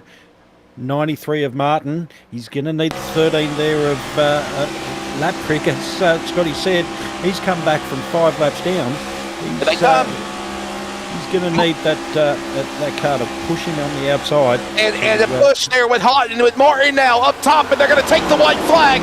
White flag, 1 more lap to go. This is it. And now Ollie and Check goes spinning. Davo out of the game. Hackney to the lead. Martin now. Krispy Kreme for everybody. As now they're crashing behind them again. Here comes LeBrake.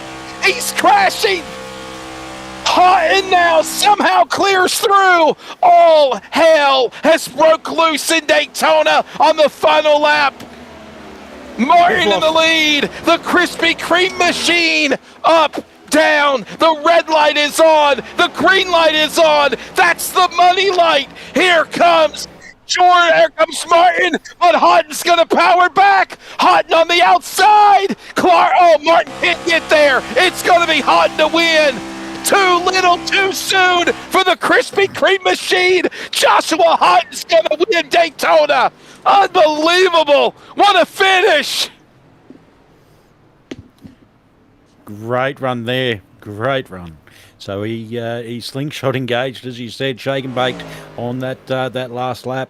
There was major chaos as we see the fireworks on the back straight going off. But 10 cars at least taken out. At the stroke of 10 p.m. Sydney, Australia time, Brisbane time for 9 p.m. on a Saturday night. Tonight, 6 a.m. USA, North Carolina time. The checkered flag falls on a race that lasted 3 hours and 40 minutes. And it had any and everything. Look at the finish. Look at Houghton. Nigel, what happened? Did Martin pull off? Did Jordan Martin think he had the race won? And then the draft from Houghton came out of nowhere between the Jordan Joshua show. Unbelievable. Great win in the end. I think he might have just lost a little bit of power. He may even be out of fuel. I'm not too sure what's happened there, but congratulations to Josh from winning as well. What a great hang on. There's a post-race penalty. There was a black flag for something Josh Horton did on that last lap. Did he get the pit lane exit cone? I think Josh Horton is being penalized. Unbelievable. Guys were being told he hit a cone on the pit exit. Hang on. It wasn't the cone. Sure. Is it Houghton or Martin that got penalized? It's Horton. It's Horton that got penalized. It's Joshua Houghton, the winner. So Joshua Houghton, understanding, might be under penalty. Can you give us more of an idea what's going on now, Scott Rankin? We're trying to assess it. There was a penalty at some point. I just went and watched the last 2 laps. I can't see anything. I can't see any reason for a penalty. So that says to me the penalty came from prior to the final restart.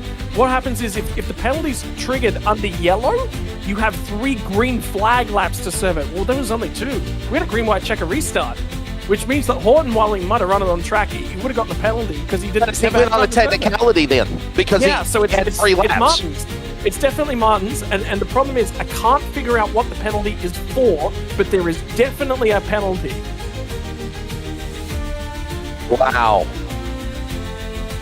Controversy at the end of this race, much less the crazy chaos and mayhem that ensued on the Virtual World Center of Racing to determine the Superspeedway specialist, Daytona500. I think I found it. I just found it. I think Josh Horton hit the incident point cap. That's a drive-through penalty. Oh, you're exactly right. You know what? You're exactly right. We had something happen the other night in Nazareth where somebody hit the incident point cap and their race was taken away because they had too many incident points on the checkered flag. Unbelievable. And the Krispy Kreme machine is going to win this race because Joshua Houghton had too many incident points. Jordan Martin is now, I guess, Mr. Snadden, going to be showed the winner of an unbelievable NASCAR Australia broadcast here tonight for this race in Daytona. What a finish. Controversy at the end, but there is rules. That's why we all play the game. That's just heartbreak there. Last lap to lose the win, but still a great ending to the race there. Wow. But yeah, Dorman third. We'll check in with Aaron Dorman. We're going to talk to him anyway to close out our show. We're going to be able to talk to him in race driver mode because on no tires, one set of tires, I believe he ran in overtime, and he still turns around and finishes on the podium. All right, so here we are now. Let's set up what's going on as we get you into post-race.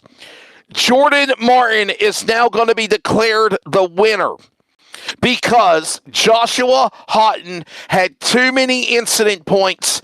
He was penalized on the last lap. Because of that, again, he is disqualified, or basically tail end of the longest line, I guess. I'm not sure what the call will be. Jordan Martin is now going to be scored the winner in the Krispy Kreme 93. Jason Holdsworth will finish second. Aaron Dorman third. Thomas LaPrake will finish fourth. Nick Burling, how about a job for the Burl man? He'll finish in the top five. Joshua Houghton, Fitzroy Beaumont, Joseph Zader, Dave Olianchek, and Keith Hackney, Dane, are going to finish in the top 10 when this race finishes. And there is a look from the awesome, great updated graphics from our buddy Bigglestein Hopton of what all the cars look like, how many laps they led, the gap at the finish, and obviously there are your top 10. You got the rest of the finish in order. I think Dane's there at the moment, so I'll do it for him though. Yeah. As we go to the 11th place car, I'll wait till Dean just goes up. There we go. Thank you, Dean. Gary Wellman. He led 28 laps tonight. He finishes in 11th. Matt Raymond. He finishes in 12th with Steve Gerber in 13th. Steve Massey. What a night he had. He led all 43 laps, just close to a quarter of the race there. Finishes in 14th.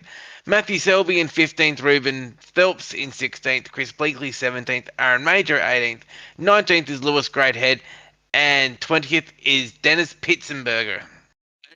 And the rest of the finishing order will find Trent Lavelle, followed by Mike Augustine, Vladimir Brazgalov. And Brazgalov, by the way, did really good at the beginning of the race, and then he fell back with crashes at the end, 23rd. Ben Faulkner as well in the subway ride made some noise earlier. He falls back into the top 25 at 24th. John LaPrake, Kevin Clark, and that is the rundown of the 26 drivers from America, Austria, and the US of A and Australia that competed in tonight's event. We are going to grab Jordan Martin, Jason Holdsworth, Aaron Dorman, if they are available. We will bring them up. Nigel, Dane, Aaron, Scott, all join us for post-race commentary as we head to the finish. Look at this race one more time. Here it is, the finish of this one.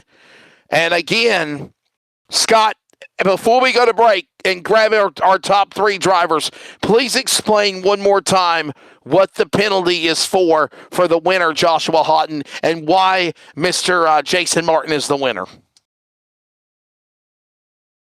Okay, so I just went and dived back into it. Jordan, go ahead. Yeah, I just went back and watched the entirety of the last lap, and basically, so I'm assuming this is the start of the last lap right here. Watch this next checkup. keep your eye on the 74 car. He's going to try and take that run and do something with it. And the problem is that gets immediately into the back of the 6 machine. That unsettles our race leader, and you're going to see Davo exit stage left right here. That was an incident point because effectively at this point in time, Josh Horton's making contact with the rear bumper of the car ahead. The problem at that point in time, that's enough for a black flag. He's going to get another 4 incident points here in just a moment. There's a second moment here. They try to go 3 wide, and the 74 machine moves up to the middle. Here comes Fitzroy Beaumont, the 16 with the run in behind. He gives another bump. Unfortunately, that sends the 74 high. They all start getting into each other. Watch the 10 car here. He's going to pick up another 4 incident points as all these cars get into each other right here. Around goes Tom LaPrake off the front end here. Watch the 10. A little bit of contact from Burling there. Little bit of contact here in just a moment. There was a tiny scrape in the middle there. He gets a at-fault penalty of 4 incident points for everything that went on there. 8 incident points in the space of a couple hundred feet. And that's enough to give him a penalty. And how about, by the way, look at Jason Holdsworth.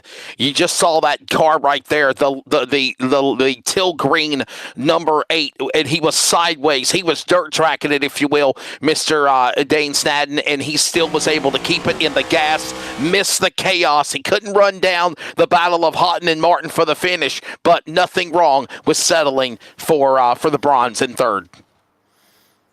We managed to keep Dorman off there at the end as well, so that was really good there.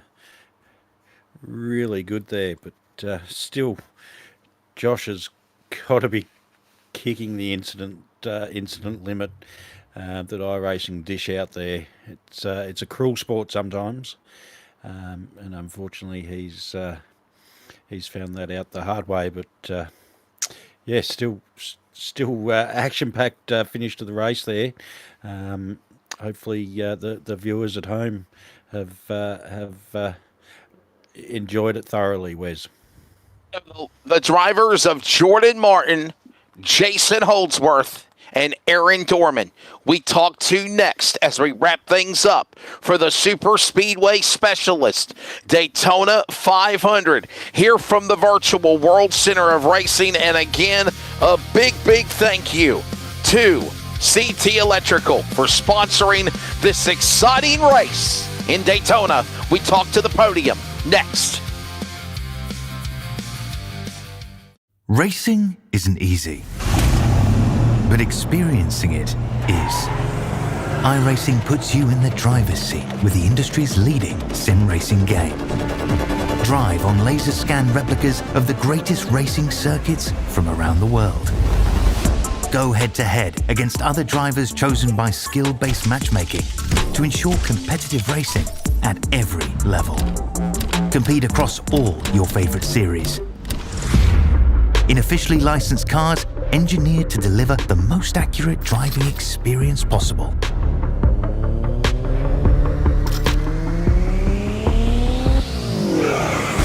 Join a race or host your own with players from across the globe. Race against the computer or in a league with friends. Feel the thrill behind the wheel. Visit iRacing.com.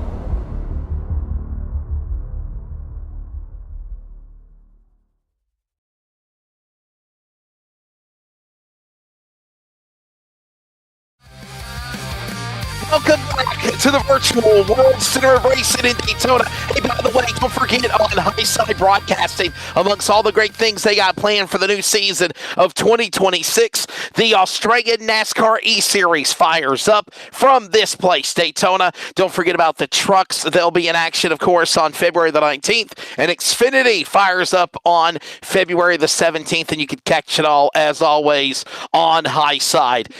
Let's grab the winner, Jordan Martin, the Krispy Kreme machine, gets it done. And it was controversial, Jordan, but at the end of the night, sir, you win probably two victories. You probably have the vote as the broadcaster's favorite car, and I am hungry, and it is 6 a.m., so I might DoorDash some Krispy Kreme donuts back to home in North Carolina. And number 2, you win this race, obviously fighting, clawing all the way to the end. Highs, lows for you at the end of 500 miles. Congratulations. I appreciate it, man. I'm hungry myself, and I'm a Krispy Kreme eater myself. And after I get done here, I'm going to Krispy Kreme to get me a dozen because I know that hot sign is gonna be on. But it's just the race was just crazy, you know. It was a lot of action packed, a lot of crazy wrecks, definitely there at the end. But we managed just to, had a couple, got involved in a couple, and got the car repaired, got back out there and tried again, and we just came out victorious. I knew the car behind me, the 10 car, had a black flag, so I didn't really fight him going to the line because of the black flag, knowing that I would get it back. So, um, I just, I'm just happy after 500 miles, I've crossed the line first, so I take it. What did you think, Jordan, when the sea parted behind you in the rear vision mirror, mate? Was that a bit of relief on the last lap there? Oh yes, big relief because I mean, yeah, I had help up there with my man in the 74 Zader 6 and 311. We all, and we all working together.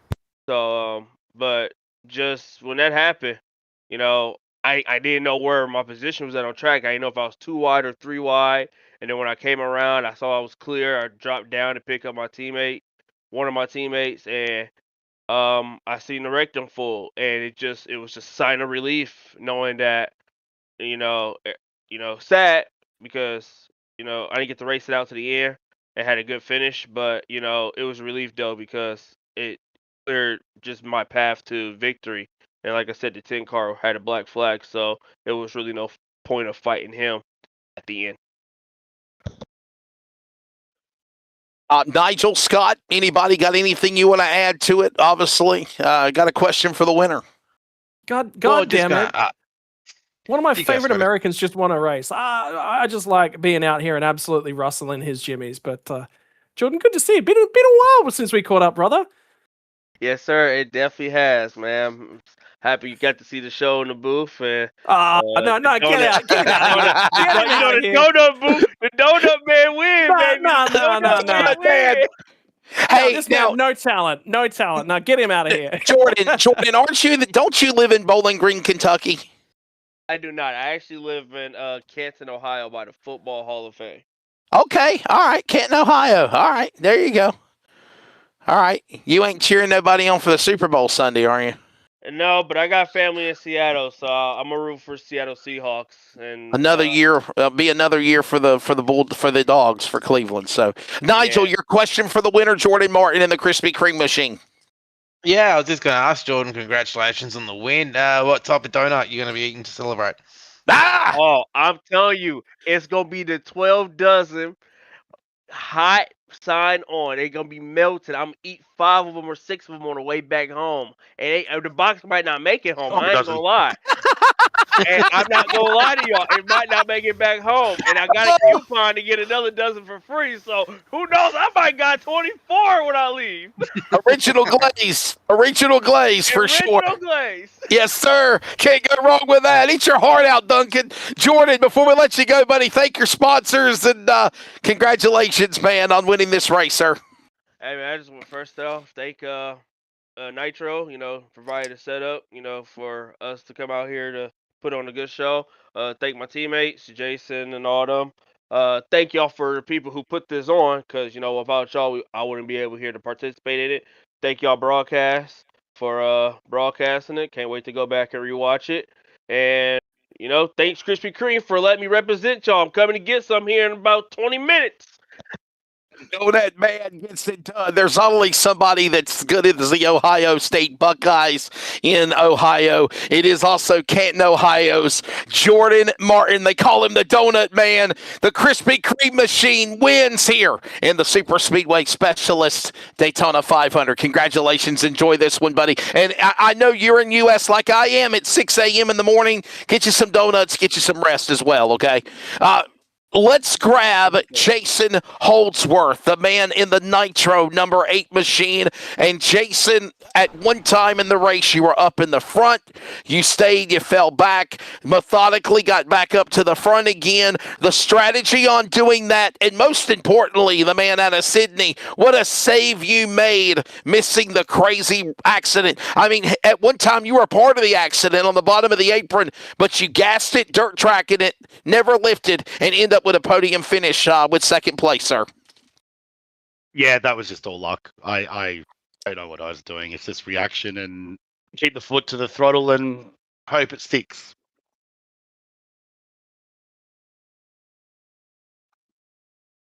Well, congratulations on your second tonight, Jace. Looks like you got involved with one accident there tonight. How did you come back from that? I'm telling you, it's just all luck. I thought I was out of it, and I was just trying to push. I saw Jordan there. I saw Zeta. I saw Keith. Obviously, something happened to Dave coming to turn 1 on the final lap. So I was just looking to see where there's a nitro car and seeing if I could help that lane. Me coming second is just luck. That's all it is. Like, there's nothing more I can say that I backed that one in. Well, another question I got for you too, Jace, is also with the new Highline YouTube channel and the series that's coming up with the Australian NASCAR, with the Truck Series and X Series. Looking forward to getting into it, and tell all the viewers at home a little bit about what's happening for this year. I know a little bit, but that's all right. I'll let you explain. Yeah, it's just a different branding, separate it from just the Australian NASCAR stuff. We are looking for other leagues that do want to be more professional and have a joint place where everyone can broadcast, share audiences. That's what it's about. Like, I'm not going to be charging people to use it, that type of thing. It's about sharing audiences and building up each other's leagues and having one place where they can all broadcast, because obviously we're lucky in the last 18 months, and to be honest, thanks to SVG for running a season with us, we ran up to the 3,000 subscribers pretty quick on YouTube. So hopefully we can use that platform and others to, help promote oval racing in Australia and globally as well. Not worried about if it's from overseas or in the UK or the US, anywhere essentially. It's just there to promote oval racing or NASCAR style racing on YouTube, X, Twitter, Twitch, and Facebook. Dane, Scott, any of you guys got a question for Jason before we wrap it up with him? Second place finisher. I guess not. Jason, I guess I'll ask you one more question, segue that, and thank your sponsors. We're getting ready for a new season coming up. I know we're all excited. Obviously, Xfinity and trucks. How different or similar was the Cup car to prepare for your voyages with Daytona coming up for these guys on the regular series for Australian NASCAR NASCAR E-Series coming up in 2 weeks? I'm terrible at the Cup car. And majority of us are as well. We actually had to learn how to push properly in the practice session. And I think we found that. I do need to thank Clayton Hoffman, which I've probably never thanked on broadcast before because I've never run the Cup car. But he's our Cup car builder. So if you are looking for a Daytona500 set, that is a very, very, very quick set. And that will be on the website come Monday night US time if you are looking for a setup. As to the season ahead, I'm looking forward to jumping back in the car. I hated race control, as probably many of you know. Worst job in sim racing. Worst job in sim racing. I'm telling you now. Worst job in sim racing, race control. To all the guys out there in the leagues across the world, it's probably the most unappreciated, worst job in all of sim racing. But yeah, I'm looking forward to jumping back in the car. And I love the truck. But I need to learn a little bit more on the Xfinity car and find some speed in that. Hey, by the way, before we let you go, Dean, can you show one more time the last lap with Jason Holdsworth on board with this guy and what he did to, in my opinion, it's Nick Burling missing the accident there, and obviously Jason Holdsworth as well. Here they come, coming down to the white flag. Jason, I just want you to set it up with us in real time. What's going through your mind as all this is going on in front of you as you're coming down to the white flag with 1 to go and making this incredible save on the Daytona Super Stretch? Sorry, but where's the broadcast? We're just talking about the move you made going up on the high side and then obviously just getting bumped when all the crazy chaos happened in front of you. They're crashing in front of you. You miss it. You get tagged from the back or the side. You got sideways, and somehow you literally just went from the middle of the pack to the bottom of the apron and still kept it in the gas, missing Wellman in front of your front bow and still finishing second. And holding off Dorman, might I add. To be honest, it's just all reaction. Like I didn't have any real plan there. Like you see a little opening and you just put your nose in there and hope for the best. Like to say that there's any real strategy there, yeah, I'd be lying out my. I can't really say the word what I really want, but yeah, I'd be lying if I said I knew that was going to happen. Lying out your keister is the very nice way of saying it appropriately. Jason, thank you for your time, man. We'll see you in a few weeks, sir. Appreciate it. See you then. That's Jason Holdsworth, everybody, and Nitro again, number 8 machine. Let's grab now the driver, Aaron Dorman. By the way, David Lawler, I hate to be the bearer of bad news. He's got to unveil this. He did not finish the race on one set of tires. Dorman, tell us your story, but nonetheless, you finish on the podium.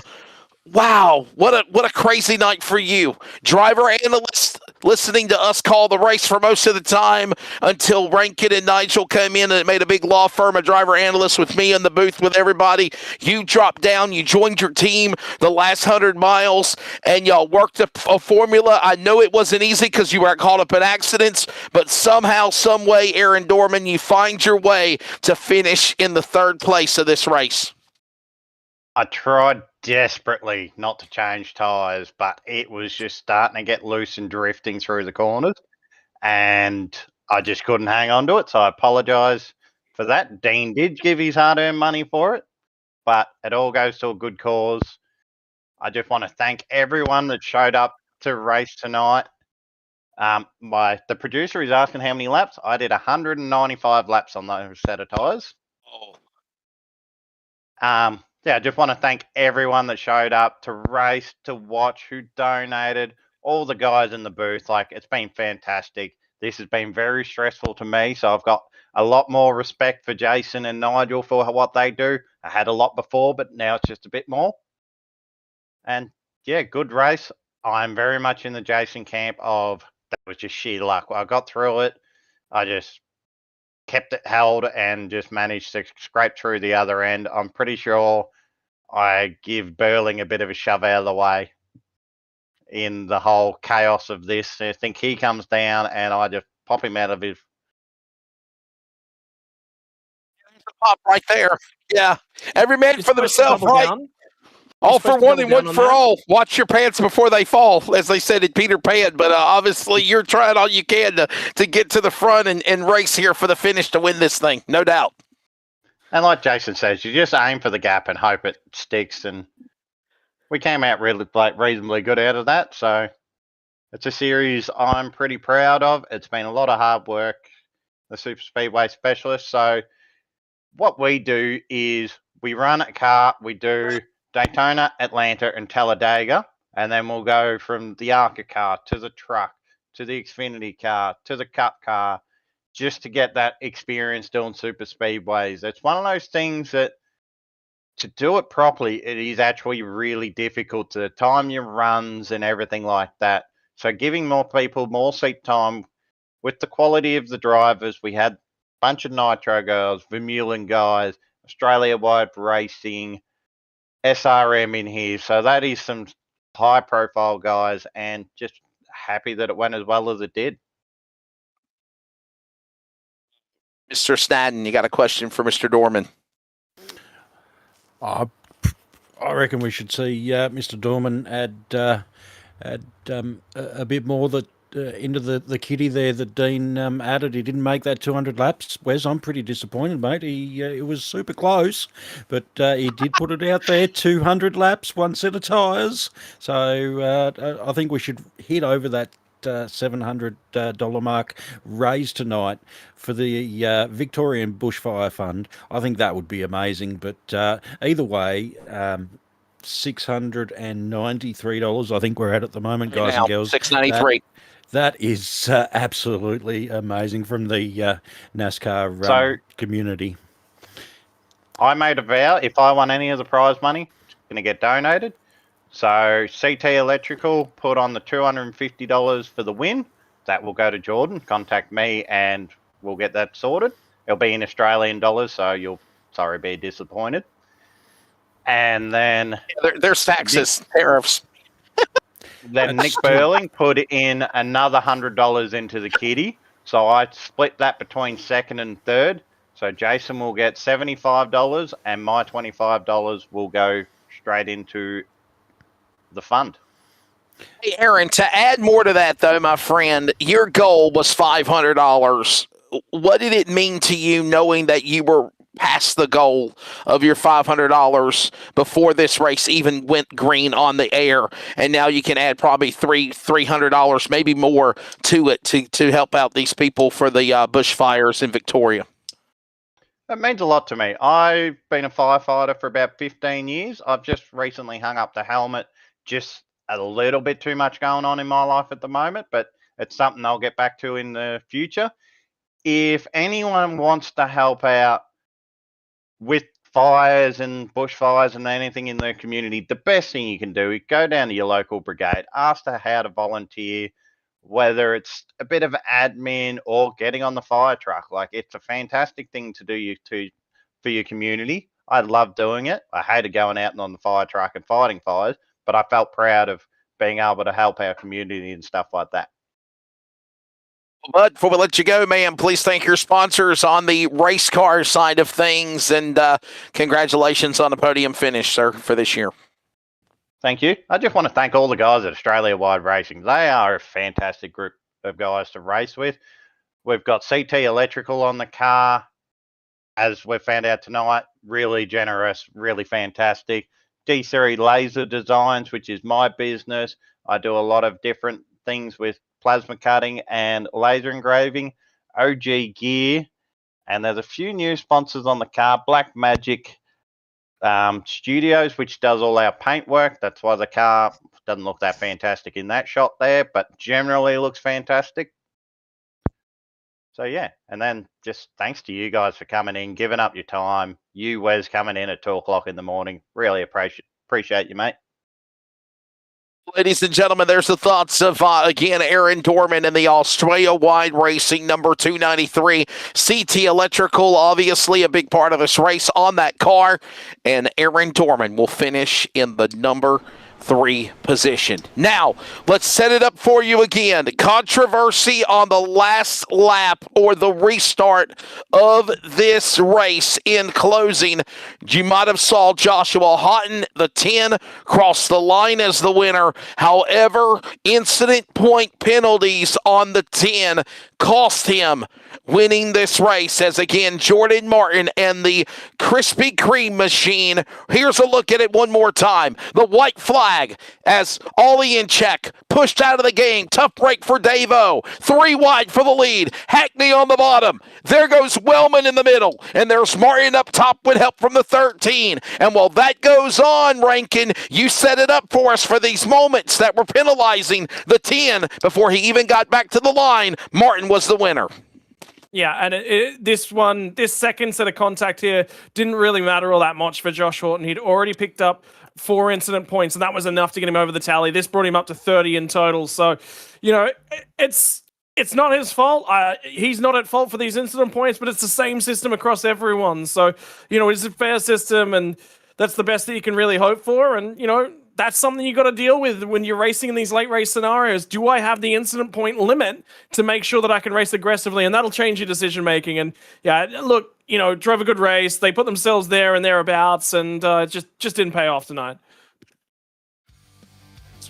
job of these drivers tonight. Obviously, you know, Mr. Nigel Siddell, I know you and Jason are about to get ready for the Australian NASCAR E-Series. It fires up. Your final take of this race, and then obviously Dan Snaden, if you want to give your final closing synopsis as well, man.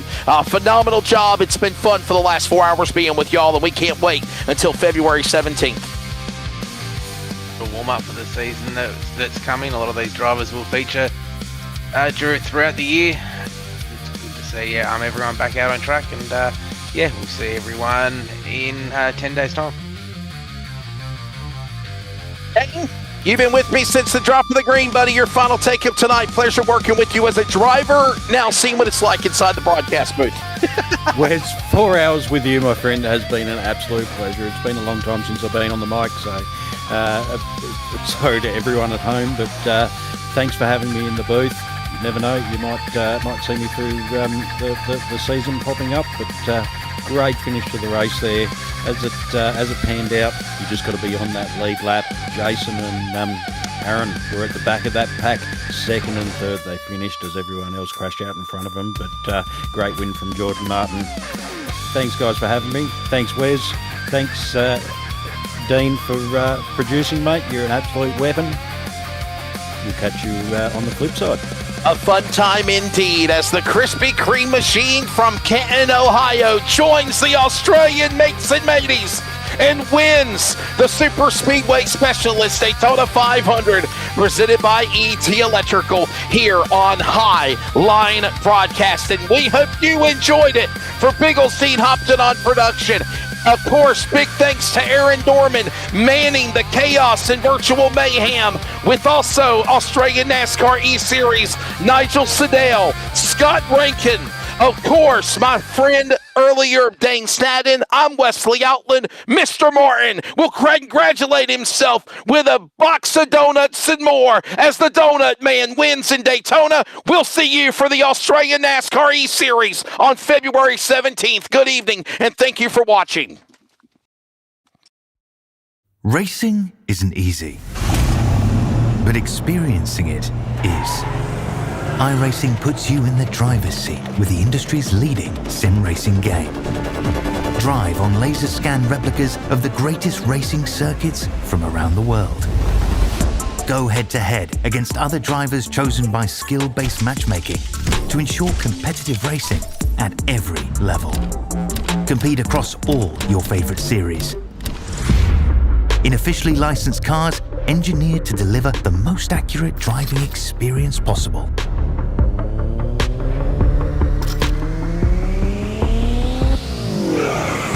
Join a race or host your own with players from across the globe. Race against the computer or in a league with friends.